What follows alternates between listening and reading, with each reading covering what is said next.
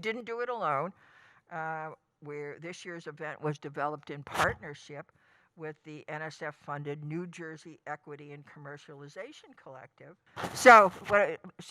Just to get this commercial in, our partners on this event are the NSF-funded New Jersey Equity and Commercialization Collective, which is an advanced partnership project that addresses gender and racial equity issues in academic technology commercialization. And I'm a co-PI on it, and you're going to meet Judith Sheff later on, who is also involved in that grant. She's executive director at the New Jersey Commission of Science, Innovation, and Technology. In addition to the NJECC, the conference is being co-sponsored by a number of our colleagues at NJIT, NJIT's Office of Inclusive Excellence, the Office of the Dean of Students, the Yingwu College of Computing, the Martin Tuckman School of Management, the College of Science and Liberal Arts, and IEEE Women in Engineering, the Princeton chapter. So thanks all of those folks very much for their support. And thanks to, I want to, right up front, thank while they're in the room, many of the colleagues whose hard work really makes this conference possible and makes my life very good kind of every day. My invaluable Murray Center colleagues, Fran Sears and Cassandra Perez, who are over there. Wave so people can see you, yes. And the Murray Center's wonderful team of student ambassadors, many of whom are checking in over there.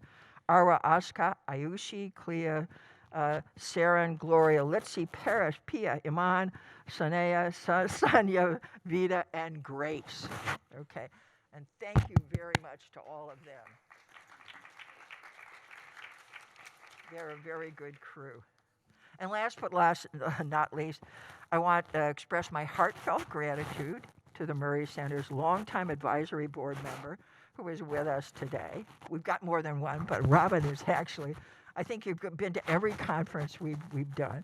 This is Robin Tannenbaum, right over there, a retired senior software engineer with IBM whose friendship and steadfast support over the years has really been invaluable to the Murray Center and to me personally. So thank you, Robin. Okay, one more. I think Valeria is not here yet, but I'm going to do a shout out anyhow. I wanted you to sort of thank Valeria Gomez, who created the very distinctive conference poster. You can see it right under here, in collaboration with AI. And Valeria just won a College Media Association Apple Award for the big green hand poster that she did for last year's conference, which some of you will remember. She actually won an award for that. But I think this one's even better, so maybe she'll win an even bigger award next year. You can find out a little bit about her in the program, and I think she's going to be here later to show some of her artwork. So in absentia, thanks to Valeria, who did a great job. And if there are any NJIT students here, I think some are going to be coming later, you should know that periodically throughout here we're going to be giving away prizes. Older people cannot win prizes, but students can. They're going to be entered in a prize raffle. So I'll tell you a little bit more about that later. So let's start the program. We already, I managed to start it late, but so the further we're going to start it off, I'm going to introduce the university's Chief Diversity Officer, Dr. David Jones, who is going to start off the program.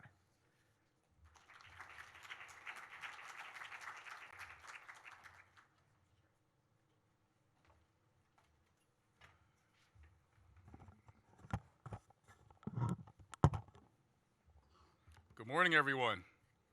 Good morning. Let's give a round of applause to Dr. Nancy Steffenfleur and her team at the Murray Center for Women in Technology. I'm truly grateful for your leadership and your commitment and dedication to be able to host this event annually as we engage in really important and meaningful conversations this year around artificial intelligence, AI. And so, this is Women's History Month. This month marks an opportunity to celebrate, remember, honor, and pay gratitude to women here at NJIT, women across our society, women leaders who have paved the way for many of us to have the opportunities that we have today. And so as we embark in today's experience and learning opportunity, as we hear from distinguished women leaders doing research in AI, let us be grateful, right, for those who have come before us as women leaders to create access opportunity for us to be able to engage in what is a very thought-provoking, meaningful, but also very timely topic. Here at NJIT, we are on the cutting edge around AI and the work that we're doing with our faculty and the work that's being done by our students. And so to be able to bring in nationally recognized speakers across the country to provide the cutting edge research to complement what's happening here at NJIT is truly, truly remarkable. When we think about women here at NJIT, we are at a place where we are seeing the most diversity in our across gender here at NJIT. The fall 2023 incoming class had almost 30% of incoming students identified as women, and so that in itself was a historic feat for the institution. So in addition of becoming a Hispanic serving institution and an Asian American, Native American, Pacific Islander serving institution within the last year, we also have been able to elevate our gender diversity here at NJIT among our students. And we continue to work with the Office of the Provost to amplify gender diversity among our faculty as well, which Nancy leads a lot of those efforts with our Provost, John Palesko. And so we're delighted that today's conversation is going to allow us to think about AI, right, and challenge us, right? Challenge us to think about AI in various contexts, right? I was just having a conversation with someone about the relevancy of thinking about unconscious bias in AI and how that shows up, right? And thinking about how we still connect human intelligence to AI, right? And so that we don't lose that disconnection. And so there's a lot that can be discussed today. And I'm excited to be able to hear from some of our speakers throughout the day and what we will all learn that we can then bring back right here to our campus community. Before I introduce our next speaker, I'm delighted to ground us in the space that we're in by providing a land and labor acknowledgement. For those who are unfamiliar, a land and labor acknowledgement allows us the opportunity to pay homage to those who have created the space for us to occupy today. And because of the diversity in this room and the diversity of folks who came before us, it is important that we provide that type of acknowledgement to ground us and center us on why we are here and how we were able to be here. And so please indulge me for a minute as I read our land and labor acknowledgement. Let us acknowledge the Lenape land and the Lenape people as the indigenous stewards of this colonized land. Let us hold deep gratitude for the people of this land, past and present, and reflect on the history of genocide and forced removal of indigenous people on the land in which we occupy today, as well as the ongoing injustices committed against indigenous people today. Let us also use this moment to honor and thank them as the original caretakers of this land and recognize our collective responsibility to confront the structural and oppressive legacy with action toward change and healing. Let us also recognize that the United States as we know it was built on the often fatal expense of forcefully enslaved Black people. Let us acknowledge that much of what we know of this history of this country and what we know of this country today has been made possible by the labor of enslaved Africans and their descendants.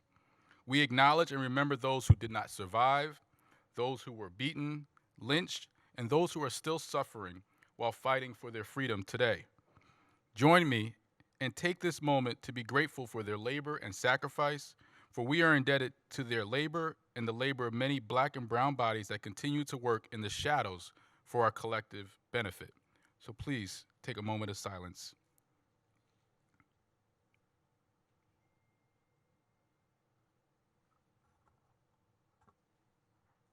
Thank you.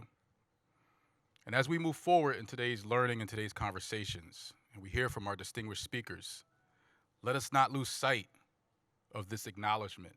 And let us think about how we continue to center these voices and these sacrifices in the evolution of AI, because there's certainly a strong connection as we continue to build on the legacy of those who came before us. So at this time, I'm delighted to introduce to you all the 9th president of New Jersey Institute of Technology, Dr. Tech Lim.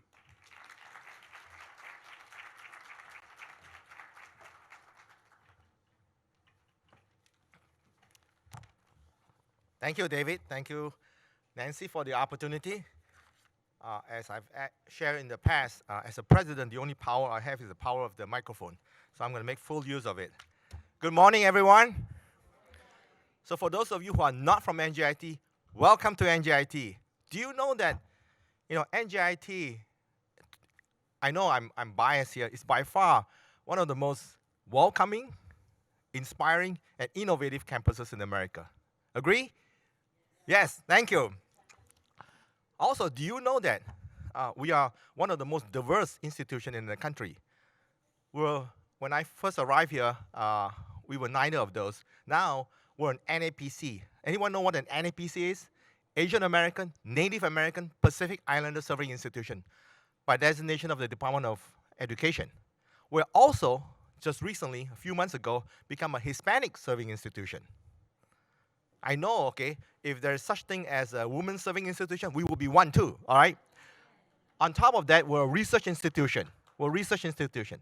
If you think about, if you go through your roster, how many institutions are there in this world, or country? Not world, country. Probably 5,000, 6,000, I'm guessing. Of the 5,000, 6,000, there's less than 10, less than your number of fingers in your hand for a normal person, less than 10 universities that are research, R1, NAPC, and HSI. And if you think about the track of where this country is heading, we're becoming more diverse. Women are becoming more empowered to make changes. That's why we're here. And we are actually a trailblazer in what future higher ed looks like. Probably not within our lifetime, but at some point in time, maybe within our next generation lifetime, most universities will look like us. Very diverse, okay? So diversity is our strength, and that is what makes this place one of the most innovative and entrepreneurial campuses in America, in my opinion. Again, I'm biased, but I know who pays my mortgage here, NJIT. But seriously, I have worked in many institutions. Not that I can't hold a job, but I love to move around, to learn from other places. When I interview here, Trustee Charters, who's here this morning, Trustee Charters, welcome back to campus. She was here last night with me till like 10 p.m. And then now she's here early in the morning. How committed. Obviously, I did say that previously that one of the reasons why I'm attracted to this place, okay, is how collaborative our trustee members are. Okay, but on top of that, I work in many institutions. When I interview here, okay, they ask me, why are you interested in NJIT? Why am I interested in NJIT? Well, I'm interested in NJIT because of the trajectory that we're heading, number one. The trajectory, not just in terms of research, but in terms of diversity, in terms of how we involve women in all the decision-making process here, how we embrace, the culture of student success. So this is great. This is great, okay? All right. Again, thank you for your participation in our Murray Center's annual Women Designing the Future Conference. Actually, I would have put it Women Designing the Past and Future Conference. How's that sound? This conference series highlights innovative, high-impact work by women and integrates the domains of scientific research, technological design, the humanities, and social sciences. It is also an important component of NJIT's effort to promote gender equality and diversity in all aspects of our institution, as well as throughout the STEM fields. As a premier public polytechnic research university, it is particularly important that we embrace our responsibility to cultivate future generations of women studying, researching, working in, and leading the fields of science, technology, engineering, mathematics, as well as, don't forget, architecture, design management, and all the other disciplines that we offer at NJIT. It is important that we have even though we are a public polytechnic institution, we have a fairly diverse curriculum. Do you know why? sometimes our engineering students, I'm an engineer, so engineering students sort of attracted to me for some reason, because I'm an engineer, I guess.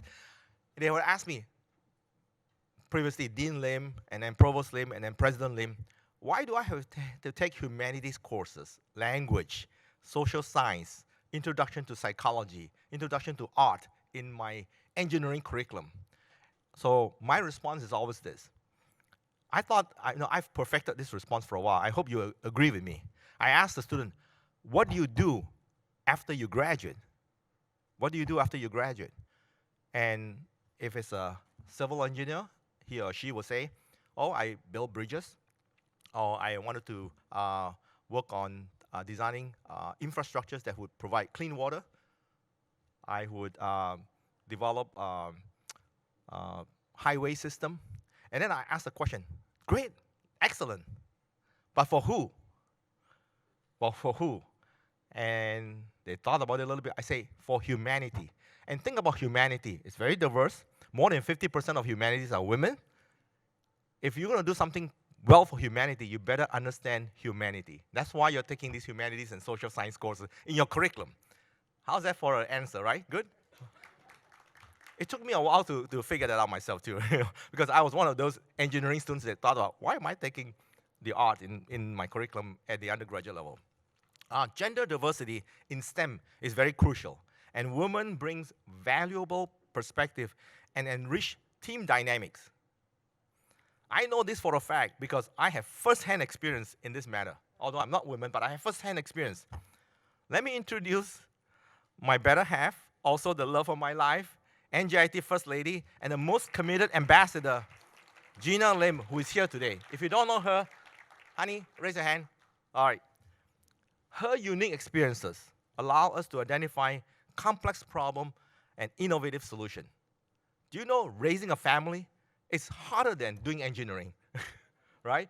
So we need both sides of the brain to be able to figure out how to raise a family, we raised 3 kids, honey, right? I thought we were successful.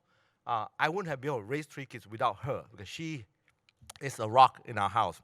So her unique experiences allows us to do that. Apart, she's good. I would fail. Together, we are strong, and we did really well. I thought we did well because guess what? 3 of my kids became engineers. So I know her experiences or my experiences applies to all women, especially all the women in this room. Agree? Yes. All right. So by fostering an environment on this campus where diverse voices are heard, we not only enhance our academic community, but also pave way for groundbreaking advancement in various fields. We are effectively, in a figurative manner, monetizing the diversity of thoughts women bring to the table. Monetizing. You know where I learned this? From Trustee Charter. I first came here, she said, Tech, we need to monetize our diversity. It took me months to figure out what she meant by that. Now I understand. All right? Here we're trying to monetize the diversity of thoughts women bring to the table. Okay. This year's Women Designing the Future and Past conference theme is Intelligent Uses of Artificial Intelligence, making technology work for all of us, and its goal to explore how generative AI will profoundly disrupt economic norms, and while simultaneously creating new opportunities. Do you know when telephone was invented, and again, I have to give credit to my provost, John Palasko, who shared this with me.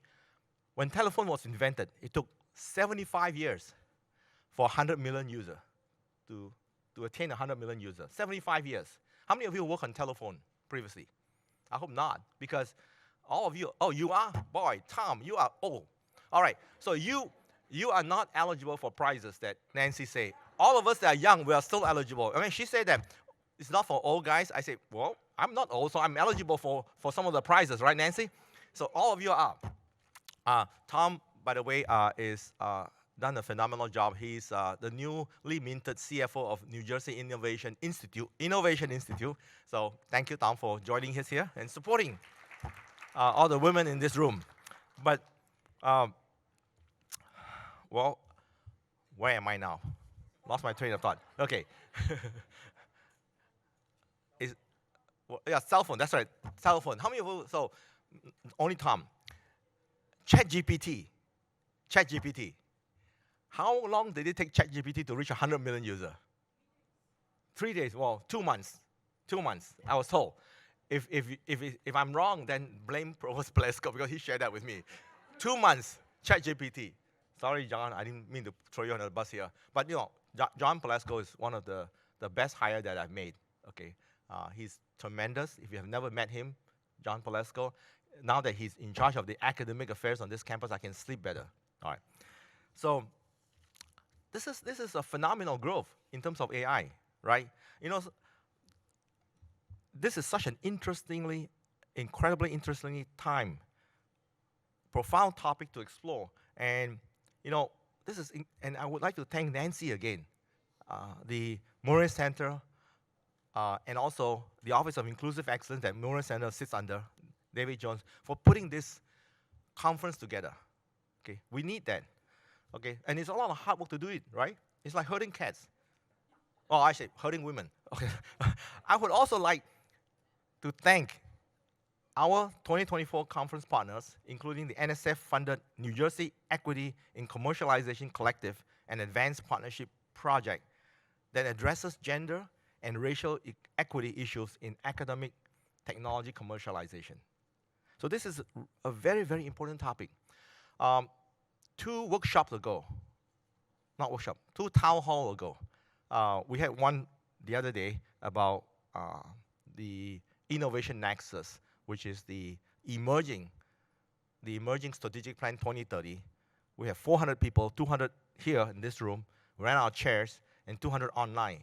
Lots of good questions and engagement. In case, for those of you who don't know, I don't want to spend too much time talking about it, but our Emerging Strategic Plan 2030 is to be the nexus of innovation. What you're doing here today, okay, feeds into that. All right, so anyway, 2 town hall ago, somebody asked me, what do I think about ChatGPT, all this whole AI emergence?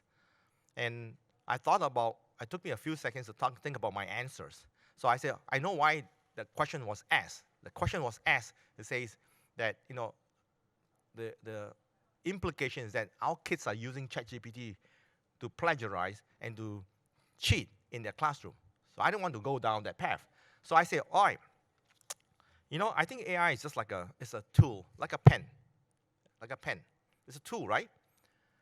You use a pen to write and do great things with it. In fact, people use pen to sign off billions of dollars of expenditure.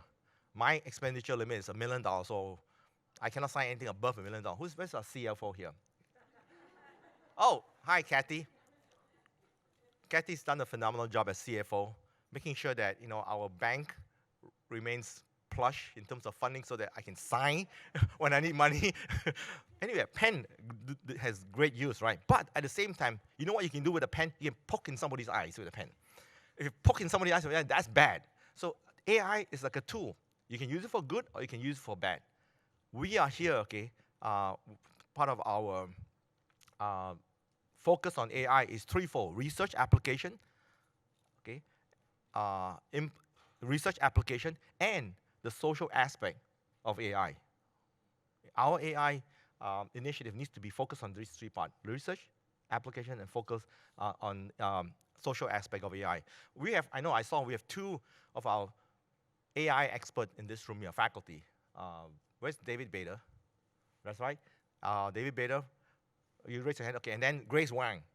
Okay, it's great that we have 1 woman, 1 male, working on AI. I mean, 2 top. We have more people. In fact, at first I thought it was just David Bader and Grace Wang working on AI on this campus. When I asked Katie Hageman, Katie, raise your hand. She's my chief of staff. Also another spectacular woman. Katie and I have worked together for like more than a decade.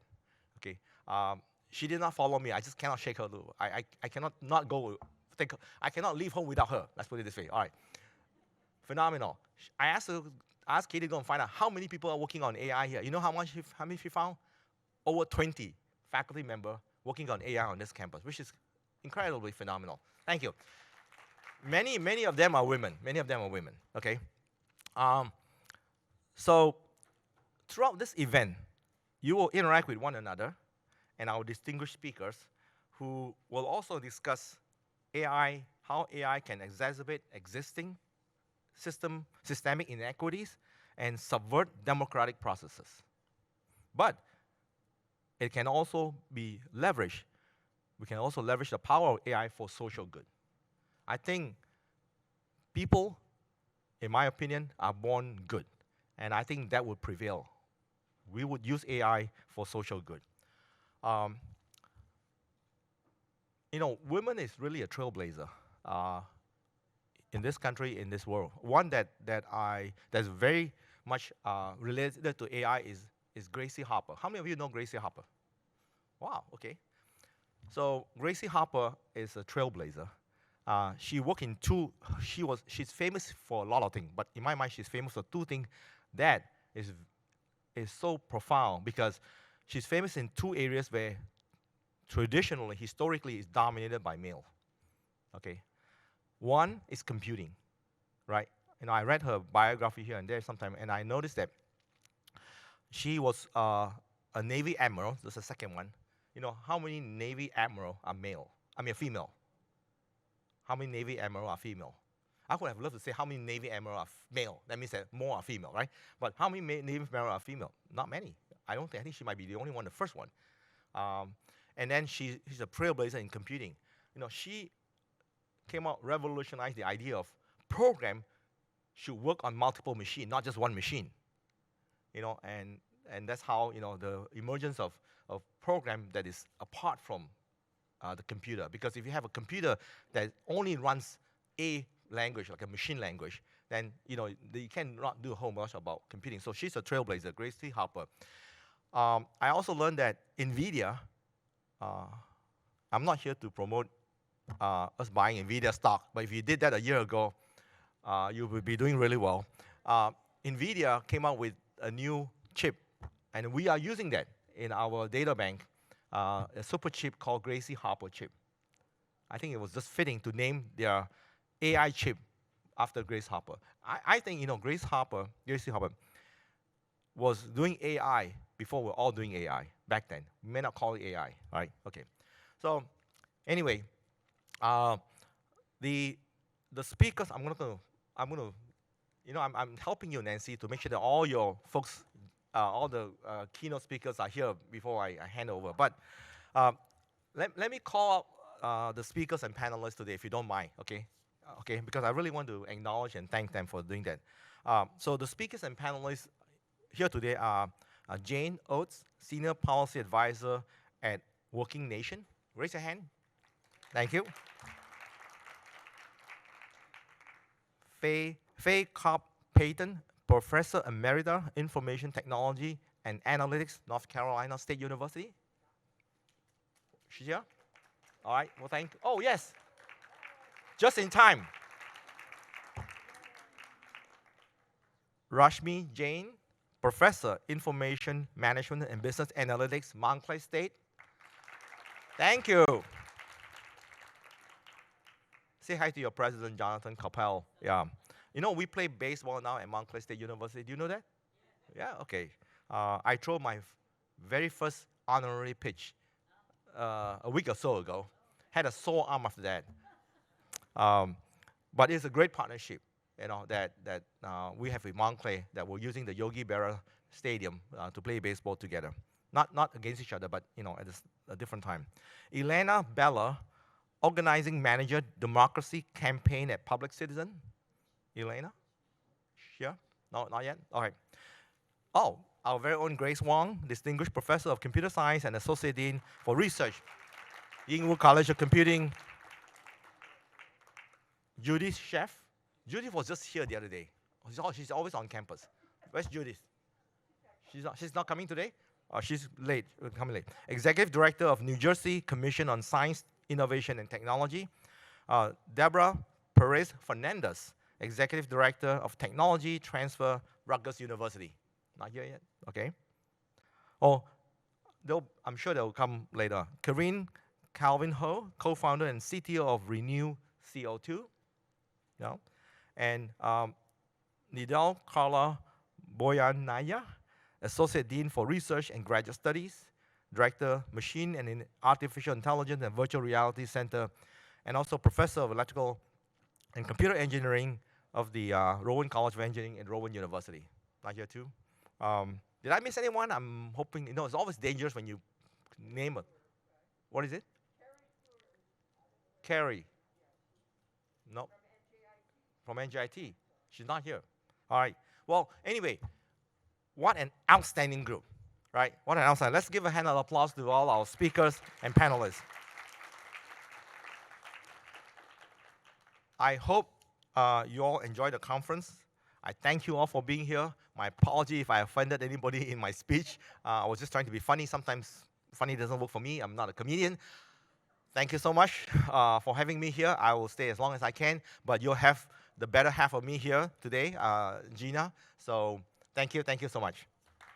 Oh, and then I do need to pass the baton. She need no introduction. Trustee Lisa Charters will come after me here, and she, I'm sure, will blow me, David Jones, and Nancy off the globe, okay, with her speech. You need to know what she say. She's very passionate about NJIT. She and I, almost, there's never been almost a week past that we don't communicate, like texting or calling each other. It's great, even she's on vacation, she would text me and call me, even, so thank you so much. I appreciate the partnership, and she's all in NJIT. Elisa Charters, the podium is all yours.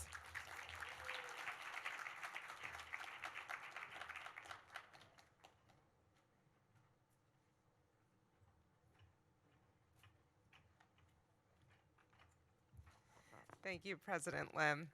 I first have to say it's a real honor to be here, and the only reason I'm standing here today is because of NJIT. I was an EOP student and graduate, and just first gen, and I think basically all of the professional opportunities I've had in my life all stem from NJIT. So I'm very grateful. I'm very, very honored.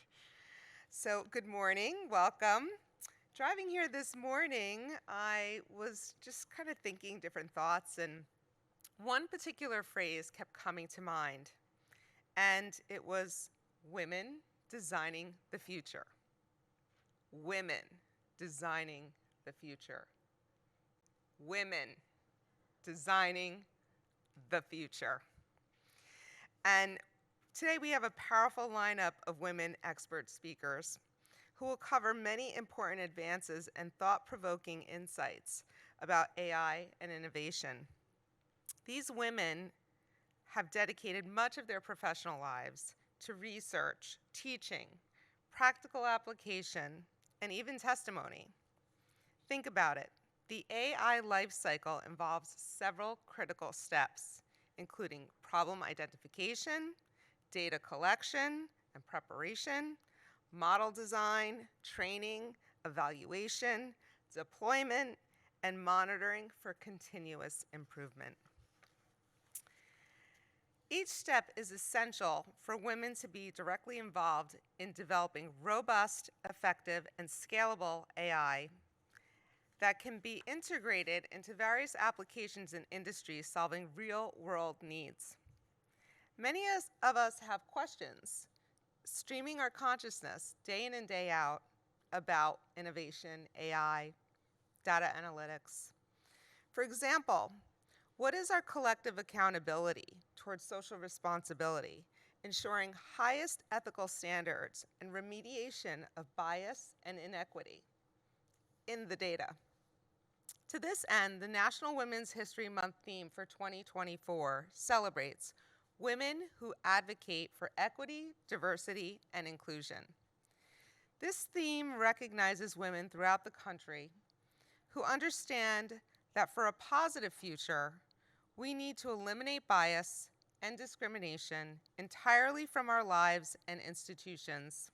This perfectly aligns with the theme of today's conference: intelligent uses of artificial intelligence, making technology work for all of us. Another question how will generative AI continue to disrupt the economy, and what is our access as women to monetarily participate in the momentum? Since the last conference presented by the NJIT Murray Center for Women in Technology, we have seen the exponential momentum of disruption. I went to ChatGPT to seek an answer to the global ratio of women to men working in AI research. Maybe this was not the best verse prompt, but the response was, quote, "The gender gap in the field of artificial intelligence is of notable concern, with women being underrepresented at every step of the AI cycle. This disparity is seen as self-perpetuating, emphasizing the need for action to close the gender gap in AI to ensure a more inclusive digital transformation." For more detailed insights, you can visit the World Economic Forum's discussion on this topic. So what did I do? I went to the World Economic Forum website to research what data it had on women. Well, the headline post beaming at me on the website said basically that it didn't really say anything, actually. It had different articles. And the first article basically said, 3 tech pioneers on the biggest AI breakthroughs, what they expect will come next. So I clicked on to read that. 3 leading experts in artificial intelligence at the World Economic Forum were interviewed. Mustafa Suleyman, Aidan Gomez, and Jan LeCun anticipate profound societal impacts from generative AI and LLM. Not one woman. This is the World Economic Forum. They have a responsibility, and yet there's no women as key speakers on the topic of AI and innovation. I would argue that we as women designing the future must use our voices and our research to insist our places among global leading experts. Another question, what are the new opportunities for growth? I can say that right here at NJIT, we see our growth as Tech mentioned, the innovation nexus. Our strategic plan has several priorities. One is research, innovation, and entrepreneurship relating to data sciences, and the other is prioritizing digital transformation to leverage technology inclusive of AI integration and other cutting-edge innovations. When President Lim and Provost Palesko presented the 2030 strategic plan to the board, there was a notation about the rapidly changing technology and a reference to transistors, which the transistor was invented in the state of New Jersey in 1947, almost 80 years ago. Today, more than 13 sextillion transistors have been manufactured. That is the number 13 with 21 zeros. And several of us have heard this before. But I wanted to take this one step further. Knowing that AI models are trained on data sets comprising hundreds of billions of tokens through words and pieces of words, I went back to ChatGPT and I asked it to estimate the total number of data points OpenAI has used since its inception just a few years ago. I think it's actually a little over a year, right?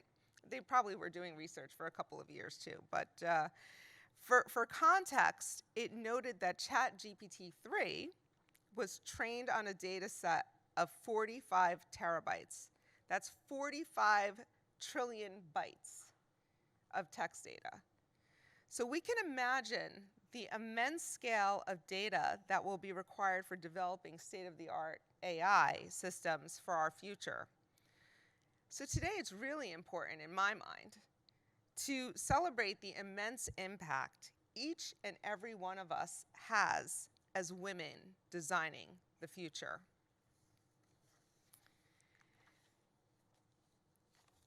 This conference is an incredible opportunity to celebrate, to learn, to network with the greatest minds across our diverse world.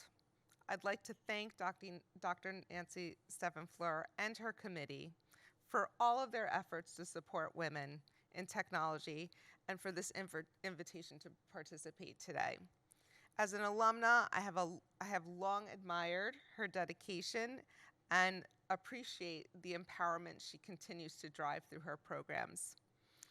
And, you know, she's basically serving not just us, but all of our stakeholders, and I'm greatly appreciative of that. I also applaud Valeria Gomez for her creativity in designing the digital art in today's program, so perfectly capturing the notion of what our conversations will be today. Thank you.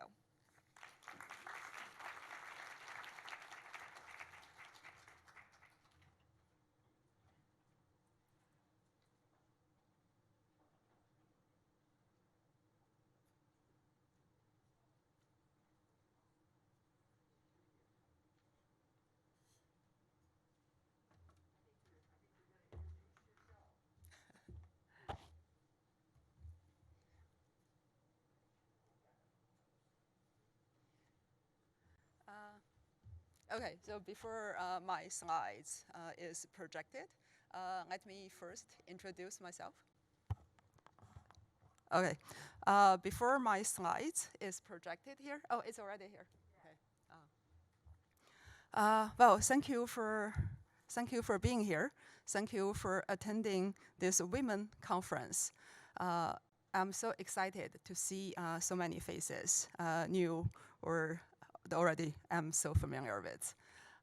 Let me first introduce myself. Well, President Tag has already introduced me. I will provide more details. I'm Grace. I'm the Distinguished Professor of Computer Science. I'm also the Associate Dean for Research at Inwood College of Computing. I'm the founding director of NJIT's AI Center. Proudly, I'm NJIT's first female IEEE fellow. I'm also a fellow of Asian Pacific Artificial Intelligence Association. Beyond the academic, I'm the only academic professor who serve on New Jersey Supreme Court's AI Committee and the courts, and also the New Jersey Governor's AI Task Force AI Renovation Group. Okay, so let me start my presentation. Well, recently, artificial intelligence has become such a topic of intense interest or even heated debate.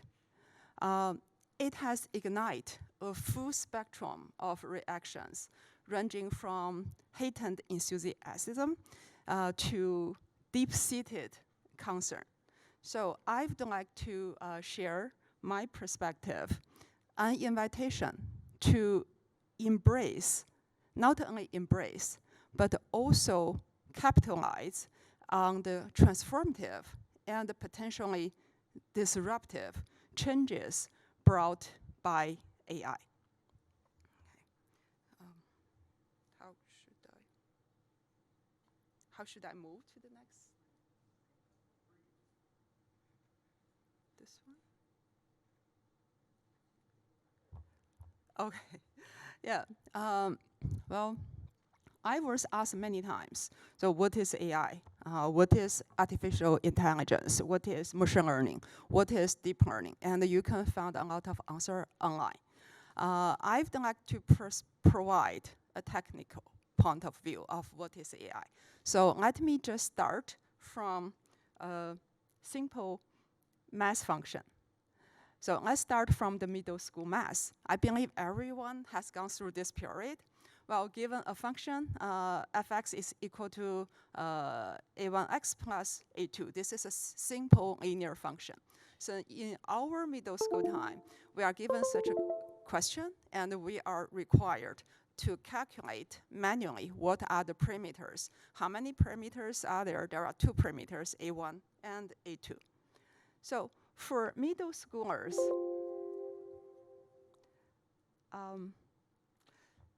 how can I need some assistance? How can I move to the next page?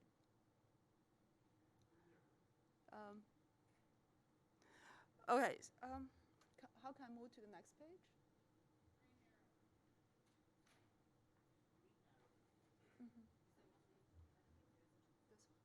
Okay, thank you so much. Okay, so middle schooler manually calculated the two parameters, and for machine learning, it will automatically calculate the two parameters. So this is the middle school math. So if we move to a more sophisticated model, so this is a typical deep learning model for image classification. So given a picture of a cat, the model will tell you that this is a cat. So what is such a model? This model is also a function, but this is a function of tens of thousands of parameters. So for an typical image classification model, it has such a large number of parameters. So still, it's a function. Now, it's a time of generative AI. I believe everyone has used ChatGPT. I also tried two inputs. So one is a mathematical question. So what is, well, how much is 23 multiplied by 34? It gave me a correct answer. I can also ask, who is Nancy? And then ChatGPT provide the response. Well, Nancy is a social professor of humanity, and Nancy is also the director of the Marie Center, and Nancy certainly organized so successfully today's conference. Let's try Midjourney. So my input, if you simply tell Midjourney the input Women Conference, it will give you such a picture. It's a very nice one. I can also tell Midjourney, well, with the input the digital twin city, I specify the size. The output is such a fantastic picture. Well, if I input a bowl of fruits, I was given, well, such a picture-like image. It's very, very impressive. So for both ChatGPT and Midjourney, what are they? So you can also treat it as a function. So the input is AI controls intersection, and the output is such a AI control intersection picture. Well, the only difference is there are a huge number of parameters, much larger parameter space. So machine learning algorithm finds out millions of parameters, so we can have such a function. They are also functions. So we go back to the original question. What is AI? What is machine learning? They're just a function with different size of parameters, even though it's so big. I'd like to show, this is a very nice survey to illustrate the rapid development of large language model over the past 4 years. So you can see there are so many models. And this picture shows its size. So for ChatGPT 1, if I didn't remember wrong, the number of parameter is around 100 million. And for ChatGPT 3, it becomes 175 billion. And for ChatGPT 4, OpenAI has not officially announced its parameter space, but estimates suggest it's 2 trillion. So the model size getting much and much bigger, and the training data size also increase exponentially. Saying like one version of the ChatGPT, the data point is 550 gigabytes. So this is abstract number, but let's do a simple math. That is, you can read 100 words by 1 second. So for such a big training data set, that means it takes you 100 years to finish the reading if you continuously read. So you can see that it already consumes much more a human can consume. Okay, so AI has evolved rapidly.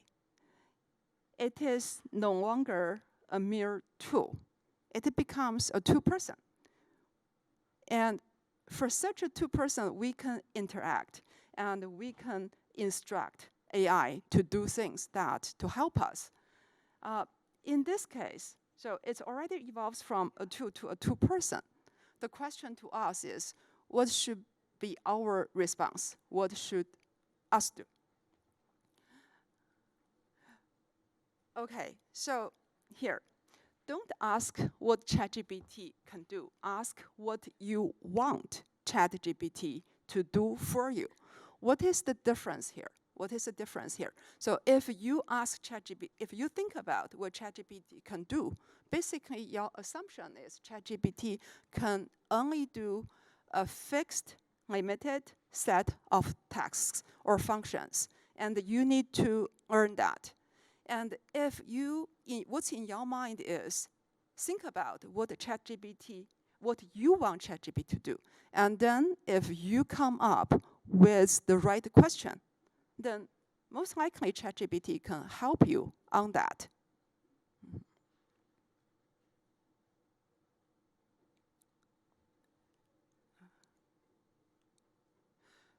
Okay, so for the everyday users, if training a model is not within the reach, instead of training an AI model, we can train ourselves. We can train ourselves. So that is prompt engineering. If we know what questions to ask, ChatGPT can do a lot, or our other large language model can do a lot for us. Okay, I would like to provide some tricks. So here are some magic prompts when you use ChatGPT. You can enter, so let's think step by step. It sounds very simple, but the result is significant. You can also ask the model to explain its answers.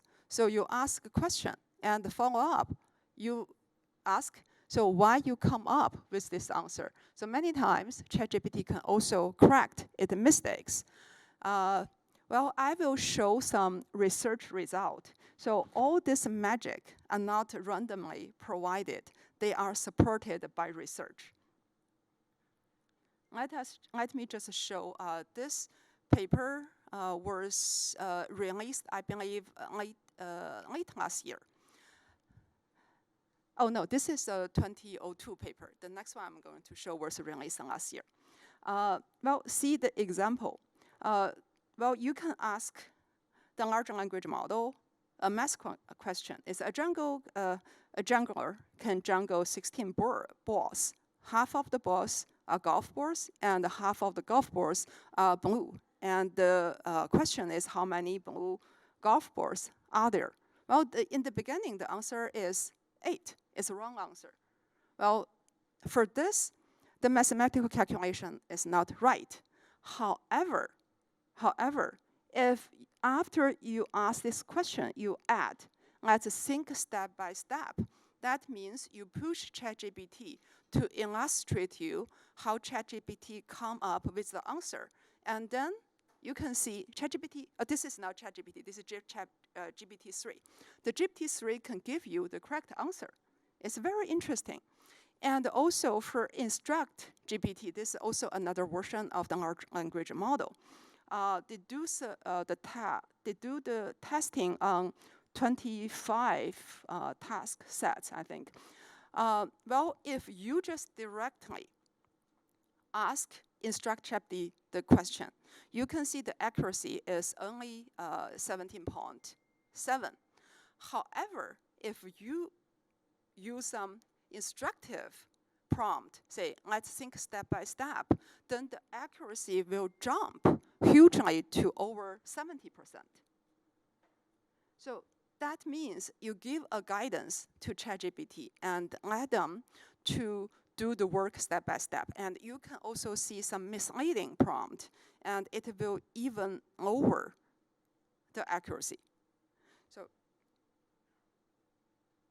okay. So there are other magic prompts, say like, the third one I listed here is emotional stimuli enhance the LLM. Well, before I show you the slides, I want you to think a moment. So if you tell ChatGPT, okay, I need you to help me on a particular task. Okay, Well, take a moment, think about, well, if you tell ChatGPT, this task is very important to me, do you make any difference? So who think there is any difference? Oh, seems no one assumes there is any difference. So let me show you the research result. Okay, see, this is the original prompt. Well, determine whether an input word has the same meaning in the two input sentences. And if you just add, this is very important to my career. This is sound counterintuitive. And based on 25 tasks, the result improved, also significant. So for the original performance of ChatGPT is 0.5. And with this, well, emotional stimuli, the accuracy increased to 0.6, which is basically 20% increase. So this is a very much counterintuitive. So for large language model, for now, the evaluation of large language model is very complex. So there are many other tricks that can help us. I list a bunch of. Also, so when you ask ChatGPT to do anything, use more affirmative directives, like do, don't say, do not. So give the affirmative, the positive instruction. And also, you can add the prompt, like ensure that your answer is unbiased and avoid relying on stereotype. And ChatGPT can avoid accordingly. And there are other magic prompts supported by research, like, well, if you don't do the work, I'm going to punish you. Then ChatGPT can do better. Or you can also add, if you do a good job, I'm going to give you $30 tip. And it's also improve the performance. It is very interesting discovery.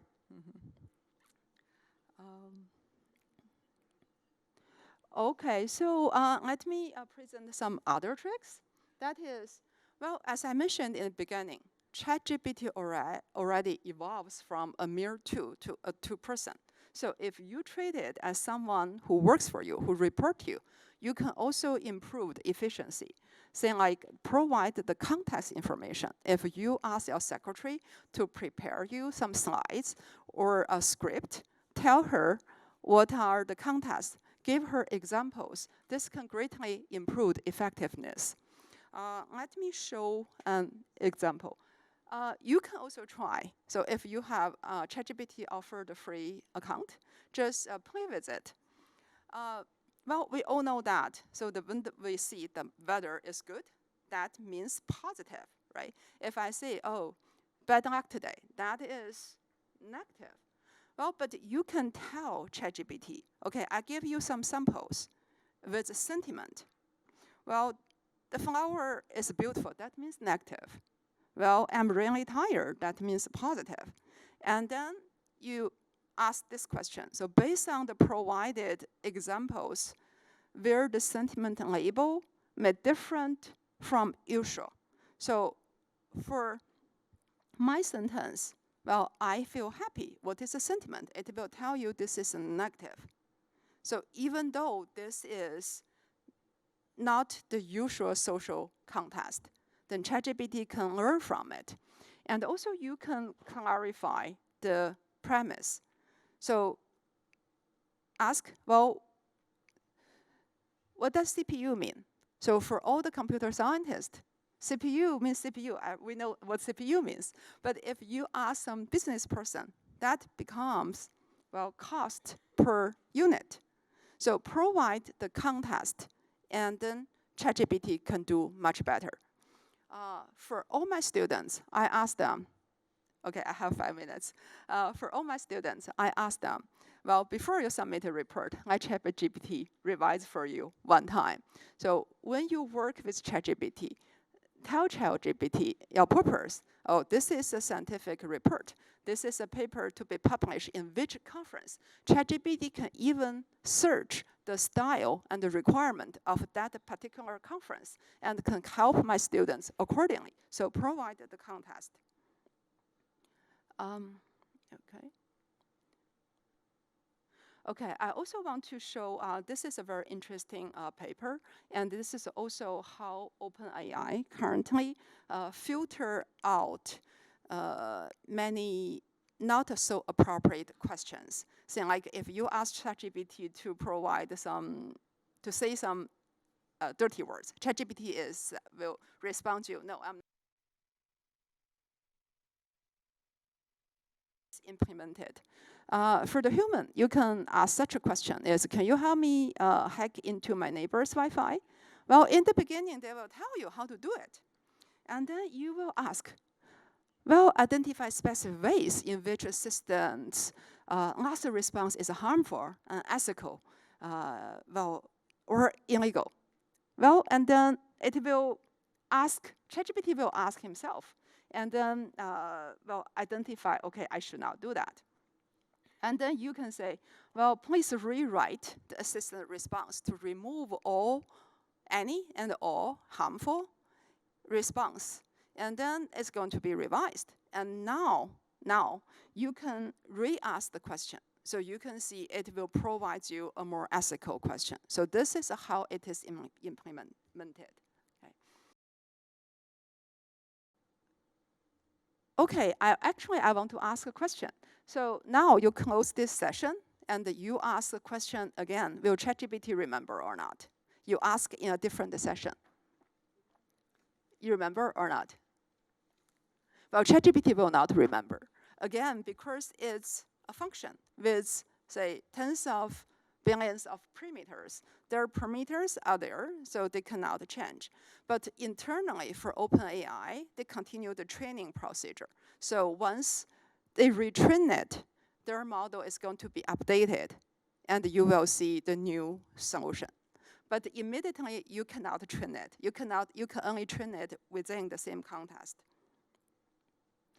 Okay, this is a two picture drawn by AI. I think this is a vivid depict our many people's feeling about AI. So whether it's like a big cat, so you can pamper it and ask him to do whatever you want, or it is like the picture shown on the right. So what is your feeling? Okay, I will use 1 minute to talk about my research. Well, I mainly work on, I don't work on general foundational model, but I work on end-to-end domain-specific model to improve the efficiency and solve the problems. So for my work in fintech, so we designed the model that can predict the stock market. So we not only predict the stock market in the future days, we actually predict a range or an interview. So then the investors can hack the risk accordingly. So for intelligent transportation, we use deep reinforcement learning to control the intersection to make it more efficient and also make it safer. So we also work on the generative AI for computer vision. And for the last project I'm currently working on, we try to evaluate large language models' math capabilities. So an example is, so if you ask an invalid question to the large language model, will the model tell you, okay, this is invalid, or the model will just give you the answer? A simple example is, oh, I purchased 3 apples. I ate 5, how many left? If it's a simple math question, you will say -2. But this is not a valid question. Whether ChatGPT can tell you this is not valid. A couple of months ago, ChatGPT cannot, but now ChatGPT can. It evolves. We also study whether the large language model can provide more creative or new way to solve the same mathematical questions. Okay, thank you. And I know I already run out of time. There will be a panel, so I can answer the question at the time. So, but just 3 takeaways after my presentation. Now, first, how to understand AI or generative AI from a technical point of view. What's the answer? Functions. of tens of billions of parameters, functions plus parameters.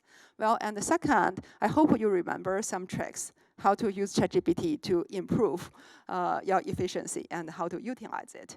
Well, and the third, I hope you can remember that here at NJIT, we have many professors working on very interesting AI projects. So please contact us if there's any collaboration or if any problems you want to solve.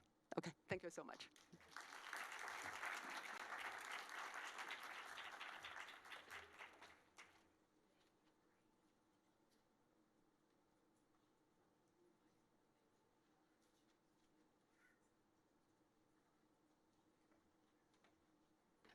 Grace, I'm going to remember those tricks. Good morning. I'm Jane Oates, and you're going to find out very soon that I am not an AI expert. I am not a data scientist, nor am I an engineer. I instead stand before you as a person who is the beneficiary of many people's willingness to talk to me. I'm human-centered, and I will probably stay human-centered till the end of my life. I want to talk to you about jobs today. Uh-oh, what did I do? Green arrow.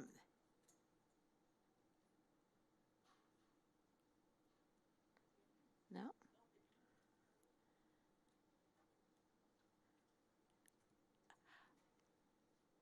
Oh, it's moving. Oh, now I have to take it back. Okay. You'll see in my definition of AI that I am unlike Grace or many of the other speakers that you'll hear today. I see AI as a simulation of human intelligence, created by humans who build the algorithms and used by humans. There's expert systems. You see everything going down there. Reactive machines, and we heard about generative AI. You've heard enough about that. But now, why am I here? What's the response to AI adoption? And sadly, the answer to every one of these phrase questions is yes. Will it eliminate jobs? Without doubt. AI implementation has already eliminated jobs. AI, like the rest of technology, is built to make humans safer and make businesses more efficient. So what are the jobs that I'm talking about? If you go to a call center now, there are fewer humans than there used to be. If you go to a law office, there are fewer paralegals than there used to be. Because quite frankly, AI can do certain tasks much more efficiently. But will it create jobs? We heard earlier this morning, and the answer to that is absolutely yes. We heard earlier this morning the term prompt engineer. When you ask anyone, well, what jobs will AI create? Prompt engineer is always the first answer. And for too long, it's been the only answer. But believe me, it's not the only answer. And we'll get into that a little bit later. Will it improve efficiency? Already has. Will it eliminate humans in the workforce? Absolutely it will. And in some of the places, it's good to have them eliminated. And in others that are other jobs that are being eliminated right now, it's questionable. I would point to two examples. One is the toll collector. For the students who are here, they've probably never seen a toll collector, right? Just like a rotary phone. But the bottom line is it took 20 years for a company like EasyPass to dominate the market. With AI, it's not going to take 20 years for jobs to be eliminated. Now, we could talk till the cows come home about whether working as a toll collector was a good job. Was breathing in exhaust safe for a human being? I would say absolutely not. But you'll hear throughout my conversation with you this morning that what we do when we see the possibility of job elimination, what we do and how soon we do it to train those people who were incumbent workers in those jobs or who were aspiring to those jobs is critical. Municipalities, states, did a lot to make sure there was a career pathway for those current and former toll collectors. We need to make sure that same energy is put into jobs as we see the possibility, and in more cases than not, the probability of jobs being eliminated. But, you know, I want to make sure that the positive is here. Will it make the world a better place? Absolutely. It's already doing that. Healthcare is being transformed every day as we speak. 20 years ago, the only DNA research was in breast cancer when BRCA was discovered.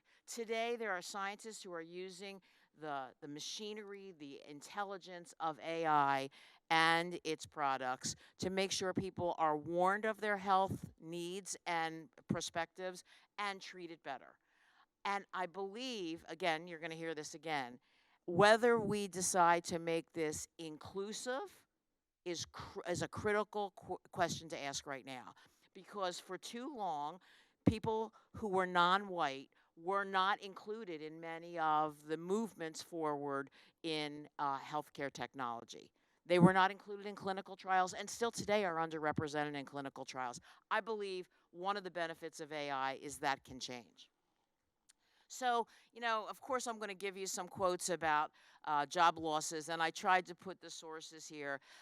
People go from AI is the best thing since the creation of man to AI is going to be the end of the world as we know it. The real answer is somewhere in between. And I think this is an important point for me to say something that's a personal perspective. This is our story. And how the AI story is implemented really depends, in many cases, in my belief, on us. So, how we want to create it, how we want to utilize, how we want to make sure it's not utilized, critically important. So, and some of the experts may disagree with me on this. My position, I should have said this in the beginning, I'm a recovering teacher and faculty member. I'm a long-time government employee at both the executive and legislative branches and was privileged to serve under Governor Corzine here in New Jersey, which is how I met NJIT, and as his commissioner of higher education. So I got to work very closely with the universities. And I am biased. When I was here and today, NJIT is one of the few institutions that is critically committed to diversity. And they really live it every day. The other institutions are getting better and better every day, but I doubt they'll ever catch up to NJIT. I don't know. So let me tell you so today I am the former president and as of January 1st, a senior policy advisor for Working Nation. Working Nation is a nonprofit media entity that tells the story of work. I stepped down as president because in all frankness, it's a presidential year, and I don't want to have the title president limiting what I can say about the presidential debates. So senior policy advisor has much more freedom. But I spend every day talking to people, both workers, employers, prospective workers, job training people, community colleges, four-year colleges, whoever you can think of that touches the world of education and work, and asking about their perspectives on the future of work and the future of life as we know it. What are they doing to get ready for it? So I stand up here as one very large person, but one person who is so privileged to be educated by so many other people. I don't always give them credit by name, but please know, I know that I am limited. My avid listener and avid learner is what helps me. These are where I'm hearing the biggest buzz about AI outside of R1s, Research One institutions. Healthcare. You've all heard, if you've had knee surgery or not, you've all heard about the incredible use of robotic surgery. Is that a bad thing?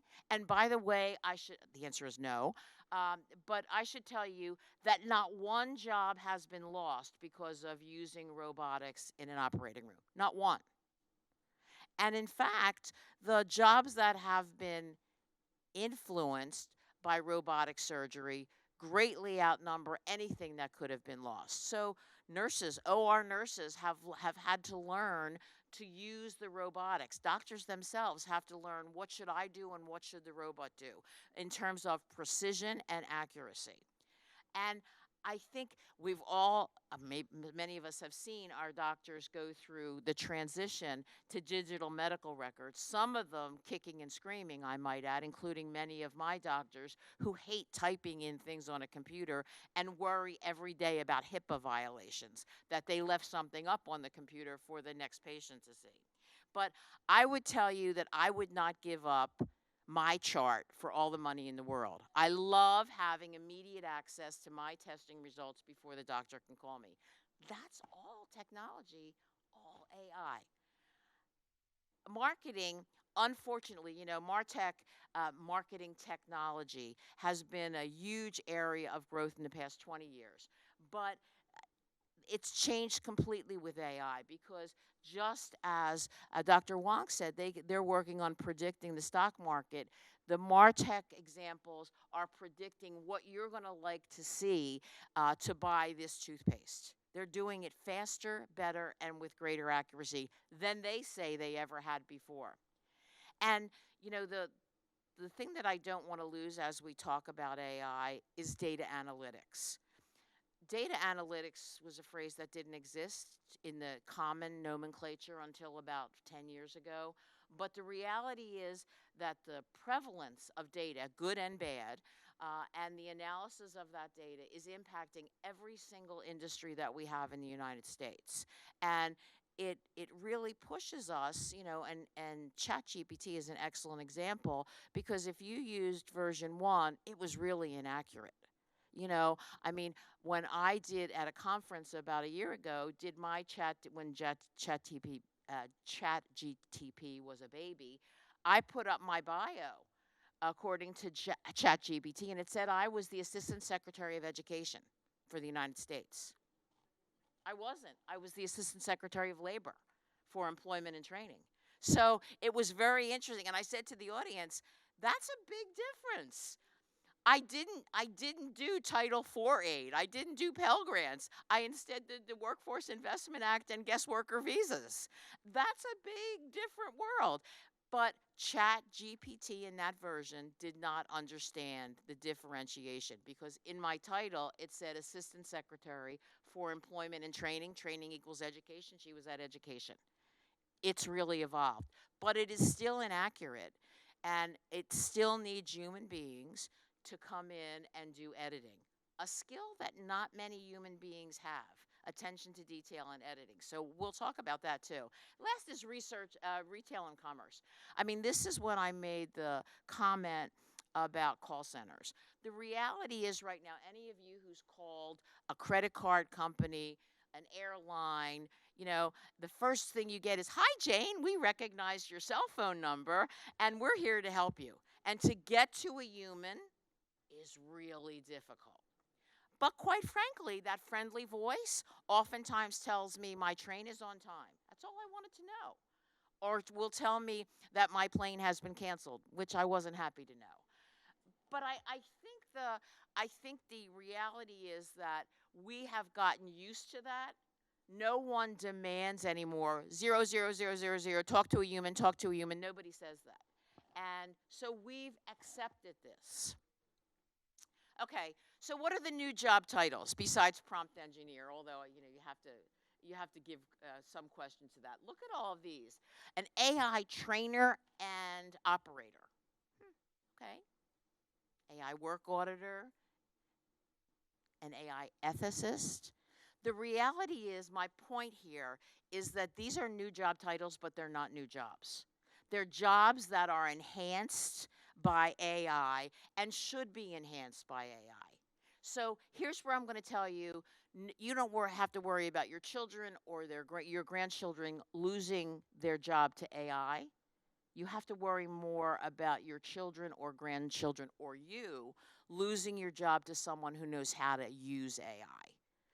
So this to me is an important point because, as we go through every one of these titles, everything is going to change. Just as we did when we talked about the green economy, there are green enabled jobs and there are green adjacent jobs. There are going to be millions of jobs as we move forward that are AI adjacent. AI is going to impact that job, and if you're afraid of AI or if you're unfamiliar with AI, you're going to be at a significant disadvantage moving forward. So, did I skip one here? Maybe not. I want to talk about, maybe the next one, maybe I have these backwards. What are the AI skills? I do have them backwards. because I'm human. Just like AI, I make mistakes. If you look at these skills, these are not new skills, but these are the skills that are going to help you promote a world, a professional world that is AI infused. You know, we've heard these throughout. And notice, maybe Python or R, everyone hasn't heard of, but those probably are the two things that people learned at a boot camp that will still be applicable in 3 years. The others are probably going to go by the wayside. But these are really important skills to have as you're moving forward with AI, but these are the most important. These are some of what I consider uniquely human skills.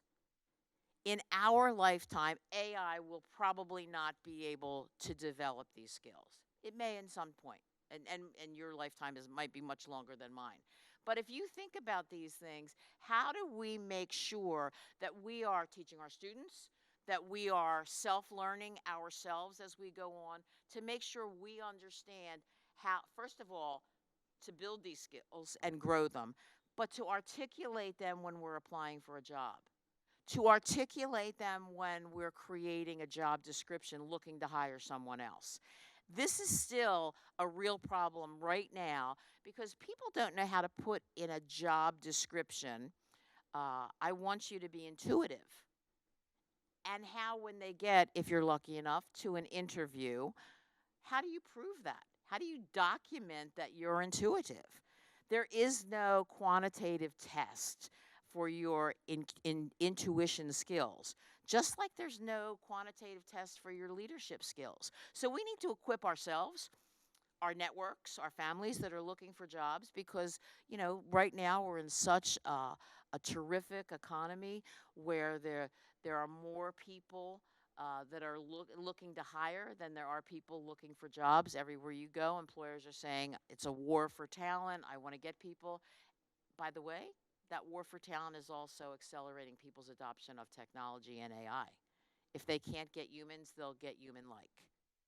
So, but how do you show, and I want to point out a couple here, you know, ethics, critically important, but cultural intelligence. How do I know, how do I teach a machine? I don't think you can yet, but how do I prove to someone that I have cultural intelligence? For instance, if 3 people were sitting like this at a table, I would know to speed up on my remarks. That's cultural intelligence. When your eyes are closed and you're looking like you're dozing off, I'm not hitting my mark. But it's also when I don't use the pronoun they to be gender neutral, you take a little offense. I can tell that from your body language. So I can adjust my behavior. You don't want to be called she, or you'd rather be called they. What's the difference? But you shouldn't have to tell me that. I should be able to see that from your reaction to my use of pronouns. So I think that's going to be really tough for AI. I can skip that because I went back. So what are my concerns? And I think a lot of these concerns are shared. Privacy. I may not want my prospective employer to know that I have an ongoing problem medically, either physical health or mental health. And yet, when you do searches, you may see that either I've visited certain medical establishments, I've taken certain prescription drugs, whatever it is, that is all a concern here. Also, you may not want to know why I left my previous job. And you could find that with a refined search engine. That's a problem. And I think that question of privacy is going to make a lot of people, particularly those people who have been victimized by privacy violations in the past, reluctant to get involved with AI. We need to talk about that. Ethical use. Is there a point where using AI is against my human ethics? And how do I stop it? And I think that's as an individual, as a consumer, but also as an employer.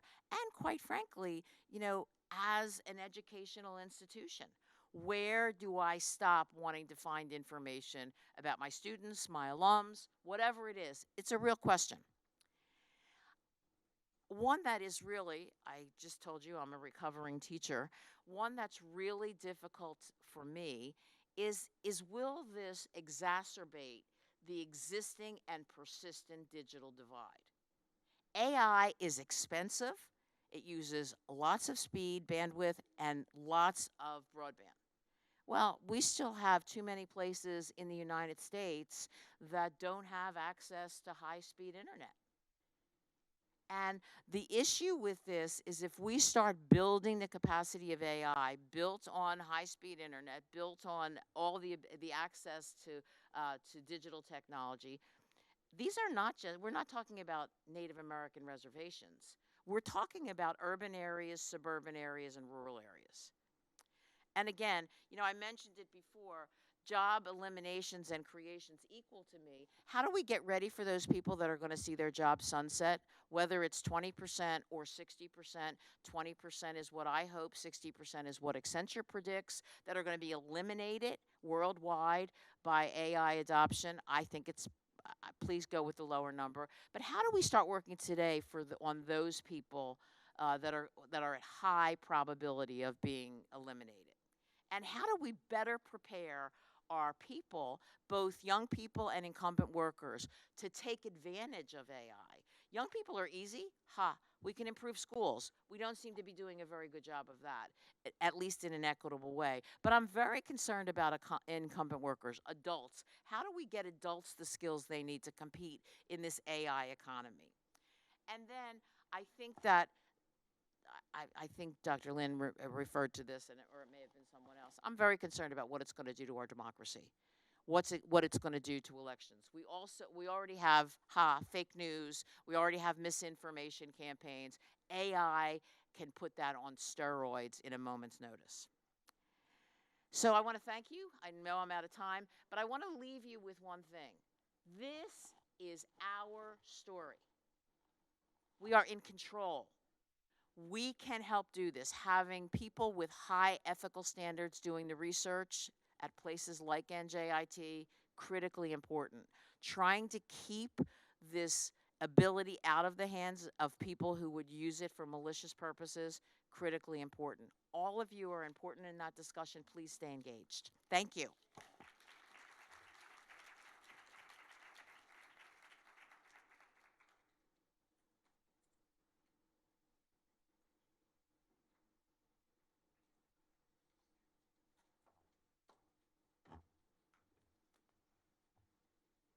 Good morning, everyone. Someone is going to put up my slides. In the meantime, it's really been great to listen to the earlier speakers, and kind of, in my mind, I was thinking about what point do I want to start off my talk on. And, Grace, Professor Wong came up with very interesting research findings of how to make an experience of interacting with a large language model to be more meaningful. And she said, well, if the large language model doesn't improve, maybe we need to improve. And I thought that this was something I would like to kick off. And I personally am scared about that. Humans trying to improve in response to AI. And it is happening in a few areas. And you must have already heard about some of the medical applications of AI where they have looked at how AI ended up being more empathetic than a human doctor in responding to a patient's concern. So I'm not going to go into a great detail about it, but imagine if all doctors started responding to that finding and say, well, we need to really be good at working with our patients so that we can score better on empathy, right? But then that scope of empathy is going to be defined by how AI looks to be more empathetic, right? So anyway, I share some of your concerns as well, Jane. And so let me just start with some very basic, and this goes which way? Green arrow. Yeah. So I thought we've got this far, and by the time I did my slides, the other speakers had already done it. So I had to carve out a space which I wasn't being repetitive and something which I was comfortable. So my experience has mostly been not in theoretical research, but a lot in working with companies and industries on application of AI. And I'm in charge of all the my MS analytics programs at Montclair and undergrad capstones in taking care of all the experiential learning opportunities, whether it's internships or capstones or what have you. So working closely with the companies is my favorite pastime, and some of the things that I share here is actually coming out of several semesters and years of projects that our students have been doing with the industry. So that's why I carved out my use cases of AI is what I'm going to focus on. And Jane kicked off 3 of those use cases in marketing and some of these others. So I thought I'll start with how did we get where we did, not in terms of a very historical perspective, but I think for humans, we have always learned from the past and we've looked at and we've corrected ourselves and we've sort of, you know, always wanted to not repeat our mistakes. And as I don't know, one of the speakers was saying it's not going to take us 50 years to to have the next version of large language model or chat GPT. So it's the first attempt of creating an artificial neuron which could perform simple logical functions way back in 1940 when they thought that they could come up with an electronic brain. Fast forward to you can look at Perception and Adeline and XOR and SVM and all of those. SVM, by the way, was the first attempt at a supervised learning algorithm by our homegrown, very much in our backyard, Bell Labs, right? I mean, we all know that. I think several of you probably have friends and relatives who've done some real innovative work in the Bell Labs, in whether it's telecom or information systems. Fast forward to the famous Alan Turing test, who wanted to create an intelligent machine, right? So what was supposed to be intelligent about it? Anyone wants to take a guess at it? What was Alan's? So I actually did create some of these first few slides is for the benefit of the students, so that, because in my class when I teach graduate students, sometimes they don't have the time to actually go back and read up on things that have happened historically to bring us where we are. So Alan Turing said that if a human feels that he's interacting with having a conversation with another human, and the other side of the conversation is being done by a machine, that means it's intelligent, machine, right? So very basic requirements. And as Grace was going through some of the examples, you can teach logical thinking by feeding in steps to a machine, right? And refining it with your more sort of, prompt engineering in the last few years. But something that often gets overlooked in the job market, and I think, Jane, it's a good idea to include that. Data engineering is going to be a very big, job or a role or a position, because consistently my students are, and Shanti, please prompt me, because when I talk about students, I get, all right. So consistently my students over the last 6, 7, 8 years since we've had the programs at Montclair, and I've been, advising them, have been spending 60 to 70% of their time doing data prepping in all their experiential learning projects. It doesn't matter how cool, how big, how large a corporation, how smart an AI and analytics team they are working with, reporting to the chief data scientist or what have you, they have consistently spent that amount of time. So I think accuracy and completeness and you know, precision of data and all of those, you know, what do you do with missing data, some of those. So data engineering is going to definitely be there. So back to the neural aspect in AI that has made us excited about launching of large language models and trying to replace you know, humans in all these jobs that Jane was talking about. So just last 2 weekends, I happened to be teaching Singapore students. You know, I mean, personally, I think that they are one of the sort of students who have very high expectations from themselves. Yeah, I don't want to call them smart or non-smart, but always challenging themselves to be doing better and better. And so we were, of course, I was teaching AI and machine learning, and you will not believe it, but this was the first time I experienced in a class that these graduate students who were executive MBA students, because this was a weekend class, all of them had such a grounded approach to AI.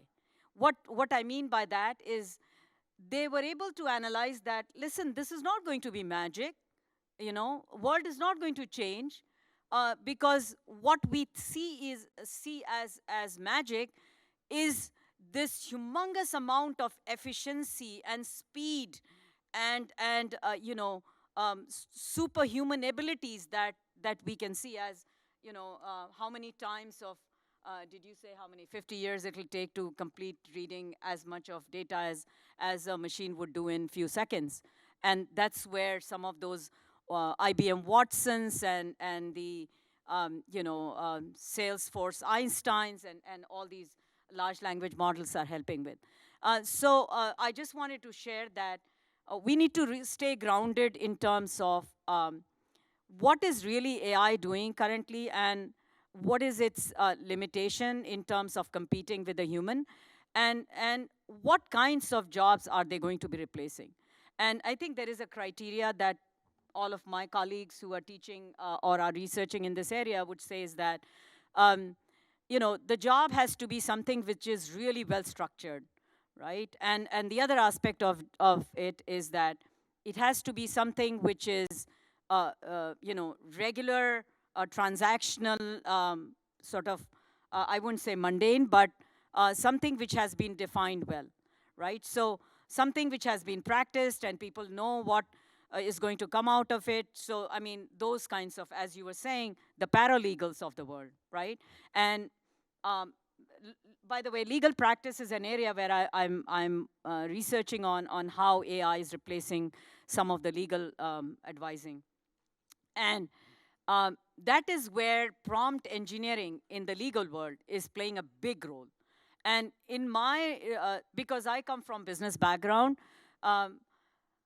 in my world of understanding AI and its impact, it is the context of the questions and you know, how much information can you provide to an AI to be able to support your or provide you the kinds of you know, intelligence that you would like it to display.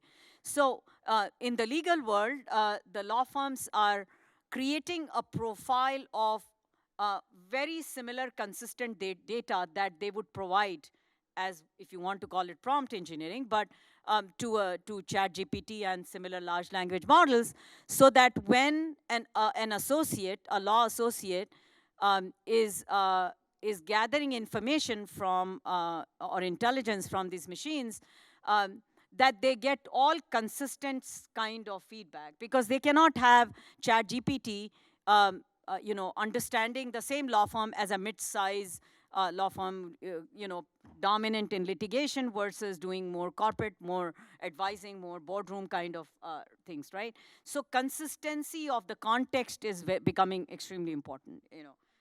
So anyway, back to the next one I wanted to emphasize is, because this is where the applications or the innovations started coming along in terms of the business, the corporate world understanding and realizing how to be operationally more efficient and actually to control costs and to obviously get bigger revenues and much better profitability.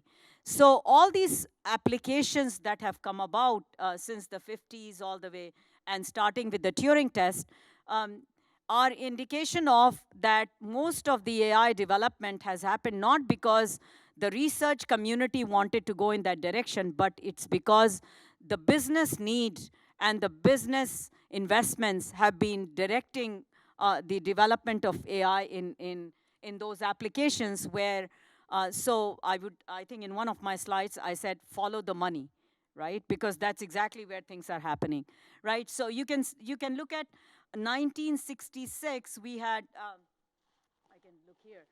So Eliza and Shaky, and then came the AI winter. I think you all have heard about it. But there is actually a 2-minute video. I'm not going to play the video, but I have the link on it.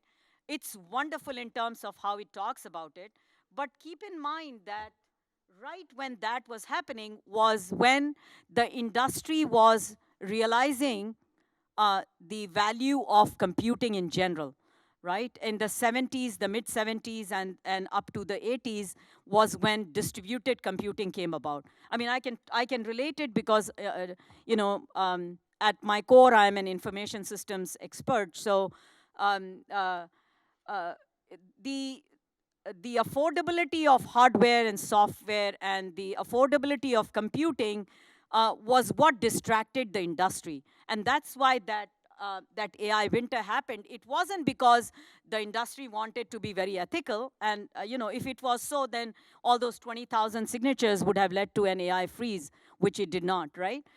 In fact, the biggest ones out there, which are the Googles and the Microsofts and the Apples of the world, are doing, the most amount of research in investing in this area. So AI winter was right at that time when distributed networking and client-server computing and some of those, benefits of affordable computing came about. And then came the internet in the mid-90s. It is the internet where enormous amount of data got generated because now every company, every .com wanted to know what the customer had to say. Please prompt me, all right? So at that point, it's not that the industry was very magnanimous to have postponed, gaining and taking advantage of the benefits and profitability out of AI, but it is because of the fact that internet was the opportunity when customer engagement and also being driven by the data that can be accumulated and captured from free of cost, by the way. And then, we know that the craziness of the early 2000s and the social media and if you have already not, 5 minutes. If you already have not read Tim Wu's work on the attention merchants, please do read that. He's done a tremendous amount of work, and he's written on neutrality as well. So let me, since Shanti gave me 5 minutes, I'll just move a little bit faster. So 3 developments that have really led us to where we are. As I said, amount of big data, and Grace talked about the parameters, and that's where the GPU became important, right? Graphical processing units, right? So suddenly we were able to compress and have these large, ability to have graphics processing unit to be not only just the capacity, but the affordability, right? You could actually compress and create, which is what has led us, or even, whether it is computer vision or whether it is chat GPT, but the ability to analyze billions of records of pictures and audio and video and graphics is what has, really fueled the growth of AI. And the third, but not the least, is the improving of algorithms, better ability to program that logic and that stepwise advising to the machine, which is what we call algorithm. All right, so here is, you can see that between the regular traditional machine learning, how it plateaued out because of not having some of those, the aspects available, and that's what led to deep learning. So this is the link. I would recommend that you all should take a look at it. So some of the innovations which are driving generative AI are given here, and I'm not going to go into it, but you can see that how long would it take for them to, so the dark circles are 5 to 10 years, like generative AI, and computer vision is less than 2 years and things like that. So companies across all the industries are really personalizing. So for example, focusing on all these innovative technologies on customer-centered AI, because that is really where personalization is becoming the key. So let me just quickly go through some of the use cases. And as I said, I actually looked at some of the studies, and this one is from my favorite HBR. And they did 400 actual AI use cases across 19 industries. And applications of AI that they looked at, where there are two majority use cases coming from or being used currently, are supply chain and manufacturing management, as well as marketing and sales. And that really, Jane pointed out to that as well. So these two use cases make up 2/3 of the AI opportunity. So if you look at, I think it's a, what, 300 billion market, $300 billion market as of now. 2/3 of that is focused on supply chain and marketing, sales and marketing, right? Manufacturing is big because, as I said, right now, efficiency and effectiveness and speed and fast and accuracy and precision, that is the focus, right? And the reason being to reduce cost. And so it makes sense for us to understand why supply chain and manufacturing and process automation is the big one, right? So that, because of the fact that, now common sense says that these are not creative areas of application, right? By the way, digital marketing today is what, something like a 200 million or $200 million market. So AI can create trillions of marketing and sales across the world of business, and that's why sales, marketing, supply chain. But keep in mind that at the core of it, it is all about process automation. The only good thing it is doing, which is, Jane would say that the bad aspect of that good thing is that while processes are being automated and they're also being re-engineered, and while processes are being improved, it's also leading to people losing jobs. So some of these other use cases I have is predictive maintenance. So an example of General Electric using predictive maintenance algorithms for their jet engines, their turbines, and manufacturing is going to be really a very big area where AI is going to be implemented, not just in terms of robotic automation and warehousing and inventory management, but really true AI in the shape of predictive maintenance. I'll just quickly wrap up in the last two, three slides. Customer experience and retention, we all know in terms of, how, for example, Salesforce has Einstein, which is using NLP because it gathers information from multiple sources, from social media, from emails, from text messaging, not only the data that is structured, provided from its website. And so focusing on what would really make the customer happy, how to predict, how to foresee customers' needs even before they realize what they are looking for. And some of those common examples are out there about Target and all these other things. Brinks, by the way, was a good example I found where, you all know those, the Brinks, the trucks that go about, armored trucks. And that's been over 100-year business. But recently what they did was they were sitting on this tons of data, and they analyzed it in 2020, 21, and found out that they could actually provide better services and most cost-effective service packages to their customers, and it led to about 4 to 9% better revenue. Okay, fraud analytics and detection. Again, ADP is our partner company, and we have students and alumni very actively engaged. And if there is one company that has to worry about, besides the financial companies, is a payroll company that processes 95% or more of the United States payrolls, right?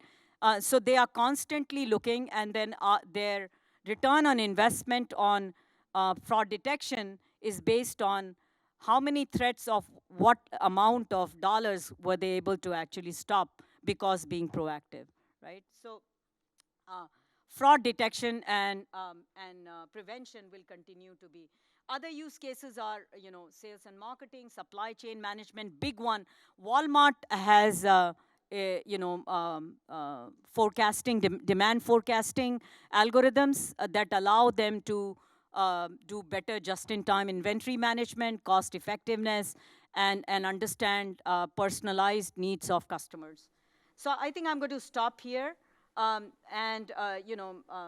are these charts which are predicting in terms of the future. And if you look at these, the color coding is the industry, but what it is showing you is the leaders in this space are going to be the technology companies, like the Amazon and Tesla and Google and Microsoft in this above right quadrant. Just in terms of, I don't know why I have this data from 2018. It should be something more recent. But where are the top initiatives is machine learning and data analytics. And then, 30 emerging technologies that I always keep track of Gartner, because the industry really gives it a lot of importance in terms of the thoroughness and the due diligence that they put in.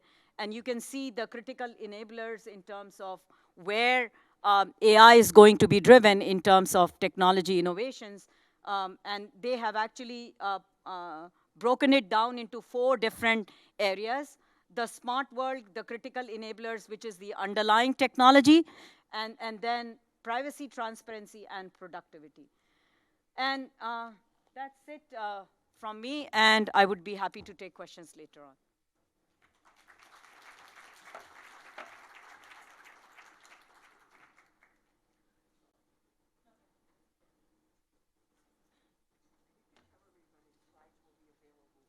Okay, great. So as I was told, slides will be available for all of you later.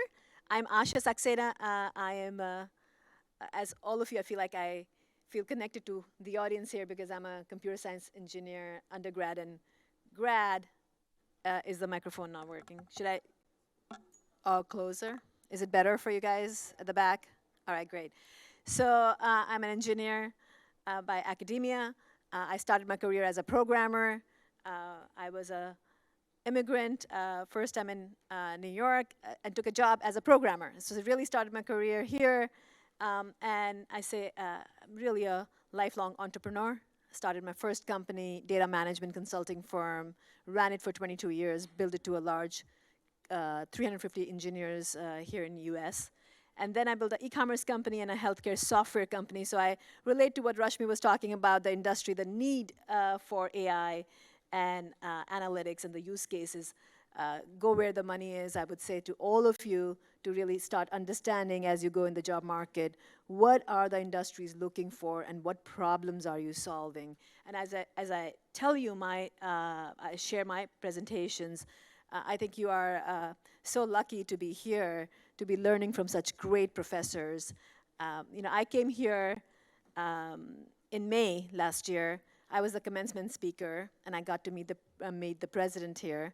And I was so impressed by how passionate he is with all of you about the education here. And then I met the trustee Chambers, Alyssa Chambers, and how committed your leaders are here. And I was at a luncheon with President Lim, and his group I was with started talking about the kind of research the school does. And I have to tell you, I'm an entrepreneur, built companies. I'm an author. I wrote a book called The AI Factor, which is, I think, it's going to be on the presentation. So you have to put up my presentation so they can see it right there. So I wrote the book, The AI Factor. And so I'm an author, I'm a professor at Columbia University, and I teach graduate students how to build companies. I'm an entrepreneurial professor, so I teach and really coach businesses on how to build high-growth companies. And when I talk about high-growth companies, the advantage you all have who are in some shape or form in AI to really understand the problems for the business and try to solve those problems. You know, that's what really the power you all have today and in the future.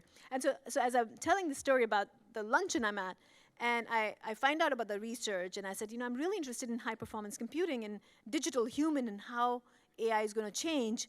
They asked me to talk to David Bader, and I was so impressed, I'm a student now. So I'm enrolled in PhD program because of the passion your leaders have in this organization. So I just want to say that take advantage, because not only you attract from the industry, you keep them. Once you come here, you land up staying here. It's like, oh my God, what happened? So you become a convert here. So really, really happy to be one of you and playing all the roles. And I have to say that you, in this day and age, you have to be student for life.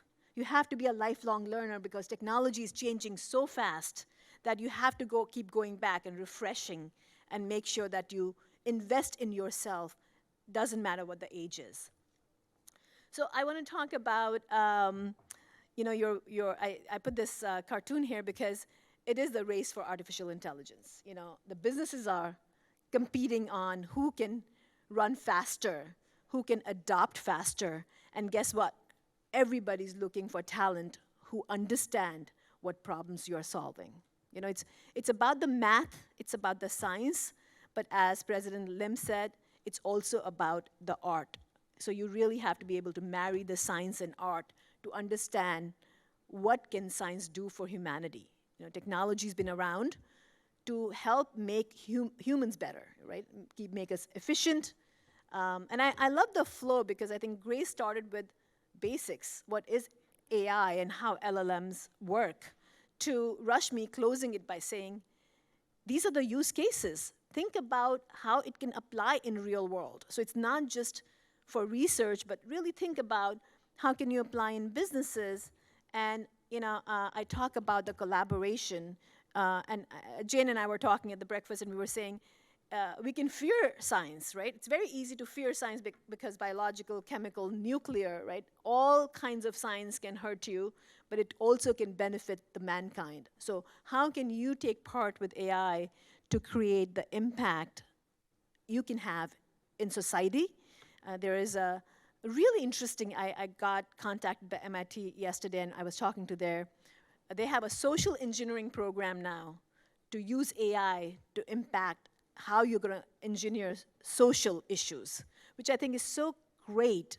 You know, we never even thought about these academic areas which are coming up because of the power of AI. So really a great time. You know, I'm an entrepreneur, so I think take it as an opportunity for all of you to really jump in and say, this is an opportunity of lifetime. I mean, I started my career in 90s, and it was a great time because we were jumping in, we were doing, you know, 2K implementations, and there was so much demand, and I saw the huge hype before we had a crash, but this is the time, like no other time, that each one of you are going to graduate and get the best education you can from here and be able to apply at your workforce. But are you ready? And I want to talk about the skills, and I think all the speakers touched upon it, and I'm just going to kind of go deeper into it from the industry standpoint. And I want to talk about prompt engineering. I think Grace very nicely spoke about and gave you some real example. But what I want to talk about is the art of asking question. You know, in business, you know, that we say, it's not so much about the answer, it's about the question. Do you know to ask the right question to be able to get the answers? So think about the questions you are asking. If you're asking ChatGPT, or you're trying to understand a problem you want to solve as an engineer. So really, really important that you have your clear statement of what the problem statement defined so clearly that you can understand what you're going to be solving. And that's what prompt engineering is about. It's not a new concept of understanding and, you know, creating your problem statement, but it's really thinking about, can I ask good question? Because AI is a tool for us right now. We are still in the narrow intelligence world in businesses. So are you asking the right question to solve the problem? And of course, the NLP understanding, listen, everybody in business is now launching chatbots, because you can make your customer service experience better, you can have your employee engagement better. So think about the natural language process and the power of it. So do you understand the virtual assistant or the text summarization capabilities of NLP and be able to apply it? So when you're thinking about what application you're going to work on, think about these skills. And I talk about the AI business strategy and implementation because it's really about where can you apply AI. You know, and in my book, I talk about the 4-step process. I give the frameworks, but really think about, is AI, do you just jump in and start using ChatGPT for everything, and then can you call yourself an AI company, or do you actually have a plan and really think about where you're going to apply and how systematically you're going to create the scale within your organization? So as business leaders or as business analysts or as walking in as an AI expert, you want to make sure that you understand what the business needs are. What are the business problems? Do I want to jump in and create supply chain automation immediately, or do I want to think about what is the business looking for? You know, before you go for interviews, look at the investor reports, what companies are publishing. Do your study and understand what the company you're interviewing, do you understand what their needs are? And I think it starts from your interview process. Are you intelligent when you're interviewing with a company to understand what their needs are and how you can add value? It's always about adding value when you're working with a company or working on a project. So constantly think about, do I understand that? And then, of course, the slides are a little messed up. I think uploaded on Drive and got a little messed up here. Yeah. So, and we talk about data. You know, we spoke about, I mean, we'll keep going back. I spent 22 years running a company on data management. Data is so critical. How do you collect the data? How do you analyze the data? How is the data engineered, or how are you training the models on data?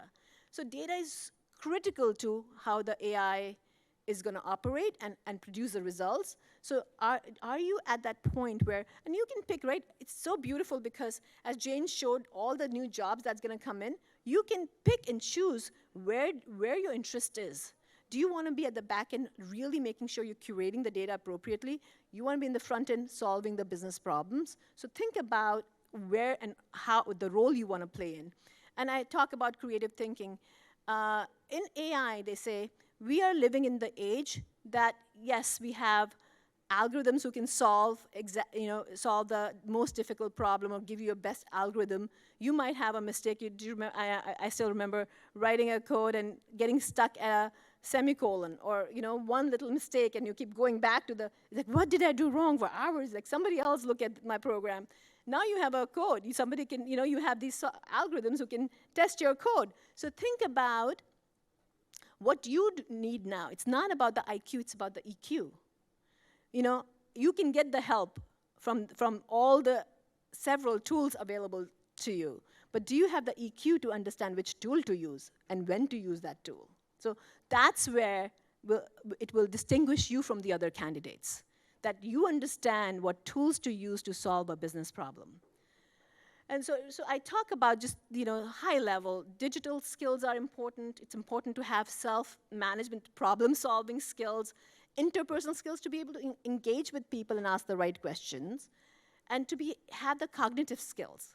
So really think about, you're going to get your hard skills in your classes. Make sure you learn really well, because hard skills are very, very important to understand the basics of learning and working with technology.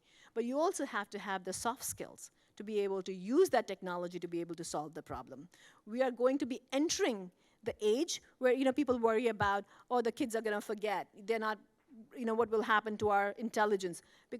We are moving into the world where the people are, the next generation will spend a lot more time on solving problems, entrepreneurial ventures.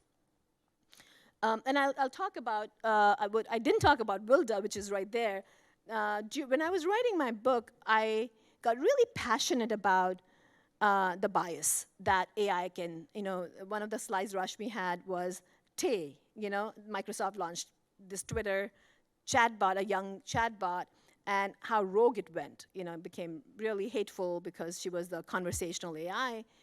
And as I was doing my research, and I realized that this is a huge problem, and being a woman in tech, I might not be seen or considered. And that was a huge problem. So I started an organization calling World Leaders Advancing Women Leaders in Data and AI. So it's focused on women leaders in data and AI, and we lined up launching Wilda Ventures, a nonprofit work, and we bring in the senior leaders from Fortune 1000 companies. So we have, actually we have a CDO of FBI, a CIA, from a CIO of the federal government. We have Chevron, L'Oreal, Estee Lauder, Accenture, KPMG leaders who come and mentor the young entrepreneurs. Has to be female. It is a woman-led AI company or women-owned AI company. So either you have to have a partner, a C-suite partner, or you have to be the founder. And we mentor these women entrepreneurs to make sure that they're solving the right problem, because you have the power to solve major, big global problems now. So the trends are going to be, as you think about solving the problems and walking into the world of AI, multimodal AI. It's not just about text anymore. It's text, images, videos.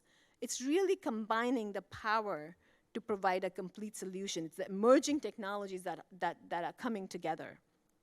AI agents, they said 2023 was the year of being able to chat with an AI, and in 2024, we'll see the ability for agents to get stuff done for you.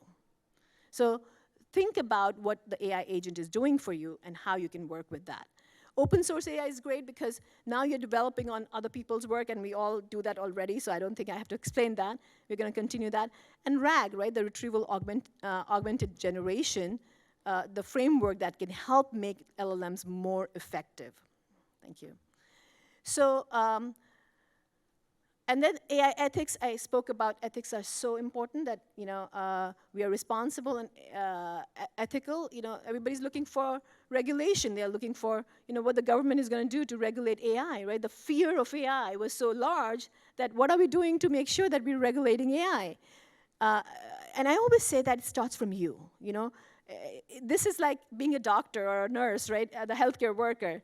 When you're an AI worker, you have to take the oath of ethics. You're playing with massive amounts of data. Are you doing ethically?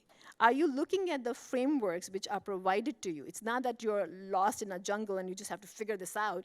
You have a lot of best practice. IEEE, the US government, the EU has, and there are several organizations, Responsible AI, have published papers and frameworks that you can use to make sure that you do the right thing. I was at a conference, and I'm talking to these young people in media. Actually, they were in media, and they were at the coffee station. They were talking about the ChatGPT, and they were saying that, oh, how it can get rogue or get, hallucinate or give you the wrong answers. And I said, it's really like a child. If you say please and thank you, it's going to be kind to you. If you curse, it's going to curse back at you. So think about AI, how you're treating these models, because it's reinforcement. So think about how these models are going to be reinforced, so the ethics really falls into you. I also, in our organization, it's a membership organization, and I have these large companies, and please, anyone who wants to volunteer and meet with these large organizations, get in touch with me. I'll share my LinkedIn. And so these large organizations are coming to me and they're saying, we don't have ethics department yet. We don't have an AI ethics and responsible AI department, our organization, how do we start that? And I always say start from where the development is happening. It depends upon you as a leader to put that in your own functional area. It doesn't have to be a siloed, centralized area. Start where you are and make sure you continue spreading the word. You know, I say, when we talk about bias or we talk about, the world is giving you the data. And we take the bias, we take what's in the world and consume it. So it becomes so important that you are truly thinking about how you're collecting the data. What are your sources of the data you're collecting? Is the data giving you the result is accurate or not? We are very much in collaboration with AI.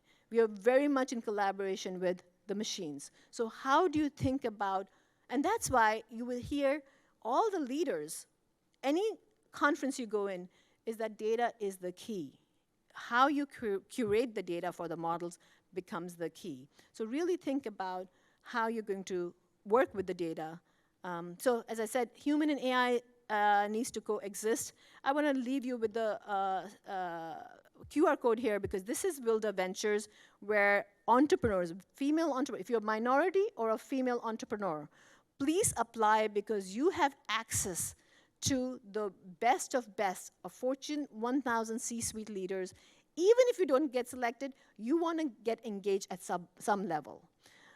We start our cohort of our entrepreneurial accelerator in July. It ends in October, and then we do our summit in November. And we will be happy to get you involved at any level you want, and you will be, getting and working very closely with C-suite leaders and senior leaders from large private public companies. So think about how to get engaged with the industry. Volunteer if you can with organization places where you have the hiring managers to make sure you're getting ahead. So really important that you get engaged in not just in your academic area, but go out of your universities to get engaged in AI community. And then this is my LinkedIn. If you have any questions you want to ask or connect with me on any of the multiple things I'm working on, I'm happy to collaborate. Thank you so much.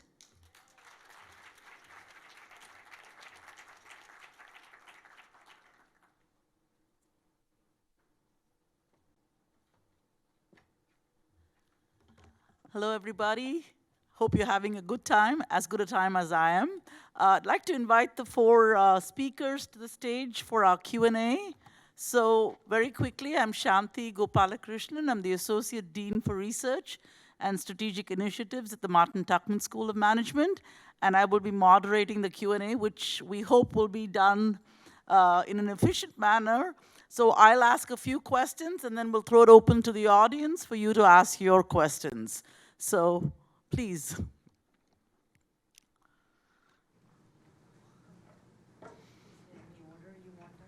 No, it doesn't matter. So what I'm going to do is I'm going to sort of pose the question, and some of the questions maybe all of the panelists can answer, and some of them maybe a specific panelist might want to answer. So I'm going to give everybody a chance to answer this question. What do you think is the most consequential change that we will see because of AI in the next 5 years? We'll start with Jane. I don't know whether this is on, but you can probably hear me without it. I think it's disruption to the workforce. Okay, that's very much in line with what Rashmi? Yeah, I think the other aspect of disruption is how to manage disruption, which is we really need serious thinking going on to regulate AI. So I think efforts towards regulating AI is an area which will need to really ramp up if we really want to have some meaningful contribution in that area. Okay, so disruption, regulation, Grace? Well, I think the explosive development of AI is not in the middle of the course. It's just the start. So in 5 years, there will be big changes, huge changes. We may not predict now, but what I want to express is this is going to push us to be a better of ourselves, to learn, Great. and to be adaptive. Great. So explosive changes and for us to be making better use of AI. Asha? You know, I'm an entrepreneur and opportunistic. I think AI provides opportunities for us in the next 5 years to change business model. How we operate and how we live is going to be massively getting changed. So lots of opportunities for especially people who are coming out of engineering and arts and social sciences to be able to create massive impact. Great. So I guess we all tend to look at AI as a source of great opportunity, and AI is here to serve us. And I think some of you, I think Jane talked about areas that we should be wary about, as did Grace. So what do you think is one thing perhaps we should be most wary, skeptical, or apprehensive about in terms of AI? We can go in any order. I can take that. Sure. I think human creativity is something which I'm really concerned about. Should the machine be driving the humans, or the humans should be leveraging the machines? That's a question our human, human community in general needs to think about. And it's so easy to just get carried away, how we went from sort of a mainframe society into a distributed computing society, and how we got into dot-coms. I mean, I was actively consulting in Accenture at the time when dot-com was happening. So one has to be really careful in being very thoughtful and being very enlightened and being, thinking deep about what is good and what is bad in it for us. So I think human creativity needs, there is a uniqueness about being human. And I think I'm really concerned about that aspect. Any other thoughts about what we should be wary or skeptical with respect to AI? Grace? I want to make a comment. I actually slightly disagree about the comment on creativity. I think AI can be better utilized to improve our creativity. It's just a tool, how we use it. I think we are in a new and very unique time that whatever you want to learn, you can learn. So consider the cost of learning. I don't mean the public education. I mean specific skills, very detailed specific skills. You just ask ChatGPT, you can get a lot more information compared to the past in a very short time. So if we want to, what is creativity? It doesn't come from nowhere. So you already have a contest, and then you develop new things. So ChatGPT provides us a much, much wider context so we can learn better. Well, certainly in terms of the danger, I think there's also the new danger brought by AI, particularly in cybersecurity. So in the past, the hackers tried to attack the communication network. Now they try to attack the AI models. A simple example is you can just place a very small patch on stop sign, and then you can fool the model. And then the model will ignore, here is a stop sign. So the model works in a very complex way. You can add human eyes and detectable noise to a particular picture of a panda, for example, and then the machine learning model will make a decision that this is a monkey. Well, you cannot understand why they made the decision because it's so obvious to human eyes. So there are a lot of loopholes in the AI, and there's a huge research body on how to attack AI models. So I guess, like all of you say, there are both pluses and minuses and how we deal with it. So one last question, and then I'm going to throw it open to the audience. How can we, many of us are educators, some of us are past educators, how do we get students ready for this brave new world? Your thoughts, suggestions? I can start. I think the students have to be, I love what President Lim said about the art and science, and I think we are engineering students, and a lot of times we focus on really the hard skills, the data, and we start working with the models, and we get so passionate about the models, and what's going to work, and we forget why we are doing it. And I think the students, as they go through the journey of learning and also go out and look for jobs, instead of being narrow, really think about why behind every action you take. If you're building a model in AI, you're trying to solve a problem, really think about, or using AI as a tool to build something for the business you're going to be working on. Think about what kind of value you're going to add when you're going through your interview process. So I think students should really, really think about how they're going to distinguish themselves and stand out. And the way they stand out is knowing the why behind. Great. Jane? I would just say that we can't just rely on public schools and parents, because they're limited by their own experience, and in public schools' case, limited by their ability to deal with training teachers. I think this is a real opportunity for high-quality institutions, both public and private, to put things where students are, whether it's TikTok or Instagram, to really go to where students are and give them high-quality, accurate information, and not wait for their parents to wake up or their schools to evolve. Absolutely, yes. So you're saying intervene and, excellent. Okay, so now I'm going to throw. I would go like ahead, to give Grace, I'm two sorry. comments for the students. The first one is, again, be ready to embrace the change. So the student should learn continuously, not only in the classroom, but everywhere. So now, again, this is a unique time, and we have a big resources.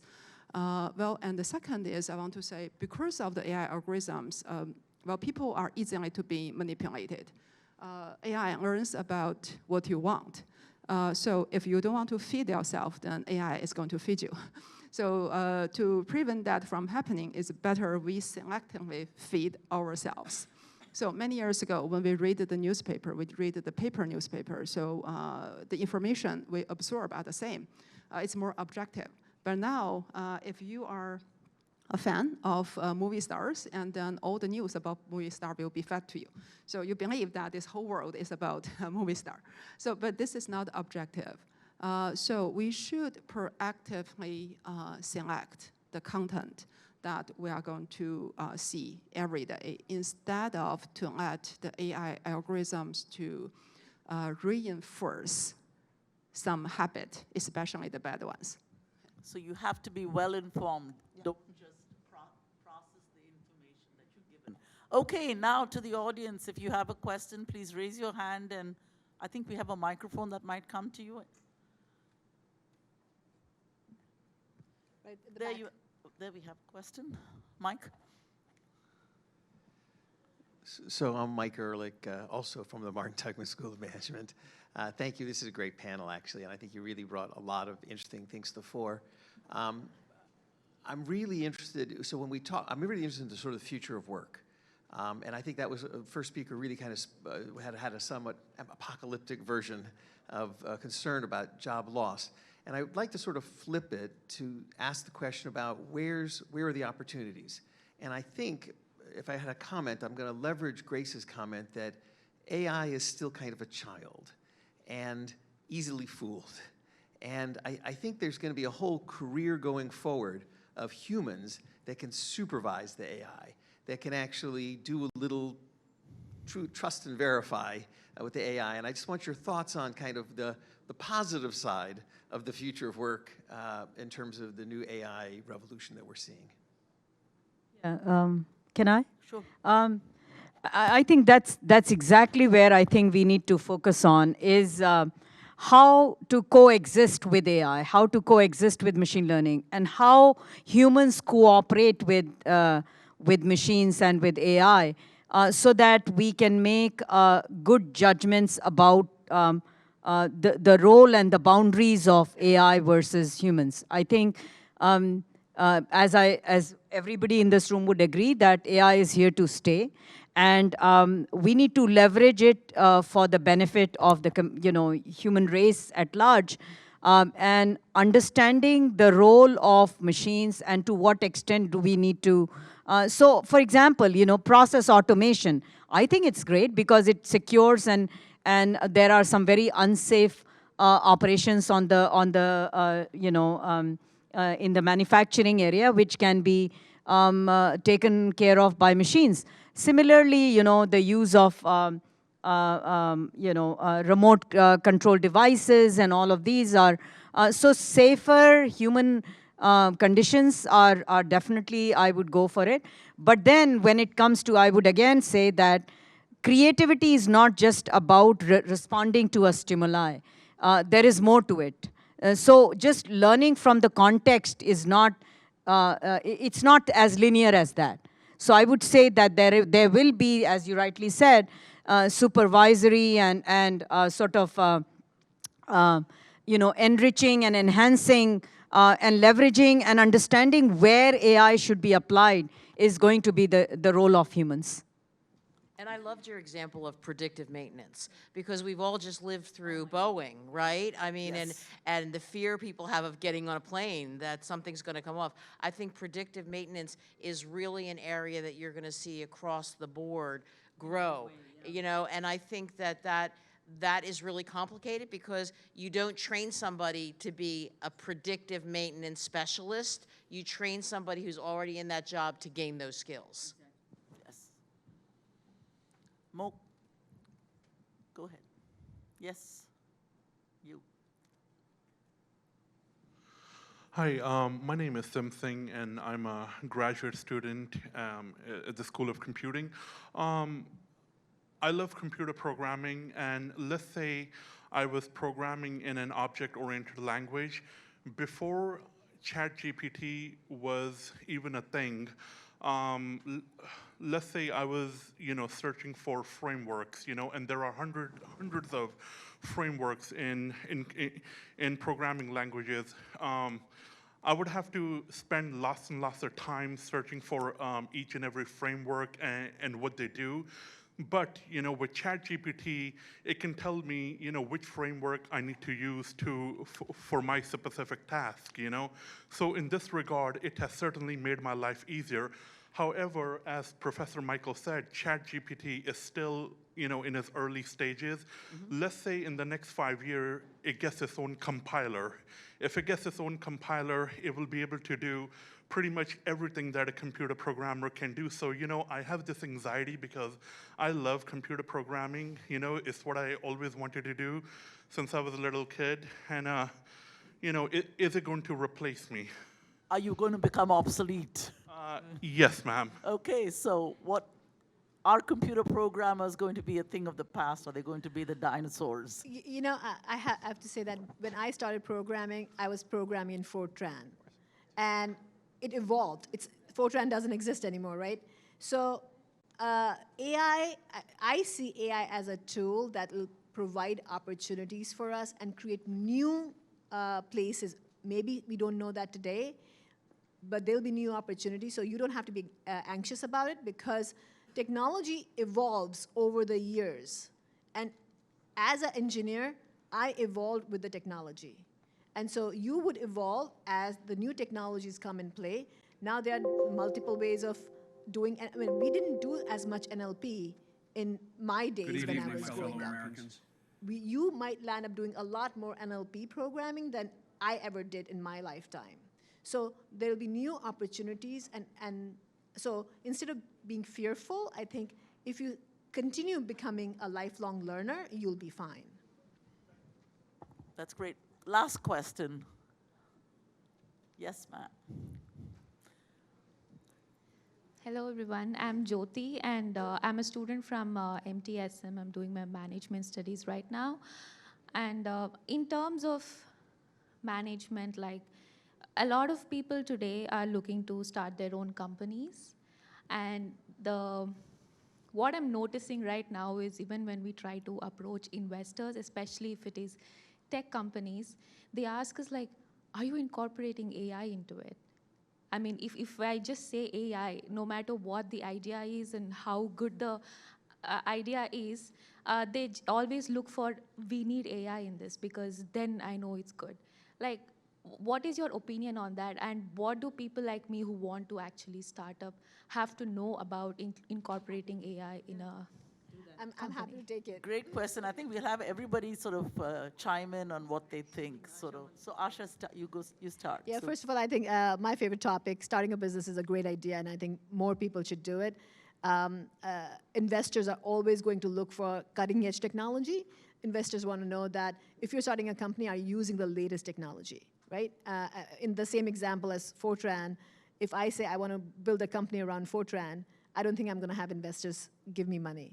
So if you want to give me money, I come to you with an idea, and I say that it's an old, idea which will have no traction, you're not going to invest in me. So similarly, an investor thinks about a startup needs to use latest technology. AI can automate and save you a lot of money. So are you using AI? So I think it's a valid question from an investor because they want to make sure that you are doing something, creating something that's going to be used and stay and continue to evolve and scale. So I think it's a fair question, and I think it's important that you take part in places where investors are there and speak to tons of investors to see how you should project your idea and learn from it. Anybody else? I just want to say that I want to do a shout out to Asha because I think the biggest problem with investors is that they invest in what it was good in the past and they don't look to the future. And quite frankly, that doesn't, except with this AI thing, quite frankly, that doesn't bode well for women and people of color because they have been very unsuccessful in getting VC money. I mean, less than 1% of VC money last year went to women, and less than 0.5% went to women of color.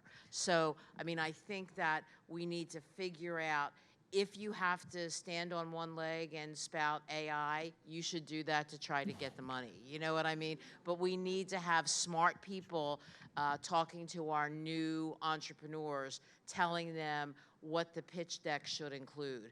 Because obviously, especially VC investors go from a very small rule book. You know, they're looking to eventually make money. They're not looking to improve anything else. I mean, I like a lot of them. I deal with them all the time, but I think they're not getting much better. And I think having WLDA,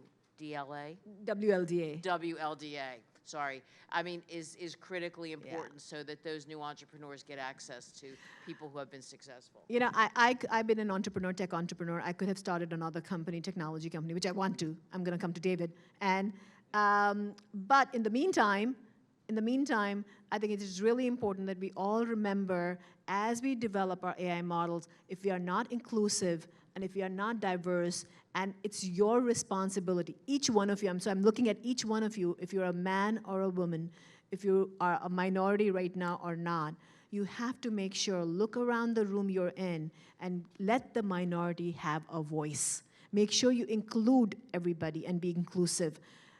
I didn't have to start Women Leaders in Data and AI. I did not. I did because I wanted to have a voice of my own. I did it. I was selfish. I want to be seen. I don't want to be forgotten. And each one of you have the responsibility to have a voice. So make sure each one of you stand up and have your voice heard. We are writing history. We are all working with data.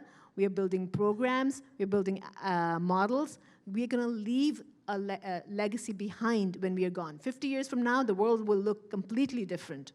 You all are creating the infrastructure today for tomorrow. So make sure that each one of you are doing something about it. In your little world, do something about it. And I'm trying to do something little from my side. So thank you for doing your part. Okay, I also want to make a comment. For investors, what are their purposes? They want to make money. Well, they don't want to promote anything. Well, they promote something by donation, not by investing on you. So this is a very competitive field, like a battlefield. Well, in the past, everyone used knife. Now we have guns. So they are basically going to ask you, do you know how to use guns? So you should. So even though you are not the one who developed AI models, I personally believe there should be AI component because it's such a powerful tool. Regarding to minority, I think we can think about it from a different perspective. Again, we have the startup to make money.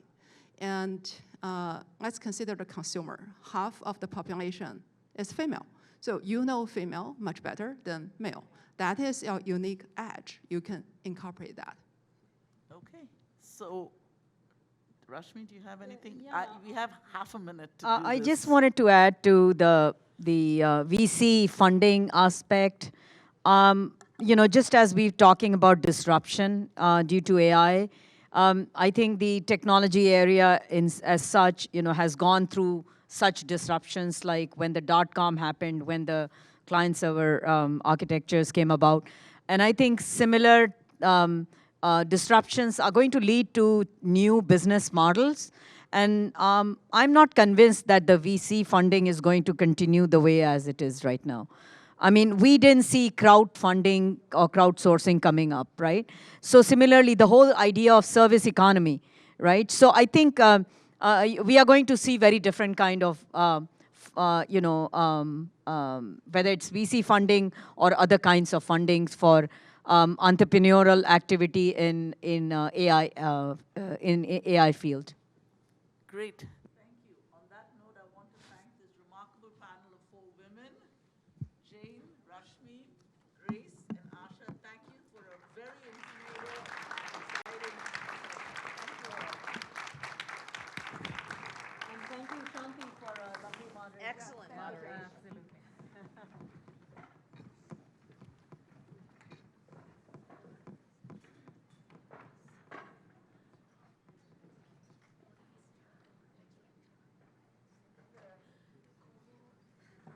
We know that you see that lunch, that lunch is coming out. You're gonna be able to get it, but we have a little more intellectual sustenance for you. I'm gonna ask Ilana to come up. We're actually segueing. It's a perfect segue to this. Do we have a slide up? Can we just see what we're doing here? I turned off the green button. Oh, no. I turned off the mic. Oh, okay. Well, you didn't hear any of that good stuff. I was just saying, I know, though, we're going to give you a little bit of lunch, but I've got to introduce our next speaker. Come on up. Alana Beller, who, and this is a natural segue, who is from a group called Public Citizen, and who works, as she's going to tell you, a lot on some of the issues we started just to discuss at the end of the first session, which is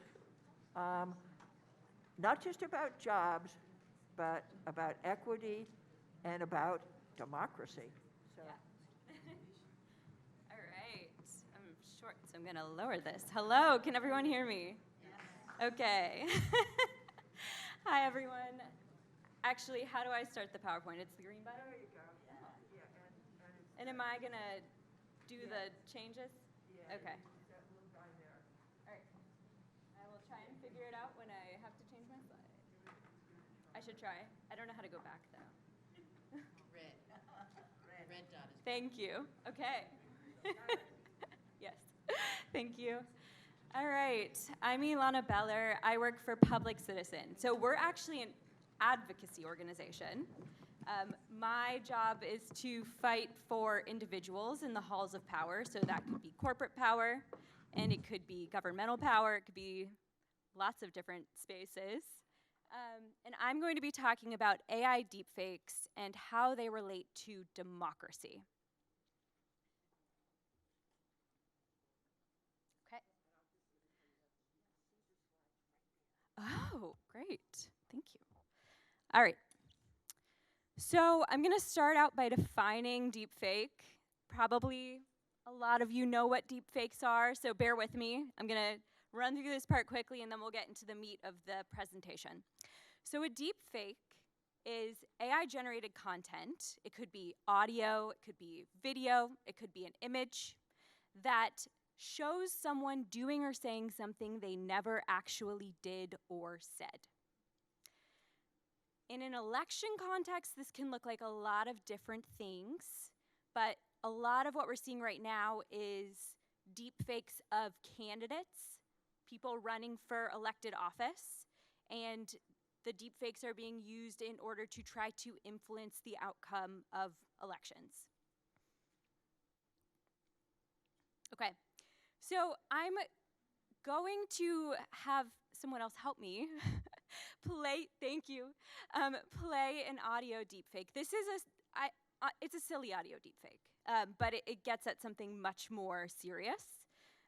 So you're gonna hear President Biden's voice talking about a silly movie from a decade ago. Good evening, my fellow Americans. I've made a huge mistake. Are you familiar with the 2011 film We Bought a Zoo?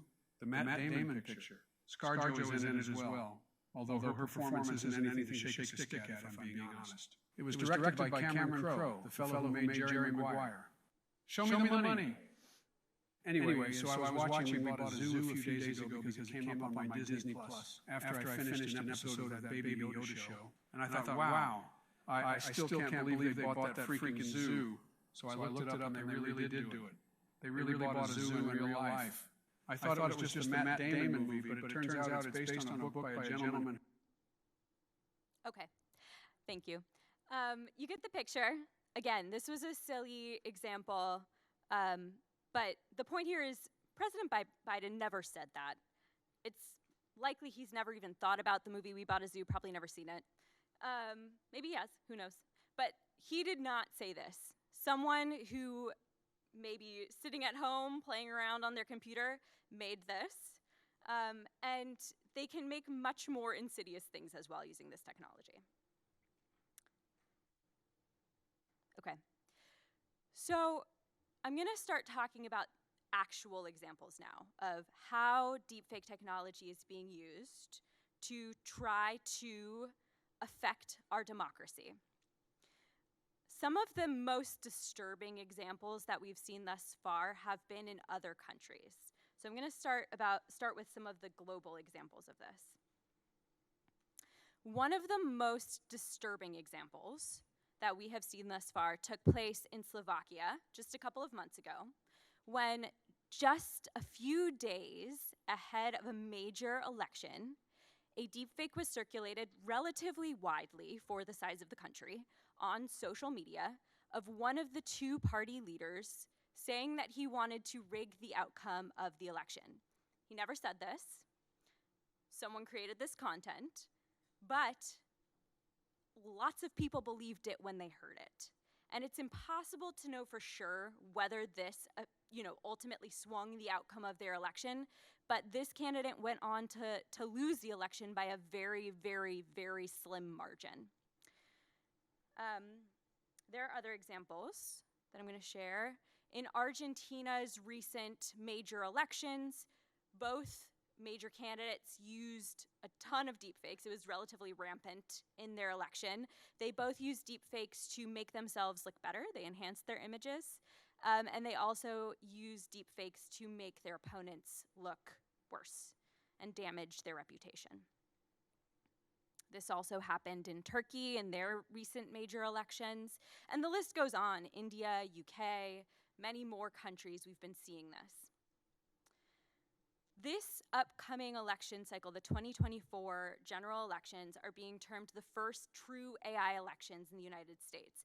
And we are already starting to see a number of examples popping up in the United States of how deepfakes are being used to try to influence the outcome of elections. And I should say this is very much the tip of the iceberg for us and for everyone in the world. So this is an older example. And when I say older, I mean a couple months older. But it already looks a little silly. This is a deepfake that was used, this was put out by the DeSantis campaign during the presidential primary. It shows, you can see, it shows former President Trump hugging and kissing Dr. Fauci. And again, to me, this example already looks a little comical, like someone drew it or cartooned it. And this is not that old. I think it's something like 6 months old.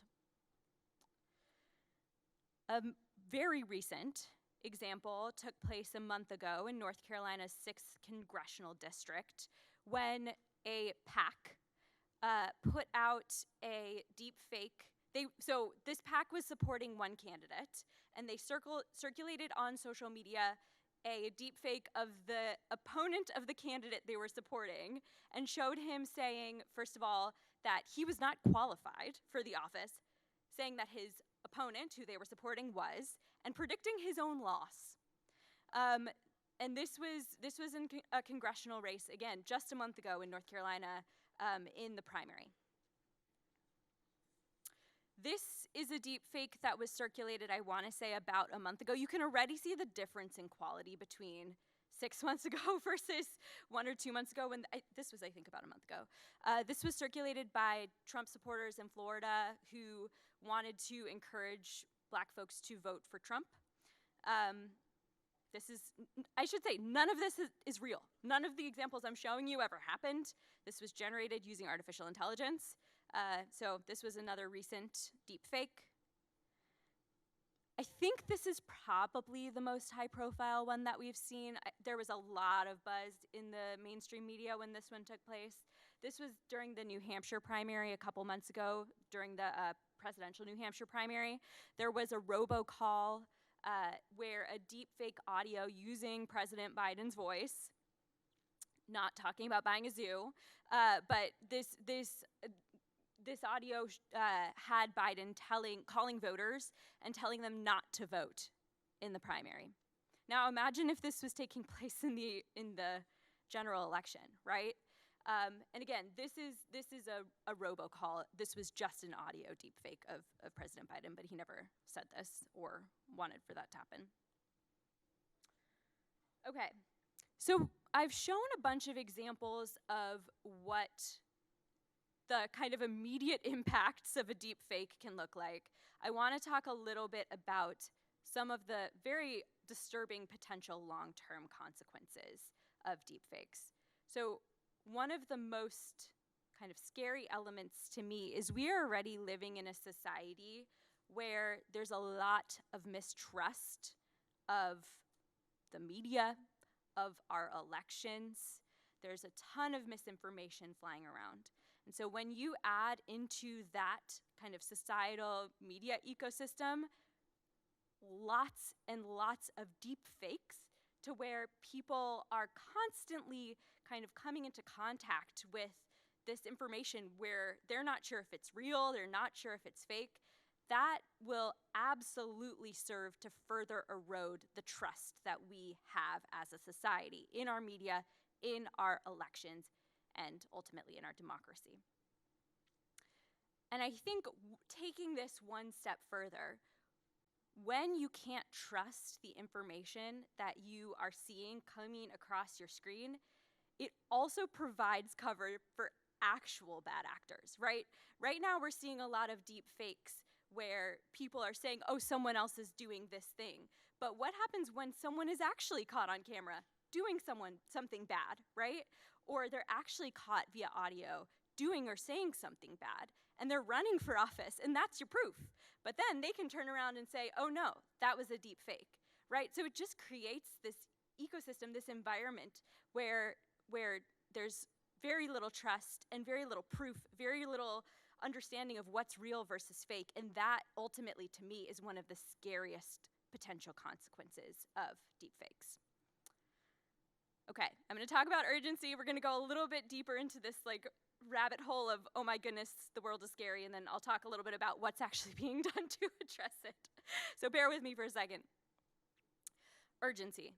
So there's a couple of reasons why it's very urgent that we try to do something to address these issues that I'm talking about. One, and probably most of the people in this room can speak to this better than I because I'm not a technologist, but this technology is obviously rapidly evolving, getting better in quality, and that will make it more and more difficult to disaggregate what is real from what is fake.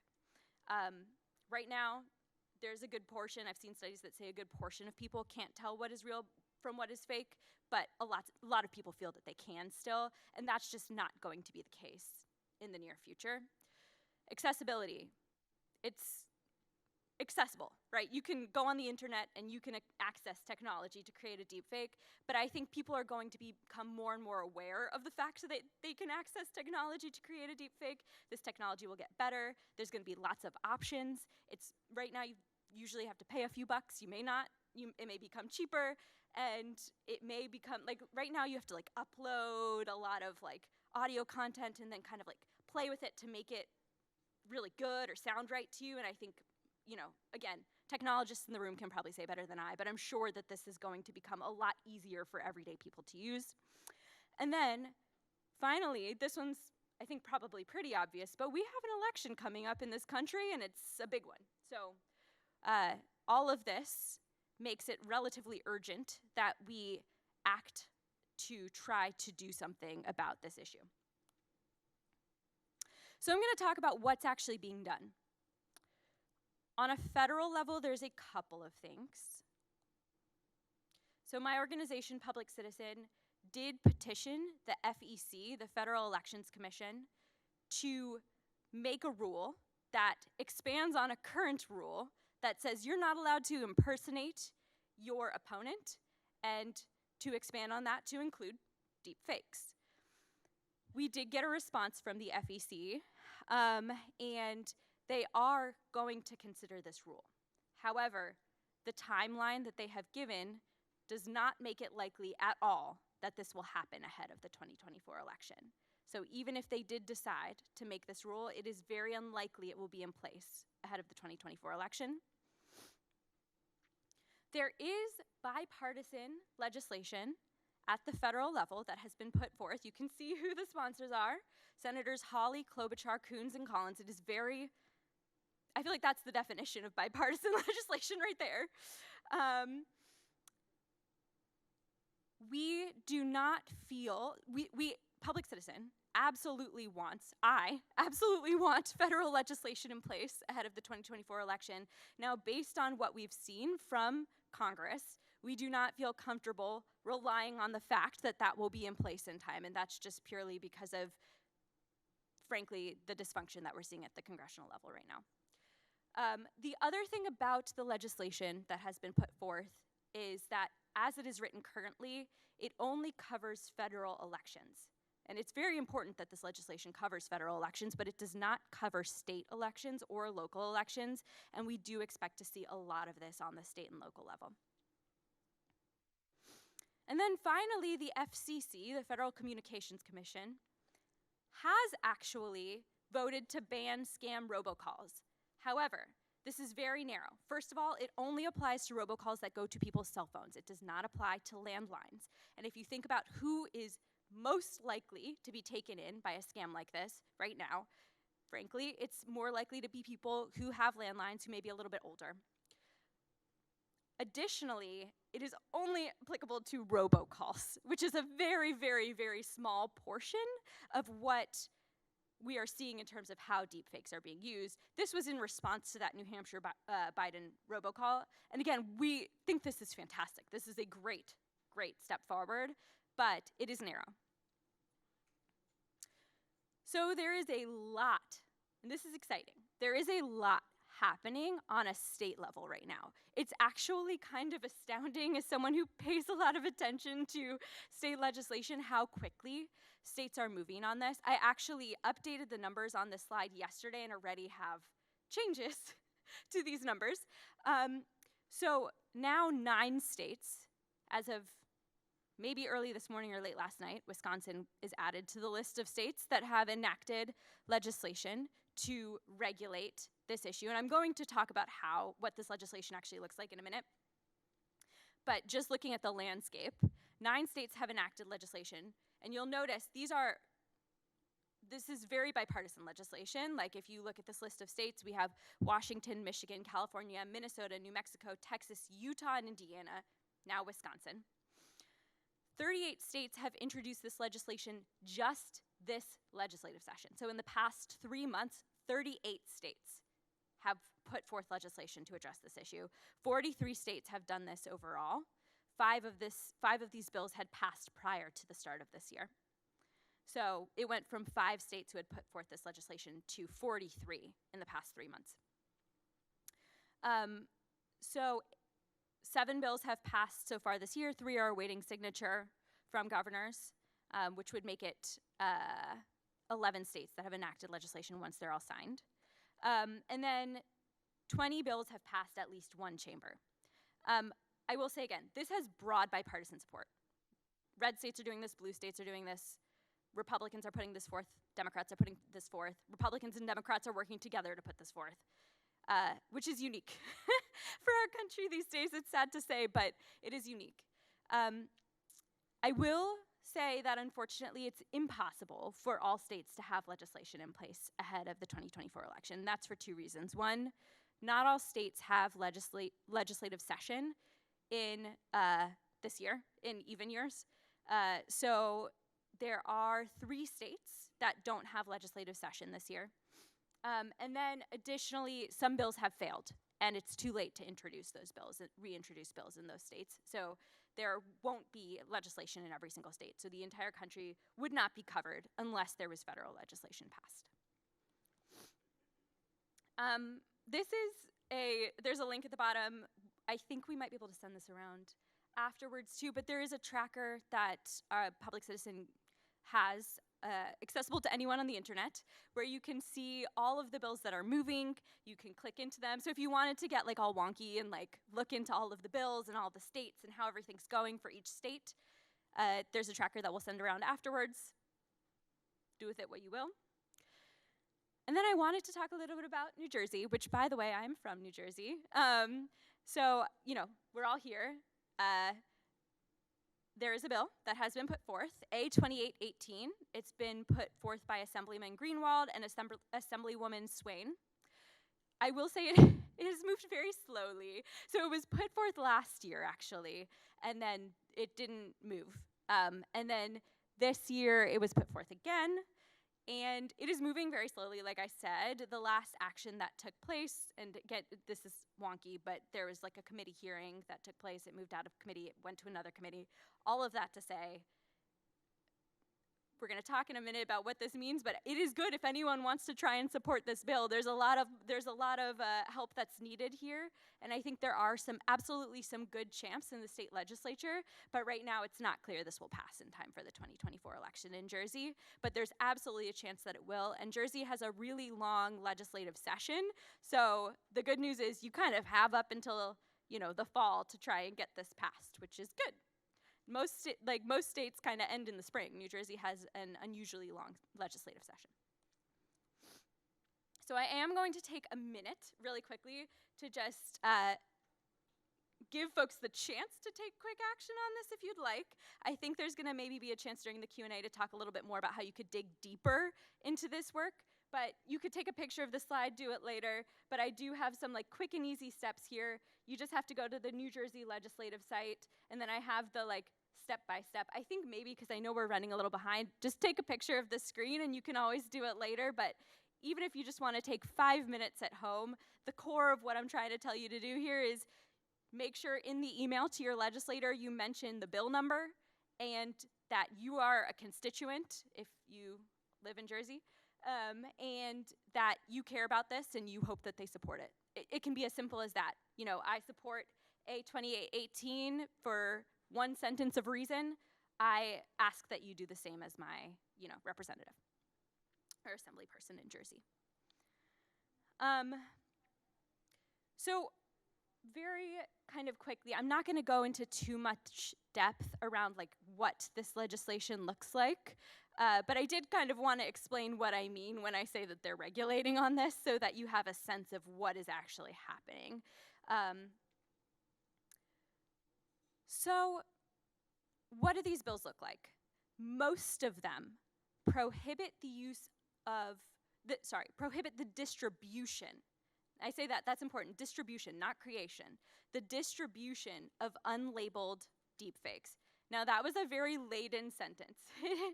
We are regulating, first of all, the distribution. So the person who is circulating the deepfake is the one who would get in trouble under this legislation.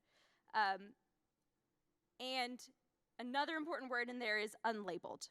I wish that we could ban them. But without going too deep into it, First Amendment law in the United States is very, very, very strong, and that is a good thing, right? We want our freedom of speech, but it means that it's very, very hard to ban things, ban people circulating things, essentially, especially when it comes to elections. And so the way that people who are thinking about this type of legislation felt that you most likely have to go in order to have a law that holds up in court is to have very clear and conspicuous labels, but that it must be a labeling requirement rather than a ban. Again, some of these bills in other states are bans. Some people are trying it, and we'll see. But for the most part, they prohibit the distribution of unlabeled deepfakes, and they have very, very clear standards for disclosure. So again, this is not going to be a label that you can't hear, that you can't really see. You have to have the disclosure throughout the entirety of an ad or throughout the entirety of whatever is going on the radio or a video, however these are being distributed. And it must be very clear, very prominent, very audible in all the languages that are being used throughout the ad or video or what have you. Another key element of this legislation is that it covers all people. Now, this is very important. A lot of times when I start talking about this legislation, people think that it only applies to candidates or PACs or, campaigns, and that is not the case. One of the biggest threats we think is actually going to come from people with wide reaches on social media. And so it is very important that this legislation covers all people who might seek to knowingly circulate a deepfake. So that's the next thing, which is that it only covers people who knowingly do so. If you accidentally repost a deepfake without knowing it, we don't want you to get in trouble, but we do want people who are circulating this broadly on social media to have consequences. It establishes a right for affected parties to seek conjunctive relief. So what does that mean? That means that if there is a deepfake being circulated, you can take it down really quickly. The victim can get it taken down using something called injunctive relief. This is really important because in a case like Slovakia, where a deepfake is circulated very close to an election, you want to be able to take it down very quickly in order to stop the spread of misinformation in a very key moment. And then these laws also establish a set of penalties. The penalties are a real range. Some states are making this a felony. Some states are making this just a mild fine. So it really, really varies across states. Finally, there are a couple of protections in the law. So there are protections for satire and parody. This, again, is a First Amendment thing. Again, individuals who unknowingly repost are not going to be held liable under these laws. And then finally, there's some exemptions for broadcasters. If they're reporting on something, we want them to be able to talk about the deepfake that happened without getting in trouble. It's important that they're able to report on a deepfake without getting in trouble. And also if they make a reasonable effort to try to establish something's not a deepfake. All right, so this is my summary slide. I'm going to read it. My only slide I'm going to read. While creating a deepfake to swing the outcome of an election may seem deeply unethical, it is currently legal in most places in the United States. And we should assume that as long as it is legal, it is a massive risk.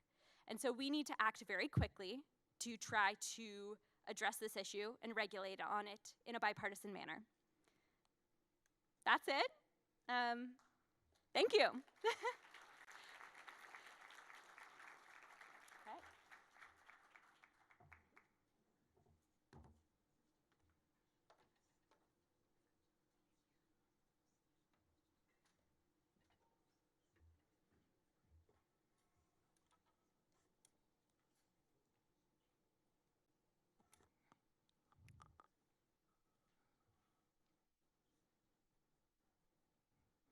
Good afternoon. Oh, you got to do better than that. Good afternoon. I come from that state that you talked about, North Carolina, so I'll leave it at that. So I've come from I'm not from around the corner, so you have to make me feel welcome. Good afternoon. Okay, we need energy, because I think I stand between you and lunch, and I do have a plane to catch. So the title of my talk is actually Coding, Coded, and Counting. And so I want you to follow that thread with me as I talk about this. So I have several affiliations. None of this, what I am presenting today, is the content of those affiliations. So please do not go on social media and say, Faye Cobb Payton from such and such an organization said this, because I'm not representing any of these organizations. This is Women's History Month. Did we know that? Yeah. So I could not go with, I would be remiss if I did not go without saying that. And so while we've had many of talks up here, I usually don't talk behind a podium, so I kind of feel, kind of locked here. But the woman for me that is my Women's History Month is my mother. So if you hear me chime, it's because I have not spoken with her today. And that means I'm late in talking with her. I talk with her every day, no matter where I am in the world. And so I always dedicate these talks to her. So I bring my ancestors with me because for me, this topic is very relevant about coding, coded, and counting. This is just a little bit about the places and spaces where I've spent time, where I have been educated, where I have worked. And so I want to point out that Clark Atlanta University, which is a historically black college and university, I don't know if any of you know where Clark Atlanta is, though it says Atlanta, right?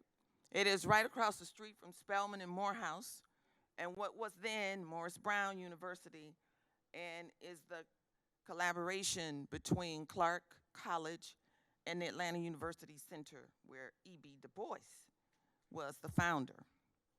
So in my effort to talk about this, I come at this from a technology perspective, right? Though my background is in engineering and in computing, I spent some time actually not in the academy and actually working in corporate, but spent 4 years at the National Science Foundation. So that's what that building is, where the train is running across. And so at the National Science Foundation, and did some work as an ACE fellow. Are there any ACE fellows in here? Usually you can find like one or two, right? It's like this underground, but not so overground road that you take, and you take a look at leadership in higher education. I work very closely with those two professional societies that you see there.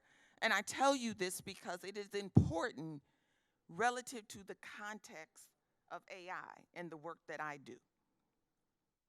So, running forth with my title here, I'm a data person. So while I believe in, and someone said that they love programming, I can appreciate your comment.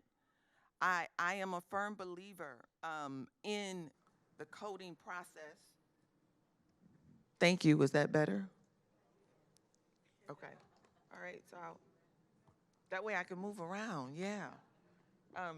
So I'm a firm believer in the coding process, and that's how I got hooked too in this space, right? For me, it was the thrill of the chase, solving a problem. And so in doing so, I'm now what I called, and people have often called me, a data person. So you give me some data, I give you some stories back. And so I put this out here because this is a picture of literally how my colleagues at NC State and I looked when we got this large data set from a healthcare organization. We were like, we're getting ready to do some great publications. We have data, we have data. And I put Picard there because I love Star Trek. And you know that thing Oprah said, you got a car, you got a car, you got a car. We felt like that about the data. And so did our graduate students. But then we had to take a step back. We had to roll back. Because while we had the data, we didn't look at the quality of the data. Oh my God. And literally, more of the time was spent on cleaning the data than it was on running the algorithm. And so for students, they didn't understand that because they were ready to code it up. And I'm telling you this story because where are the students? Raise their hand. When you get an empty set, that doesn't mean you don't have anything. That means that you need to understand context, right? So this is one of the studies that we did. very interesting. So I was appreciative of all the people that said they did healthcare work, because my background, both in corporate and in engineering, was in healthcare. My doctorate focuses on the use of data in healthcare. So it's near and dear to me. So we were very interested in all of those characteristics and how do they cling together when it comes to talking about resource allocation for persons living with diabetes. And so what we often found is this was part of our data cleansing and our scrub process, because we thought we were going to be able to use 45 million records or instances. And boy, by the time we got down to it and start cleaning and stripping away, you can see from that flow chart that we were only left with a little under 29 million records. Not bad, but we then had to understand we could not do and write the model that we wanted to in terms of a longitudinal experience for patients. And I put this out here because it gives you sort of the concentric circles of what we were trying to do relative to cost of care and length of stay. Why do I bring this up? Because algorithms now are actually allocating resources based on cost of stay and length of, and cost of care, gender, and disposition of patients. And I'm going to come back to that one in just a second. But these were our predictions. And these were the outcomes that we had. I'm not going to read all of that. But I bring up these studies because while they were done years ago, I'm reflecting now on what we did not do. And so for students that are in the audience, reflect on what you did not do. I could tell you about the instances in the 29 million records. But what about the 15 million that I scrapped? Do they go away? And that's what we did. They went away. And so in throwing those away, we missed part of what we could have potentially done relative to our policy recommendations. So you see, the AI, while you're going to get a good number, is really not about the number. It really is, how do you impact the lived experience? At least it is for me. Now for others, you may take a different approach. We also looked at the same thing in terms of how do diseases cling together. For us, what we were very interested in is not just using AI to talk about diabetes, but in healthcare, no disease conditions exist in isolation. Stress, obesity, and all the chronic diseases as defined by the CDC oftentimes cling together. And so, same thing, we did all the modeling, we had all the generalized linear models, we had all of our cluster analysis done, we did all the t-tests. Sounds great. And for the statisticians, you're like, yay, yay, yay. For the patients, the outcome, and I just want to point out this one just at the bottom, the adherence and treatment, unfortunately sometimes are defined as a binary construct. You either adhere or you don't. You either are a good patient or you a bad patient. But the severity of the disease and how we define adherence was very narrow. And the reason why I bring up adherence is because a few years ago I was at an international conference. And at that international conference, a very wise, very smart computer science, engineering, statistician, data science, AI, ML, whatever you want to call the person, said the person just did not adhere. And I just refuse to believe that anybody just would not want to get better. What was not taken into the context were the social determinants of health. Maybe I can't adhere because the bus doesn't run between 9 and 5. Maybe I can't adhere because I'm working between 9 and 5. Maybe I can't adhere because Ozempic is being taken for another reason and I can't get a hold of it for whatever, right? So those are the kinds of things that do matter. So when we're thinking about this, the coding, the coded, and it's counting, you have to think about context relative to this, to these conditions. This is one that we did around health and mental health in students.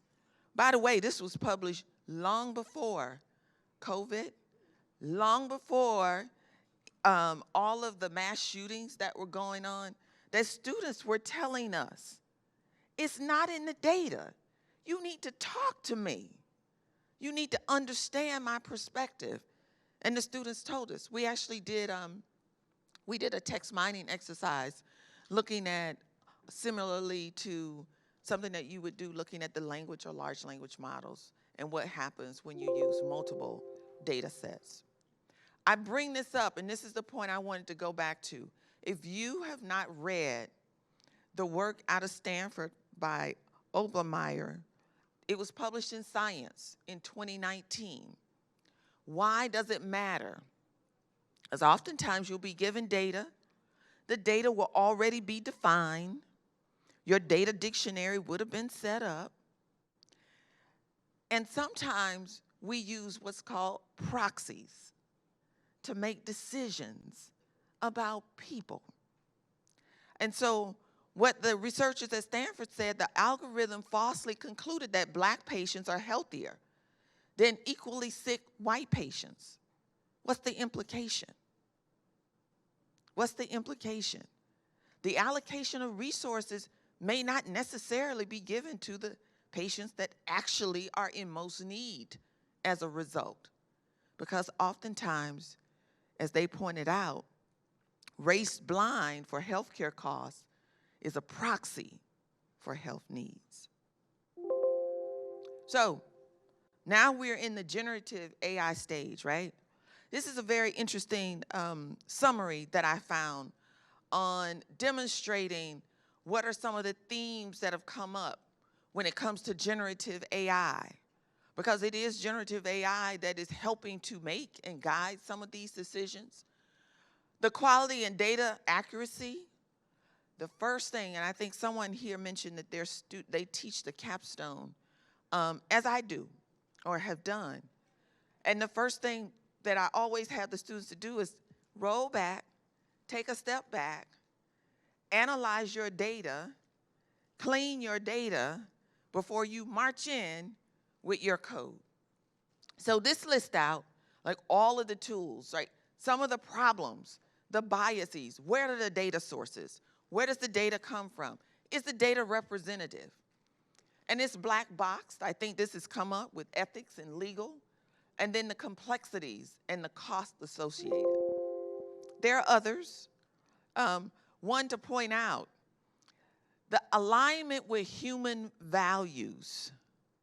The alignment with human values. Hallucinations or generative AI has the tendency to confidentially be inaccurate when it comes to very simple facts. Very simple facts. So the question is, so what? So what's missing? And what's missing is we have to understand that it's a process. The question that we always ask, and when I was an NSF program officer, I always ask, what are your guardrails? What guardrails do you have up? People say you need a human in the loop, but you also need a human in the experience. You need a human in that experience. And then there's the audit trail. You generated something. Do you go back and do you test? Is there explainability associated with what you have done? Is there reproducibility in what you have done? And then there's the ethics. And sometimes I think in higher education what we do is we say ethics, those folks in ethics department are going to teach ethics. And you go over there and you send the statisticians, the data scientists, and the computer scientists, you take one ethics course. Please, ethics should be thread all the way through. It should be not an afterthought. It should be and should attest to the two things that I listed here. Primarily, what are the unintended consequences? I still remember that from my doctoral student days. My advisor saying, well, those are the intended consequences, Faye. What are the unintended consequences? And then secondly, are you testing for the original objective function? Or did you just get answers? Or did you just get a number? What was the objective function? And some of these, I'm not going to read through all of them, but up top, I think one thing that is really important, know what the frameworks and the models are, particularly something that we call FEAT. You should test for the fairness, for the accuracy, for the equity, and the transparency. And there's accountability. Who's going to be held accountable? What groups are going to be held accountable? Is there transparency in the process? And then, here's the big one, the harms. And I am not saying that there is no good that is done by AI. Certainly, it gives us the power and the ability to analyze mass amount of data. However, there is the however, and I think, like the other panelists, I put a comma. Just, 2 weeks ago, 3 weeks ago, the issue with Google having to apologize after its Gemini AI application generated pictures of the founding fathers calling them Nazis. This actually happened. And then you ask, where is the perpetual responsibility? Who is responsible? I'm sorry, saying I'm sorry after the harm is done only amplifies the distrust that my prior colleague mentioned. And then there's this little piece I wrote for Scientific America that talks about, we all talk about big data, big data, big data. I'm going to put it in my model. I'm going to use SMV. I'm going to use large linear models, large language models. But there is something called small data. There is something called small data. An interpretation of the output without cognition of the small data is in error, especially when you're talking about healthcare, the lived experience, education, financing, all of those things that impact us on a day-to-day. I'll give one example and then I'll move on. Back to that conference. What I didn't say about that conference is the very smart person in his or her model said, I'm going to put up the typical patient. Typical patient, and she laughs. Typical patient, 55 years old, black female, overweight, high school, no, not even high school, 7th grade education, diabetes, and just will not adhere. Now, mind you, in the conference room, there are probably about 200 of us, and there are 5 black women. And what do you think happened? And we're in an international conference in Europe. What do you think the 5 black women, nor do you think we did? Yeah, we all looked like, wow. The objective function is adherence, yes or no. No reason why the typical black woman in that population set did not adhere. And that's what I mean by small data. So it's all in the coding, all in the counting. And these are the things that were not accounted for in that model. So how is it that you can combine these, right? Healthy People 2030. Can you combine these when it talks about the social determinants of health? And while this is about the social determinants of health, these things, healthcare does not exist in isolation. It goes along with economic, housing, education, and the like. Because, after all, a few years ago, declared in the Washington Post, big data was supposed to fix, by example, education. It's time for some small data. So, these are just some examples that I had of research projects where we tried to account for some of that small data and actually getting student researchers as scholars into the research environment, them telling us about their work. You can still find it out there at My Health Impact Network, and finding out exactly what are they wanting to do, and then actually applying technical solutions to drive the process. And then because I do a lot of work with the National Academies of Science, Engineering, and Medicine, there was a report that was released that if you do not give solutioning without a historical context, you've missed the mark. You've missed the mark. This was something that I did with a colleague out of Harvard when we took a look at various different algorithms in healthcare. You may find that interesting. I put that there, and it's still on the website. You can find it at NIHCM. So, parting thoughts. It's not just a data issue, however. It really isn't. So, hanging on to my 3 C's, some of it is who's doing the analysis? And then who's doing the analysis? We wrote this paper about what are the biases that exist, and beyond the database biases or data set biases, who's in the data sets? Who's represented in the data sets? Then there's the association bias and confirmation bias that could exist, and then the interaction bias. You know these. You've seen these. I used to always say at NSF, just because so-and-so has gotten an award doesn't mean that so-and-so should get an award this time.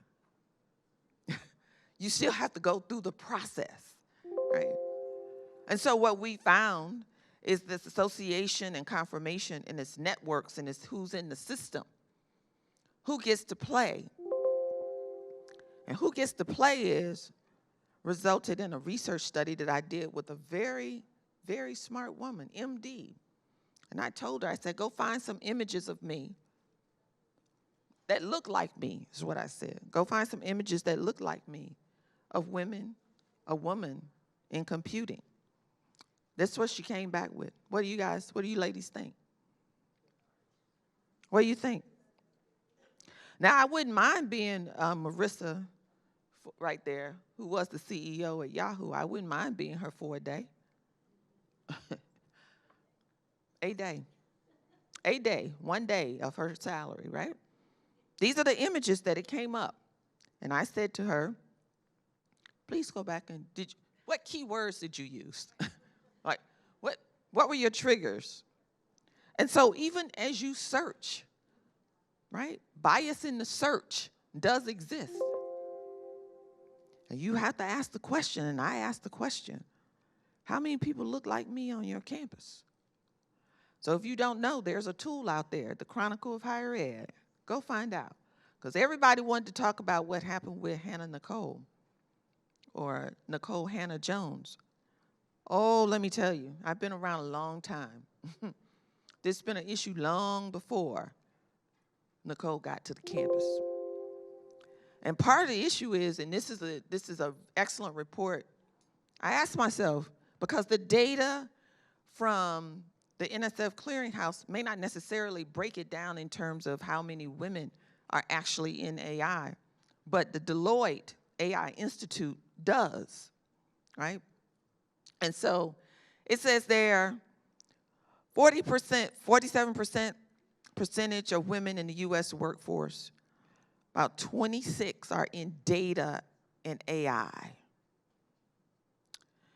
And then when you break it down a little further, if you believe that it would be beneficial, for working in AI, women working in AI, of course, most of them responded. But when you take a look at the second circle, which is 67%, right? You should always ask, who's in the leadership roles? Who's in the decision-making roles? Who's controlling budget? Most times it's not women. And though they say most believe that adding women, especially for solutioning, 71% yes, 66% yes for machine learning, AI, ML, for positivity in terms of producing unbiased, right? Unbiased solutions, because Deloitte is in the business of providing solutions to its clients.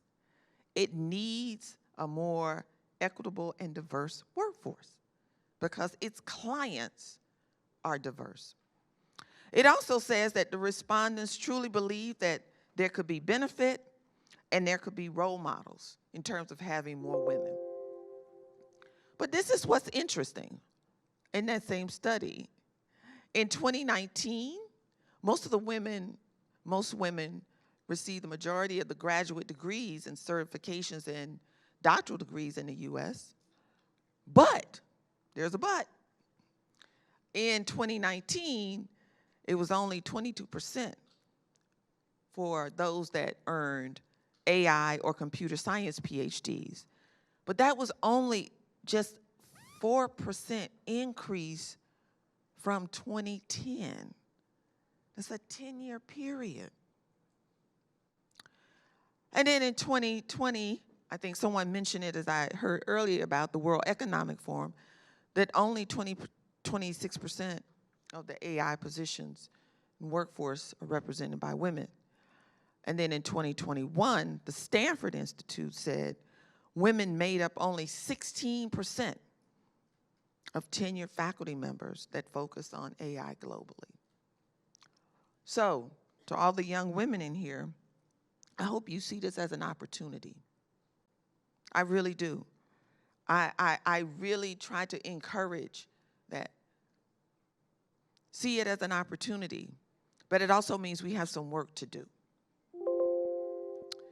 Then there's McKinsey. And McKinsey says, well, if you want diversity, get gender diversity, you get 15% more return on your investment. As you know, that's what organizations like to hear, the ROI. But if you want to really overperform and outperform, give me ethnic diversity. I'll give you 35% on your dollar. This is what General Assembly looks like with its data. And I just focused on the data science piece of that to give you some idea of who is where in terms of courses, right? In terms of that 46.1% white, 28% Asian, 7.8% Latina, and about 4% African American, based on that data. I say all that to say because the seen and the not seen is really important. And everybody talks about women as a collective. And I'm here to tell you that we are not all the same. We might have some similar characteristics, but we are not all the same. We do not always play well. There are power structures, and everybody talks about intersectionality. Are you this, this, this, this, this, this, this? This is really not the intent. The intent is about what are the power structures that are in place. In other words, what's the echo chamber? What's the ecosystem around you that impacts how you are able to move in these places and spaces? That's really what it's all about. And putting it on the table, what I found is that I can check a lot of boxes. A lot of us in here can check a lot of boxes. But meritocracy, that's not going to get you everywhere. It's a myth. A lot of people want you to think as you work hard, there is some work to be done in terms of soft skills, in terms of relationships. And this is just my opinion. If one other person tells me that I need to grind it out and I have grit, I need to be resilient, and I need to stop with imposter syndrome. I'm sorry. I don't buy it. I don't believe it. I think that there's too much emphasis placed on deficit thinking about who can participate in this space. And let's admit, because I was at NSF and there was an advanced program, that most of the accomplishments, most of the progress that has been made by white women. So when you say women, it may not necessarily apply for women of color. And you hear people say a rising tide lifts all boats. No, it doesn't. No, it doesn't. The size of the wave, the frequency, the distribution, the force, all of that matters. And women, I'm here to say I'm ready to work hard with you, but I'm also very much aware, and someone else mentioned, Harvard Business Review reported, sometimes we can be pretty harder on each other and not play as well with each other. It's not about how men treat us, but how do we treat each other. So, my last few words here. A few years ago, and I read the Smithsonian magazine quite a bit. And a few years ago, this picture was in Smithsonian magazine. And they said, this is the future of Silicon Valley. Does anybody notice anything? Tell me something. Tell me something. This call and response. What do you see? Then you respond. Tell me, what do you see?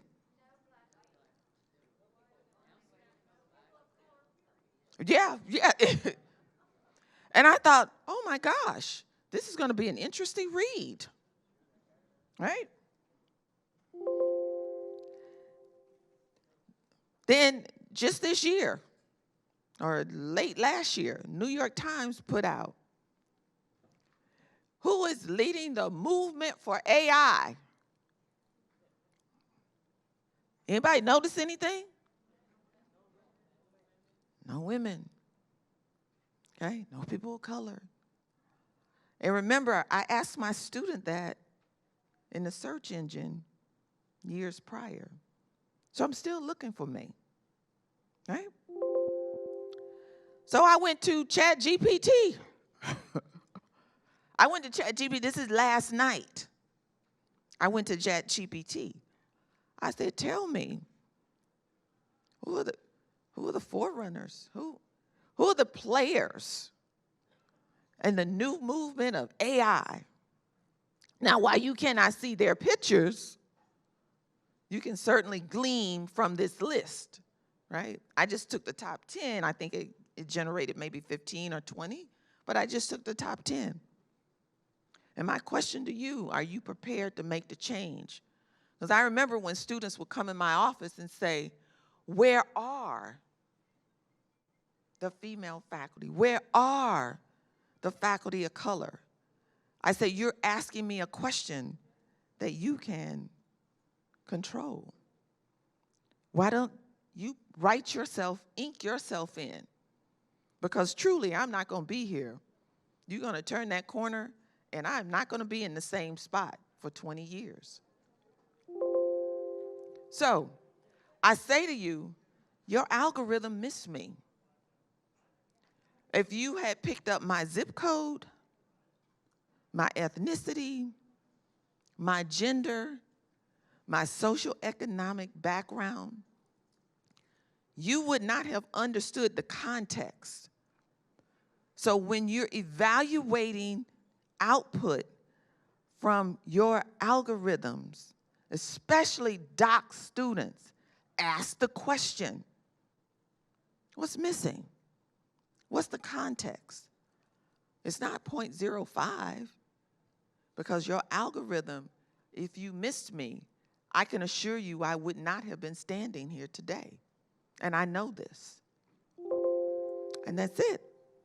Thank you.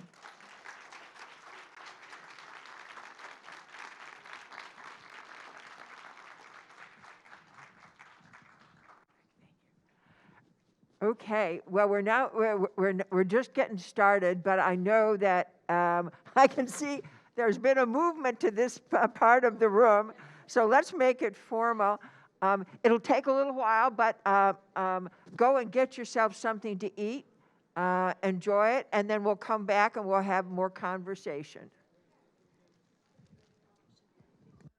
There we go. Hello. Hi, everyone. I'm Allison Lefkowitz. I'm in the Federated Department of History here and also in the Law, Technology, and Culture program. And we're really excited to have this opportunity to do a little bit of Q&A with you, but we'll keep it a little shorter than originally planned since we're running behind in time. So thank you for such a fascinating talk. I learned so much. And I thought I would just start by asking you, you started with like some sort of discouraging news, but then towards the end we got a lot of encouraging news, and I wanted to ask you a little bit about why the new regulations are being instituted so quickly, and what are the forces that seem to be maybe hindering them? Yeah. So there's definitely the urgency pieces that I talked about before, but I think honestly another reason why this legislation is moving so quickly is because it directly affects legislators, right? Like, I think this is something where the legislators can picture this happening to them, and they also intimately understand the consequences that it could have on our democracy. So I think it's both that they can see it happening to themselves, it feels very personal, but it's also a system they understand. And so they are in a great position to understand the threat that it poses. And I think one other element is, like, AI is a hot topic right now. And so when I talk with legislators, they're often like, I want to do as much as possible in the AI space to understand the issues and try to regulate appropriately, but I don't even know where to start. And I think that that's actually an opportunity for folks in this room, which is that as I'm having these conversations, there's clearly an interest on the part of legislatures to do the best thing possible to address this new technology and to do it. They want to do it well and they want to do it thoughtfully. And I think that involves conversations with people like yourselves who are in a position to explain and understand that technology and help them understand, like, what the best type of legislation might look like. So I think there just could be more conversations happening, and it's an opportunity for folks in the technology field. That's great. Are there any examples yet of what some of that other kinds of legislation might be and how that's going? Yeah, so a lot of what we're seeing is studies. We're seeing a lot of legislatures putting together groups that are going to learn more about AI, which is good. Obviously, it's important to understand what you're legislating, and legislators, rightfully so, are just learning about this technology, as are most people in our society, and they want to do it well. So we're seeing a lot of people passing laws to, or resolving, I should say, to study this technology. We're seeing some people putting task forces together to further think about the technology. And then the places where we're really seeing legislation move quickly is in the realm of deepfakes, and the other area aside from political deepfakes is intimate deepfakes. So that is a very kind of hot button issue right now that both Democrats and Republicans are looking at, issues related to intimate deepfakes or deepfake porn. Great, fascinating. I wanted to maybe take a step back and ask you to talk a little bit more about how deepfakes might be different from other forms of fake news. I think everyone's sort of familiar with this at this point about fake news as a problem generally, but what makes deepfakes a little bit different? Yeah, I feel like this is one where you don't have to follow this exercise, but if you want to think about it personally, it is almost obvious once you start to think about what the difference is between if you were the subject of a deep fake versus other type of fake news, what the difference is, right? It's the difference between a lie, right? I could say something like, oh, Ilana went into a grocery store and stood on her head and called everyone there a loser, right? Like I could type that out or say it, but it's taking my or your anybody's likeness, their identity. They're taking people's faces and people's voices and people's bodies and people's mannerisms and generating a whole other being who does and says things that that person never did or said, and you have no control over it. That's just, there's a difference between lying and honestly the fraud that is committed by taking someone's likeness and making them do something they never did or said. And I think, you know, intimate deepfakes are one of the most disturbing and sad kind of manifestations of that. But if you think about anything, like you are you get your likeness, and to have someone else steal that is so deeply violating, and that's the difference between, you know, deepfakes and other fake news or other lies.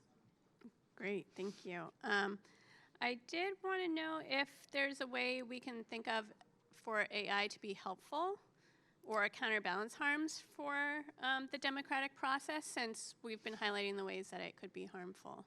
Yeah, there are people who are thinking a lot about this. I think certainly there's lots of processes that go into our democratic process. And I think that I'm sure that there will be ways in which AI will be helpful with that if we think about it very thoughtfully. And there are people who are thinking about that.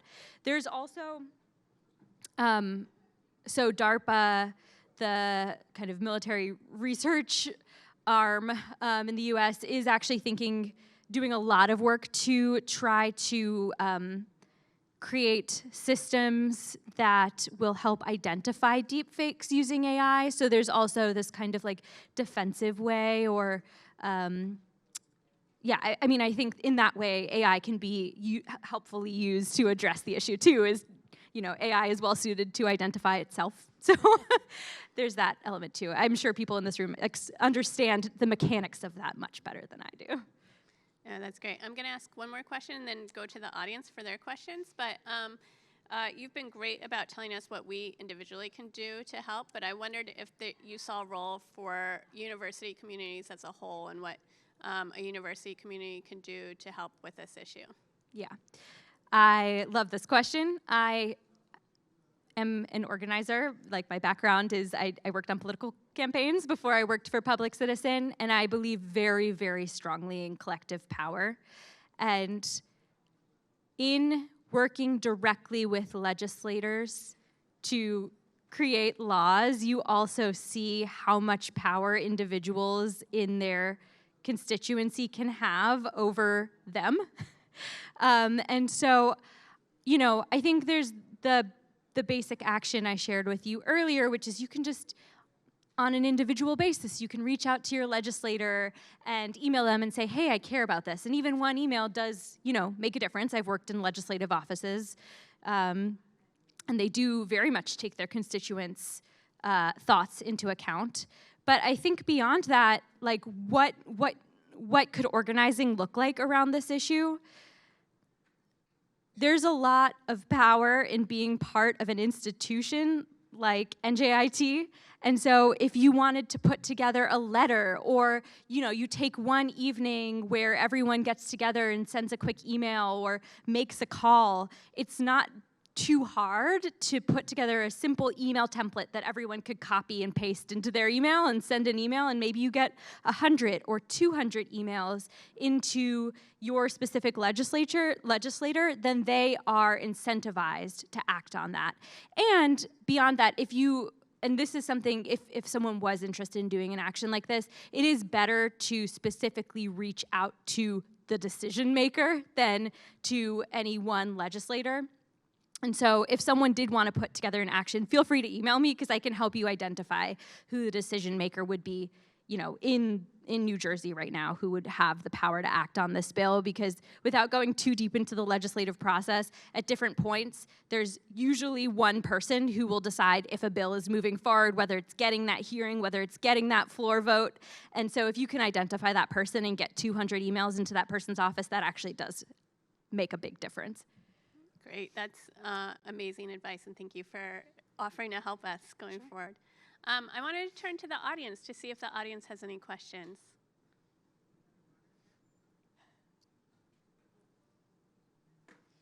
Okay, we have a question over here. Do we have a mic? Oh, a mic is coming your way. Thank you. Thank you. With regards to the deep fake, I think one of the biggest threats that we face is not so much what's happening here in the United States as much as it is what's occurring overseas in other countries who are trying to dismantle our democracy, like Russia and China and some of these other countries. So how do we overcome that? What do we do there? Because we can't control that with legislation. Yeah. Foreign threats are absolutely concerning. And I wish I had a really good answer for you, frankly. It is hard to control content that comes in from foreign bad actors. So a couple of things. One, right now, a lot of the threats we are seeing are internal, but I absolutely believe that external threats will be an issue as well. With these laws that are passing, there is an element which is the onus is on the circulator. So if, for example, there's a credible person inside the United States who is circulating knowingly a foreign bad actor's content, that person still is held liable. There is also the other element of these bills is you can seek injunctive relief. So a victim in a state could get that content taken down very quickly. So at least there's this element of you can, try and counter the misinformation and take it down off of whatever platform it's being aired on. But at the end of the day, you're absolutely right. That is a really difficult issue. And I think the one other thing is that there are people who are working on identifying mis and disinformation that it takes the form of deepfakes. And so, I'm hopeful that we will develop more systems, but I don't have a very good answer for you, which is that foreign threats are a huge problem that we'll have a hard time tackling. And I guess the second part of that question relates to what is the responsibility of the social media platforms that help to disseminate that? Because clearly, in most cases, those are US based.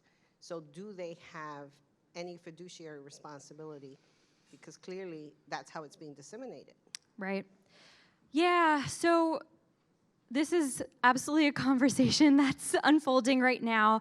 The social media companies, including Meta, have generally put out statements that are like, yeah, deepfakes interfering with our elections are bad. So they're not fundamentally opposed to doing something on this issue. And they have taken some steps, like in terms of what they will tolerate on their platforms and also like labeling requirements on their platforms. They have taken some positive steps, but right now there's not like clear sense of like, if this happens on your platform, you're going to be penalized in this way. That doesn't exist. And I agree that's a really important conversation that I wish I could give you better news on. I can't. Thank you for your question. Great question, thank you. Any other questions from the audience? There's one back here, so I think there's a couple, but I think we just need a microphone.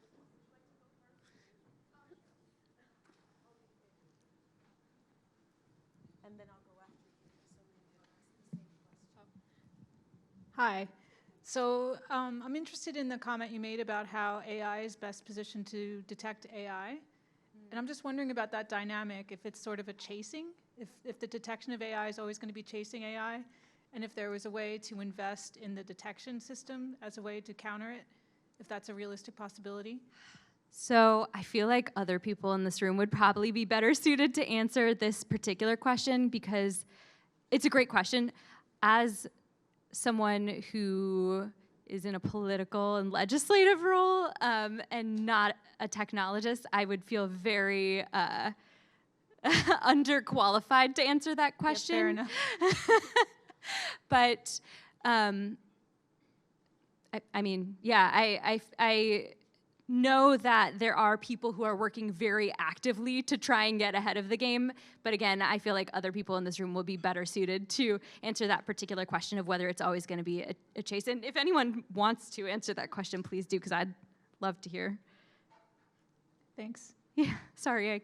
That's okay. Okay, there's a question back here. And also maybe some good projects for students to work on their spare time. Okay, so my question is, you might be repeating yourself, and I do apologize in advance for that, but a lot of the work that I do outside of NJIT is I'm an artist and educator, and I work with a lot of young people in learning about social justice advocacy. And one of the things that you mentioned beforehand was the concept of like getting together. You mentioned NJIT being this big name and writing to legislators or people in charge. But one thing that I'm finding with a lot of young people is that they feel like they don't have a voice, but that they want to kind of find that. And I fear by saying, oh, NJIT is this big name, what about a student who isn't part of NJIT or doesn't want to do with an organization and wants to do it on their own? What are ways that young people and other social justice advocates can go forward with this work without feeling like they have to be a part of a big name organization and still feel like they have that power and control over what's happening? Yeah, that's a great question. So before I worked in the political space or the advocacy space, I actually ran youth programs as well. And a lot of them emphasized engagement in the political system and in communities. And I will say that just kind of as an organizing concept, the power of individuals without a lot of money or big institutional names comes from power in numbers.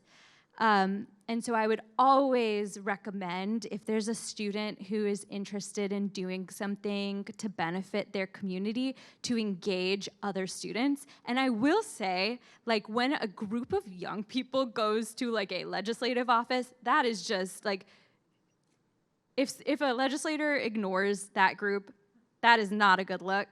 And I think there is a real power, both in terms of the press's interest in youth engagement and just kind of a general societal interest in youth engagement, in a group of young people caring about something, doing something about it, and showing up. I have found that, like, in engaging young people and showing that there is power in numbers and there can be power in having your own voice, actually going, if there's an opportunity to actually go to a state legislature, that is a great thing to do, because then you're talking directly with the decision makers. They're seeing your face. You're, like, as a young person, like, getting to talk to the person in power, but beyond that, like, feeling like, hey, this person's listening to me, as long as they're like a person with a conscience, they're gonna listen to a kid, tell them what is important to them. And so I think that, this idea of strength in numbers is really important. And strength in community is a beautiful feeling for anyone, whether you're a child or you're an adult. And so if, as an adult in some young people's lives, you're able to encourage them to lead this kind of effort where they all get together, and you can just give them some basic steps, like, let's write a letter and then go in and read it to the legislator and set up an appointment ahead of time, like, that is a great first step. And often it will, I think, probably have them at least leaving feeling more empowered to do more of the same in the future. That's the hope, at least. Yeah, that's a great question. What a lovely note to end on. I'm going to hand the floor back over to Nancy. Ilana, thank you so much for your wisdom. Thank you.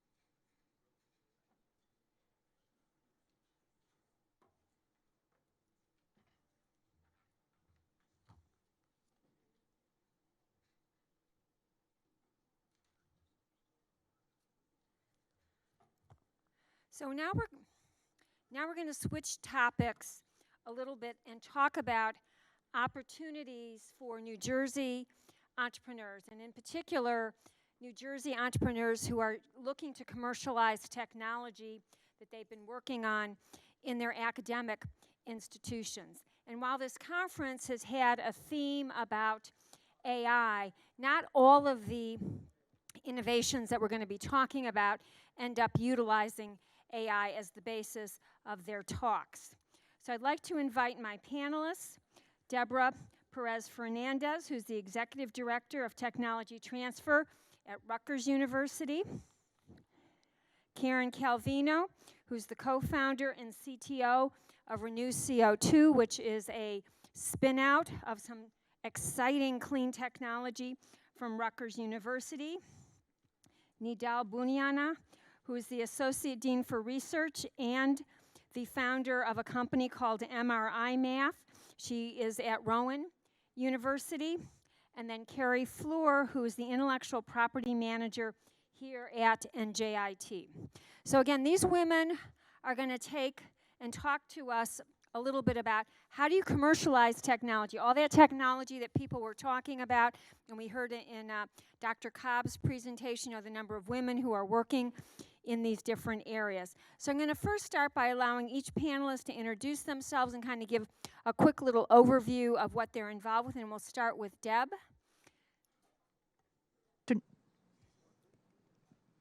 Hello?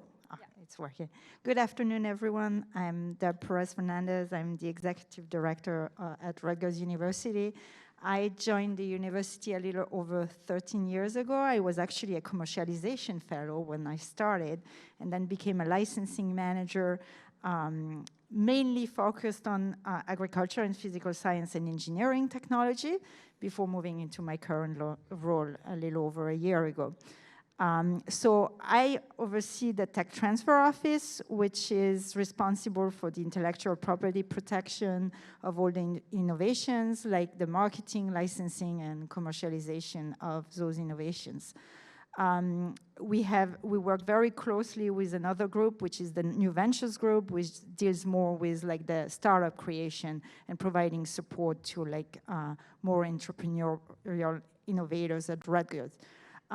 To give you a little bit an overview of like the size of our office, so for last fiscal year that ended on June 30th of like 2023, we received 160 new invention disclosures, filed over like 100 global patents, we got over 100 global issued patents, signed over 350 agreements, out of which about 100 were licenses and options, and that's both like to existing companies and startup companies.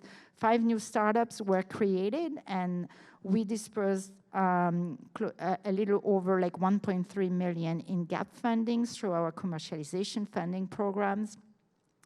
And we do manage like close to 1,200 active technologies, and our revenue for last year was like 12.7 million. Great, thank you, Deb.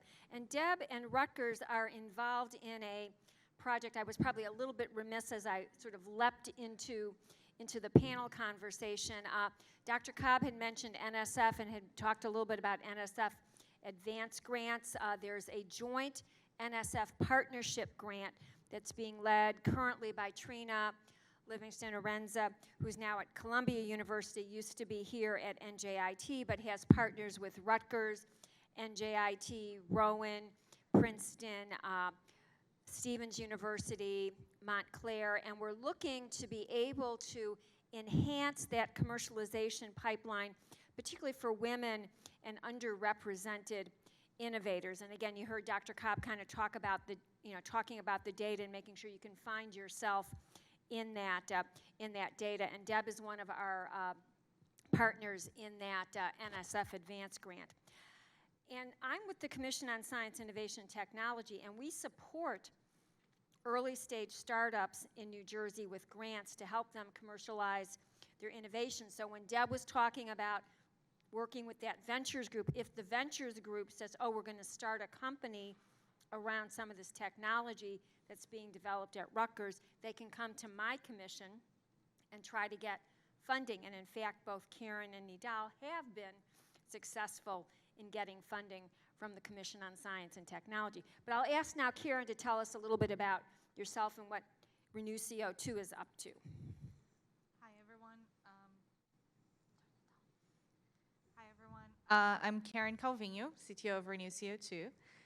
Our company works on converting CO2 emissions into products for chemicals and fuels.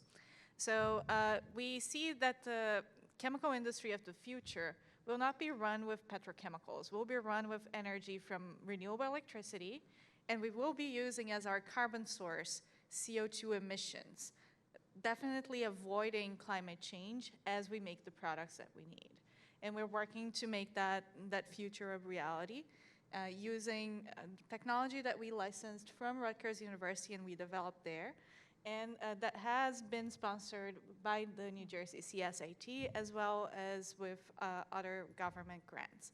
So happy to talk a little bit today about that process of commercializing technology that was developed at the university and how we're moving forward with that. Great. Nidal? Hello, so my name is Nidal Bouanaya. I'm a professor of electrical and computer engineering at Rowan University. I'm also currently serving as the Associate Dean for Research and Graduate Studies with the College of Engineering, and I am a co-founder of MRI Math LLC. So MRI Math is a joint venture with a radiation oncologist, actually at the University of Alabama at Birmingham, who came to me with the problem that in radiation therapy, the entire process is automated except delineating the exact tumor. Now, in this case, we're looking at the brain. Why do we want to delineate the exact tumor? Exactly so that when we radiate, we only radiate the cancer cells and we would not radiate the healthy cells, right? Especially in a brain where that would lead to cognitive, right, issues. So we're using AI because I forgot to say that my expertise is machine learning and AI to do exactly that, to create a radiation oncologist. So the value proposition, it's objective rather than subjective. Subjectivity actually in radiation oncology is about 35%. So basically if a patient with a tumor in the brain going to hospital A or hospital B, they're gonna get different parts of their brain treated or burned in a sense. So objectivity, way more accurate. We do it in few minutes. A doctor will take at least on average 1 hour, sometimes several hours, up to 7 hours for brain of kids. We do it in less than 5 minutes, the entire process with the human in the loop. And we've shown actually in publication that this results actually in earlier detection of malignant tumors in the brain. Thank you. And Carrie, tell us a little bit about your role at NJIT. Hi, everyone. My name's Carrie, and I'm the IP manager at NJIT. So I'm an IP expert, and I feed into more of the IP questions. In my previous role in Australia, I did do some more work with commercialization, but here I'm faculty-facing, nurturing the IP, bringing out the new inventions, helping early decisions about what inventions, where they should go, whether they're ready, whether they're fully baked or not. And also starting the initial conversations about who the competitors are, what the landscape looks like, and which direction the scientists should go. I have a slide. Yeah. Oh, my slide's up. Hey. I just can't see it here. Oh. So I just wanted to talk a little bit about NJIT's commitment to translational research. I'm fairly new here, so I'm actually really impressed, and there's a few programs in place. Most recently, we've gotten an NSF ART grant accelerating research translation, and $6 million grant over 4 years. And this grant enables seed funding for certain research projects, as well as education and process streamlining, so getting policies and procedures aligned with translational research and making them more streamlined for that. One of the outcomes is this seed grant called the CERT seed grant, and this is put in place by the Center for Translational Research, spearheaded by Tom Dewan. And this is a very early stage seed grant that kind of gets faculty members, if they're not already, sort of more in the entrepreneurial mindset. Oh, there it is. And provides education and initial funding. And the outcome of that should be a patent filing. And the next we have a TITA grant, which is 3 phases, and those are the next 3 phases of translational research. And it has an industrial advisory board that gives mentoring and introductions to investors. And this helps with prototype development, market analysis, and all the next stages of getting technology out of the lab and into the world. And this hopefully leads to more grants and investment and technology commercialization. So yeah, NJIT has a really comprehensive and well-structured plan to get science out of the lab and into the world. Thank you. Now, I'm going to bounce back to Deb because I know Rutgers has some programs as well, both specifically at Rutgers with their Tech Advance and Health Advance programs, and then within the New Jersey overall ecosystem, there is a NSF I-Core, I'm going to say it wrong, node hub that involves many, many people within Delaware, New Jersey, Connecticut to be able to help with some of those early questions that Carrie talked about. So tell us a little bit about some of that and how your office interfaces. Yeah, so like first in terms of our gap funding, so we have 2 commercialization funding programs like Tech Advance, which is typically for non-life science technology, and Health Advance. Those are really grants that are like used to de-risk technologies, because one of the big issues is obviously innovations that come out of the university are extremely early stage, and established companies don't often want to take the risk in licensing and developing it up to a point where it can be really commercializable. So like those programs, actually we have a review process that's done with external reviewers who are experts in the industry and provide like the feedback on whether that is indeed like what should be done. So even before applying actually to be eligible, there is a need to have industry feedback and saying this is what should focus on, and then a project is submitted and reviewed by those external people.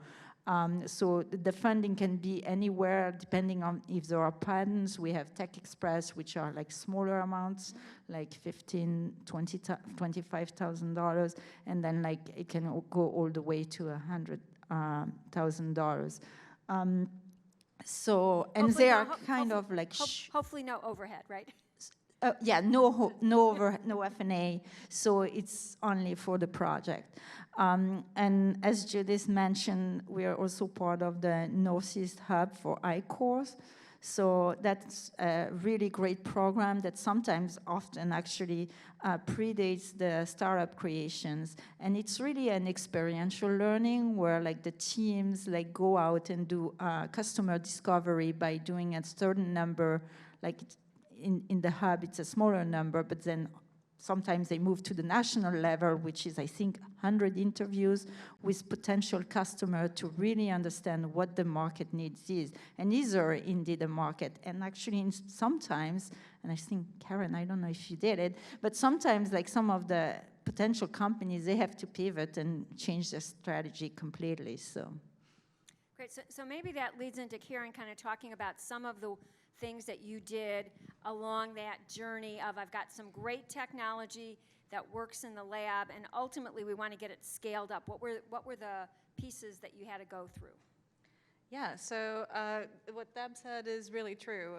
Things that we develop in the lab are really early stage. So we had a patent. No one wanted to license it right away. So we got one of the Tech Advance grants to keep developing the technology a little bit further. Then after that, we started going through the NSF I-Core process, which really allowed us to explore the potential for commercialization systematically.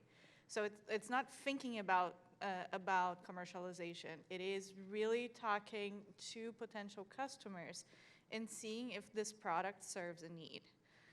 And we got interest and really understood that the companies that we wanted to sell this technology to would not have the expertise in-house to develop it. And we had that expertise, and we had to stand up a company and do the process engineering, do the work to bring that to the risk of the technology and bring it to a point where it could be a commercial success. So in that process, we also applied for a lot of grants to support the initial work. So SBIR grants, STTR grants, and often in partnership with the university to continue to leverage resources there. And we also participated in the applications for the New Jersey CSIT grants, which provided a lot of the gap funding between the federal grant funding, because that's super important too. One of the opportunities that the CSIT offered to us was sponsoring participation in accelerators. In our case, the relevant one was the Clean Tech Open, which also was a systematic way of learning about what are the really important pieces of putting a company together and running a company, because that's something we haven't done before. We were scientists. So we are scientists, but so now we're scientists that know a little bit about how to run a company. And that was super crucial. And then we went on to participate in fellowship programs. I was part of the Lab Embedded Entrepreneurship Program at Argonne National Lab, which is called Chain Reaction Innovations. There's also a program called Activate that serves that need of really sponsoring the innovators for 2 years and giving lab resources to help develop the technology further. And we continued on with support from Breakthrough Energy, with venture investment. So this innovation is not a solo sport, it's actually a team sport, and it's supported by a lot of institutions, and we find our way with a lot of support, so we appreciate all of that. Thank you. So what you hear her say is that sometimes there's a cartoon, and those who've been in the tech transfer world, you know, might see the light bulb goes off, and you kind of see the idea, and then it kind of goes through this linear pathway, and ultimately at the end there's a product in somebody's hand.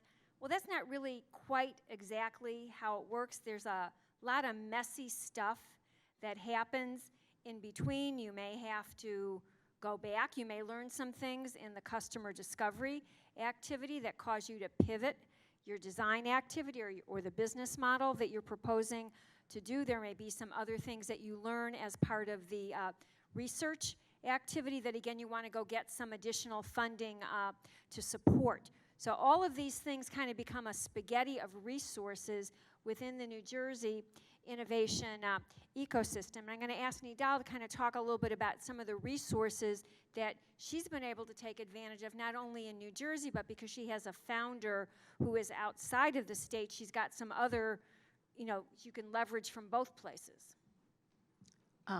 That is correct, Judith. So we started with I-Core, right? We couldn't do it, in a sense, without I-Core. That was an eye-opening. I went directly to the national program because I had NSF lineage, but otherwise you can go through the regional program, the I-Core Northeast Hub, that's led by Princeton and where I think most New Jersey universities are affiliated with. So yeah, in I-Core we learned basically the product to market fit. We learned to distance ourselves from the technology and understand the pain and needs of the customers, right? Rather than, you know, we were too close to the technology. So then we went to NIH for SBIR phase 1. We focused on phase 1 because phase 1 is mainly the research, right, with potential commercialization. So we got an NIH SBIR phase 1 contract that was $400K. So that was for 9 months to 12 months. And then NJCSIT, led by Judith, They had the program, they still have it, that if you win an SBIR, doesn't matter what the agency is, doesn't have to be NIH, then you get a supplement. So we applied for it and we got the supplement from NJCSIT. And then we had a 1-year gap. We had some savings because from the phase 1 in a sense, but we also applied for Rowan Venture Fund. So Rowan has a venture fund, and we also got angel funding that let us go between the phase 1 and phase 2. There is a gap, unfortunately, and NIH and other federal agencies are aware of that, between phase 1 and phase 2. Then we applied for phase 2. By the way, I'd like to say that phase 1 was an STTR, so Rowan University was a sub-award, so it was between the company and the university. But phase 2 is way more commercialization. That was $2 million. And we got phase 2 last year. We are in the second year of NIH phase 2.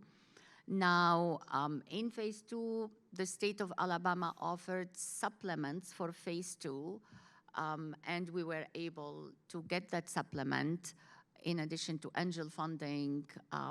Yes. So these were the resources, basically, that we are currently tapping into to advance the technology, but also penetration of the market. So I would also encourage you, not only from the Commission on Science, Innovation, and Technology, but the New Jersey EDA has an angel match program and an angel investor tax credit program that you want to take a look. You know, they have, I only have 11 programs. They've got 63 programs, so it's a lot of stuff on their website. But those programs may be a way for you to get some investment back to your angel investors and some match. So you just want to take a look at what the requirements are. One thing that for those, you know, this federal SBIR money is great. It's non-dilutive funding. You're getting dollars to be able to further advance the technology.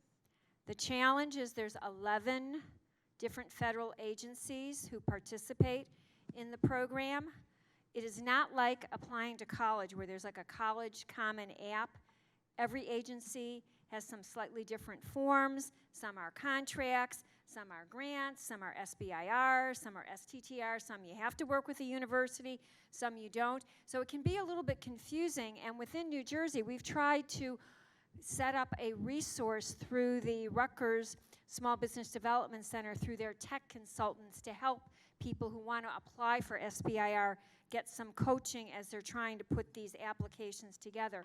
Because one of the things that the state is very interested in doing is bringing more federal money into New Jersey. Because, you know, there's a lot of dollars, you've all seen it, you know, a lot of money that's being spent at the federal level. We'd like to see more of that coming into New Jersey to help our, you know, to help our innovators. And so maybe, you know, Carrie, what are you seeing in terms of trends with some of the faculty innovators that you are interfacing with? In terms of funding, or? Yeah, you know, like what are you seeing? Are they, I don't even want to guide you on what the answer ought to be, but what are you seeing? So, all right, maybe I'll give you, are you seeing people earlier in their career, later in their career arc who are interested in commercialization? I mean, sometimes we hear a lot, maybe Deb can even comment as well, you know, kind of publish or perish, and so sometimes some of the younger faculty who are earlier in their career arc may say, I don't have time for this right now, I got to get my tenure, and then I'll come back and look at this. I have to say I've seen a mix of early and more seasoned. Like we have repeat inventors. We have a few of them. So that have, I would say a large number of our patent portfolio has repeat inventors. But I actually get really excited when I have a first-time inventor and they come in and the first thing we have to tell them is about publishing and how that can affect their chances of getting a patent. And the consequences of publishing. So yeah, we've had the newer inventors come along, and they've been accessing various funding sources, and some of them have disclosure associated with it. So there's a bit of strategy around, you know, how to get this money and access this money without compromising your patent rights. But yeah, I've had a few new inventions come in with first-time inventors, and it's really exciting to work with them And there's a bit of an education piece there, of course, but it's really good to see brand new things coming up through the pipeline. Great. So, Deb, are you seeing some differences? So, what kind of changes has Rutgers been making in terms of services that they're providing to faculty innovators?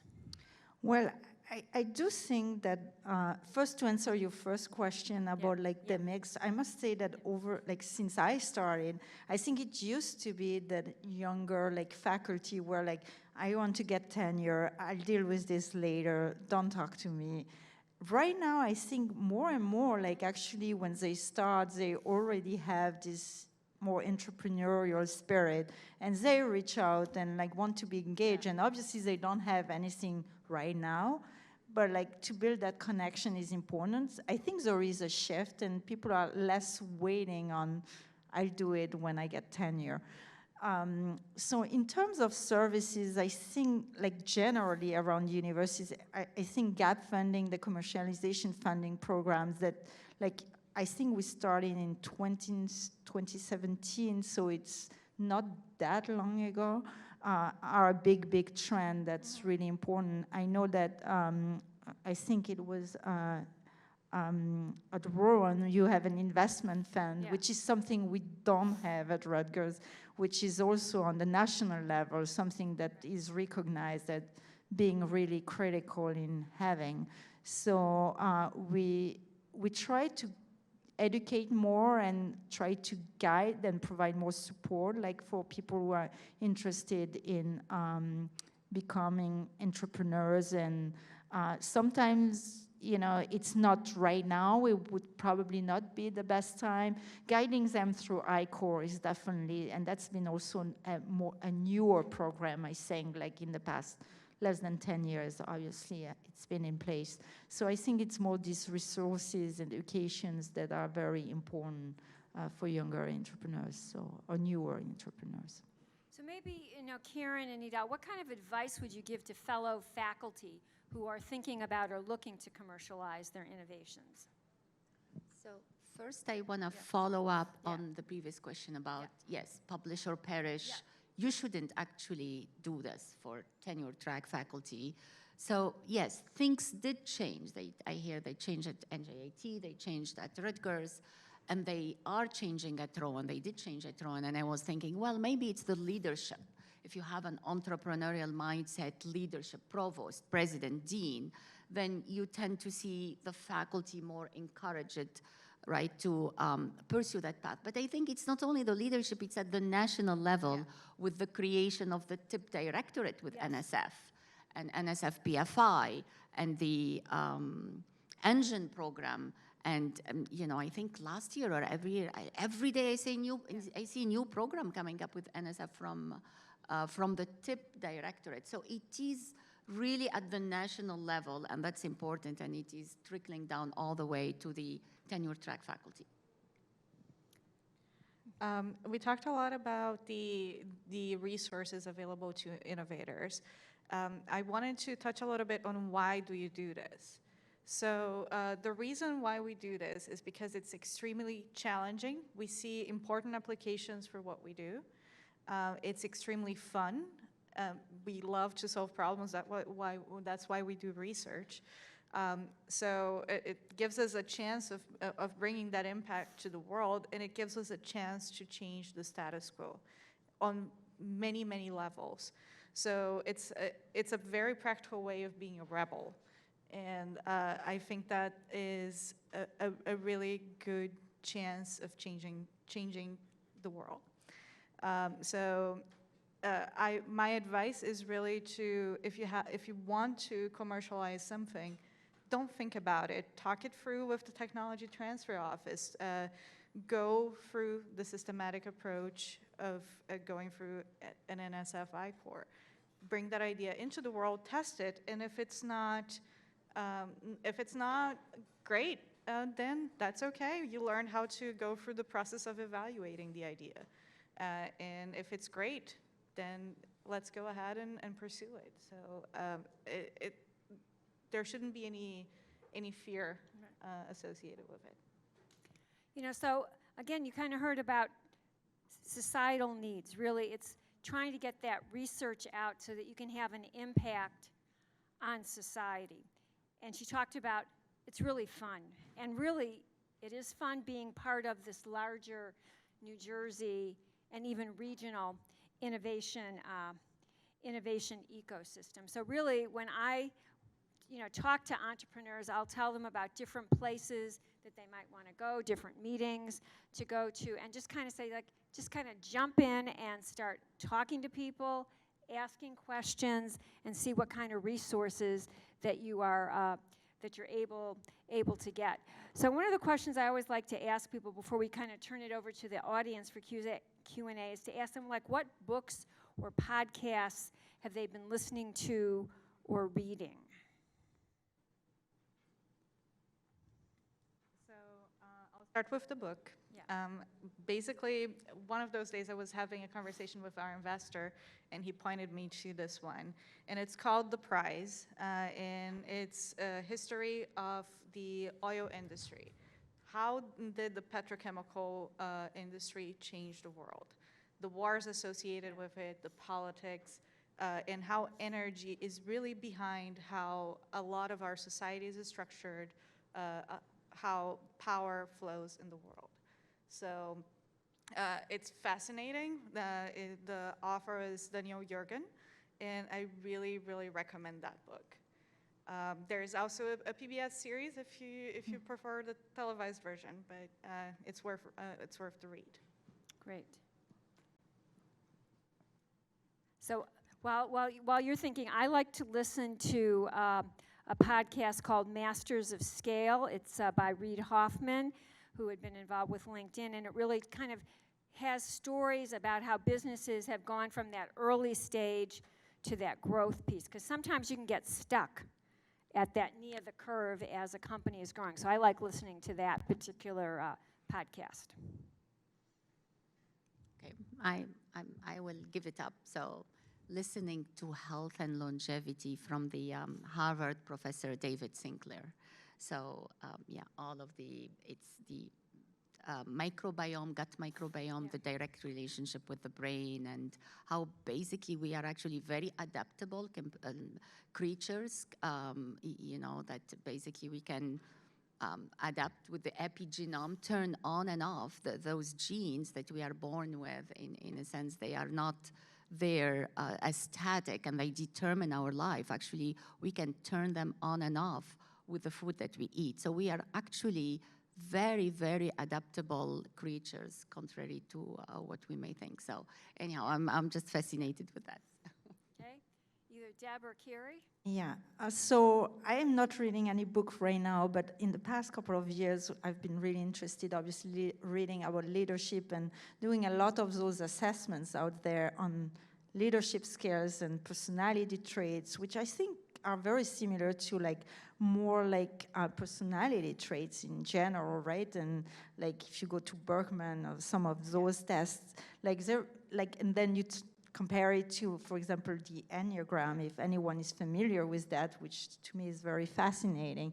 It's really good to understand, and it leads on a quest of mental health journey and learning about oneself and what are your goals and where you go. And it's a lot about how you deal with others and how you interact and, getting to the point that you can only really control what you do and how you react to it. So it's more like reading in general about those topics. So.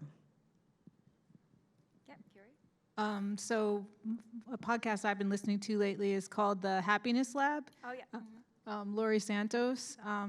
Basically, it's very scientific studies or scientific background to different things that affect happiness. And one thing that I've learned from it is everything you think that's going to make you unhappy or happy is pretty much wrong. So it has a way for you to kind of hack your happiness through various things like human connection, talking to strangers, and it's really been interesting. I listened to it on my commute on the train. Great. I highly recommend it. Great. So now I guess we're going to turn it over to the audience to see if there's any questions from the audience. I see Dr. Ehrlich has a question or a comment. What I really have is a shameless self-serving advertisement. You've heard from the panel a good bit about this program called I-Core. I am the NJIT faculty lead for I-Core and part of the hub with Nidal, and of course a lot of my colleagues from Rutgers, Dunbar, and of course Dan Benderly works with you. Anyhow, it's a good crowd, very good group. We have I-Core here at NJIT. You've seen emails from me. You're going to see more emails from me very soon about a Novus program that's on April 12th. It's a lunch and learn from 11:30 to 3:30 where we introduce you to what is this I-Core thing that you've just been hearing a good bit about. And then in June, we're going to be having another Propel Us program. It's going to be 4 weeks over the month of June. I haven't sent those emails out yet. That's going to be in a few weeks. You'll start seeing those from me. But it's a program where Asif has just gone through it. Sharmi went through it. You know, lots of our, we've had about 350 faculty student teams, NJIT here, go through this Propel Us program, this regional program so far, and it's just the beginning of the pipeline for getting to be a successful company as you're seeing up here. So please, when you see those emails, join us. Come on April 12th. Learn what I-Core is. Sharmi passed around some flyers. I think come to our Propel Us event. It's really a chance to somewhat systematically consider the commercialization, and we give you a $3,000 mini grant to help subsidize the cost of actually going out and talking to those 20 or 30 potential customers. So it's really a great opportunity for everyone here, I hope. Oh, here, sorry. Yes. I'll pass that back. Okay. Hi, my name is Asif Kunwar. I am in the CS department. And I just finished I-Corp with Dr. Elric. It was a great experience. I really recommend everybody to attend that. You know, that's the first thing. Second thing is, after listening to you guys, you might have noticed that recently there is President Biden has passed or signed an executive order for women health initiative. And I'm really passionate about that. I'm really looking into, like anyone who, want to know if any of you guys are engaged in that focused on women's health, because I lost my mother just because a very, you can say very easy things to do that just our mothers and sisters and wives and, daughters don't do that because they keep sacrificing every day for the family. Like just taking care of blood pressure or just checking blood pressure or diabetes, those kind of things. So I really like to know if somebody, is, to have some initiatives on that we can work with you guys. So I don't know, Deb, if you want to talk about, certainly there's a lot of research at Rutgers that are focused on women's health and maternal health. The state of New Jersey, First Lady Tammy Murphy has an initiative called Nurture NJ, which is specifically focused on infant and maternal health. New Jersey is horrible in terms of where they rank in terms of maternal mortality. I think when we looked it up yesterday, it was something like number 47 in the nation. So we do not rank very well, so that we know we need to be doing some things in terms of having both technology, but also listening again to what, Dr. Kay had talked, Cobb had talked to us about, making sure you get at the social determinants of health to address those challenges. My commission has some specific programs around grants that are specifically targeting women's health, and we anticipate in the June timeframe opening up for startup companies an opportunity to apply for a competitive grant around infant and maternal health. And yes, you kind of have to start digging into, beyond the headline from Joe Biden, what is, how's the funds going to flow into New Jersey and other locations, and what do we have to do to apply to be on the front line of getting that? Other questions? While you're thinking about that, I see a colleague from the New Jersey Big Data Alliance. So if I kind of switch a little bit back, sort of on the AI aspect, New Jersey has a Big Data Alliance, and their annual conference is going to be May 17th at Rutgers. And if you go on to their website, you can get some information, and has a focus this time about AI, and I think some of the ethical aspects as well of AI are part of the agenda. Other questions? Well, if not, as I said, this has been a real delight to have a conversation with some of our esteemed innovators and supporters as part of the New Jersey innovation ecosystem. If I would leave you with kind of one last thought around things is reach out to people. There's no stupid questions. Ask. We all have phone numbers that you can readily find us, send us emails. I'm sure all of us would be happy to have additional conversations with you as you pursue your commercialization activities. And with that, I will turn it back to Nancy for any closing comments.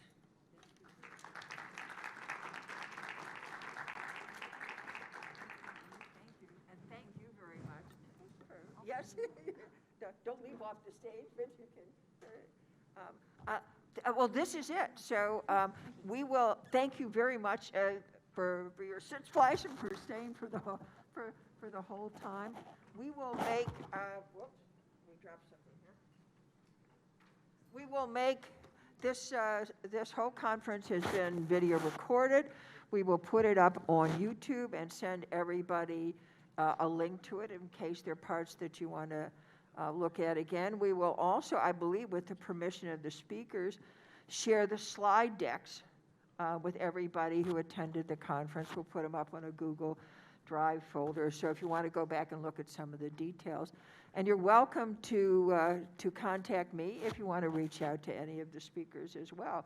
We're going to send tonight a little survey to everybody, and thank you for filling that out. And thank you very, very much for being here today.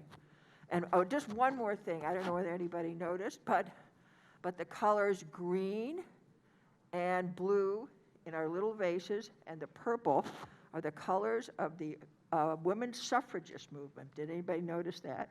So everybody, as is the button that says deeds, not words, always a good thing to remember during Women's History Month. So everybody take one of those. Those go back to Mrs. Pankhurst. So with that, happy Women's History Month. Thank you for coming.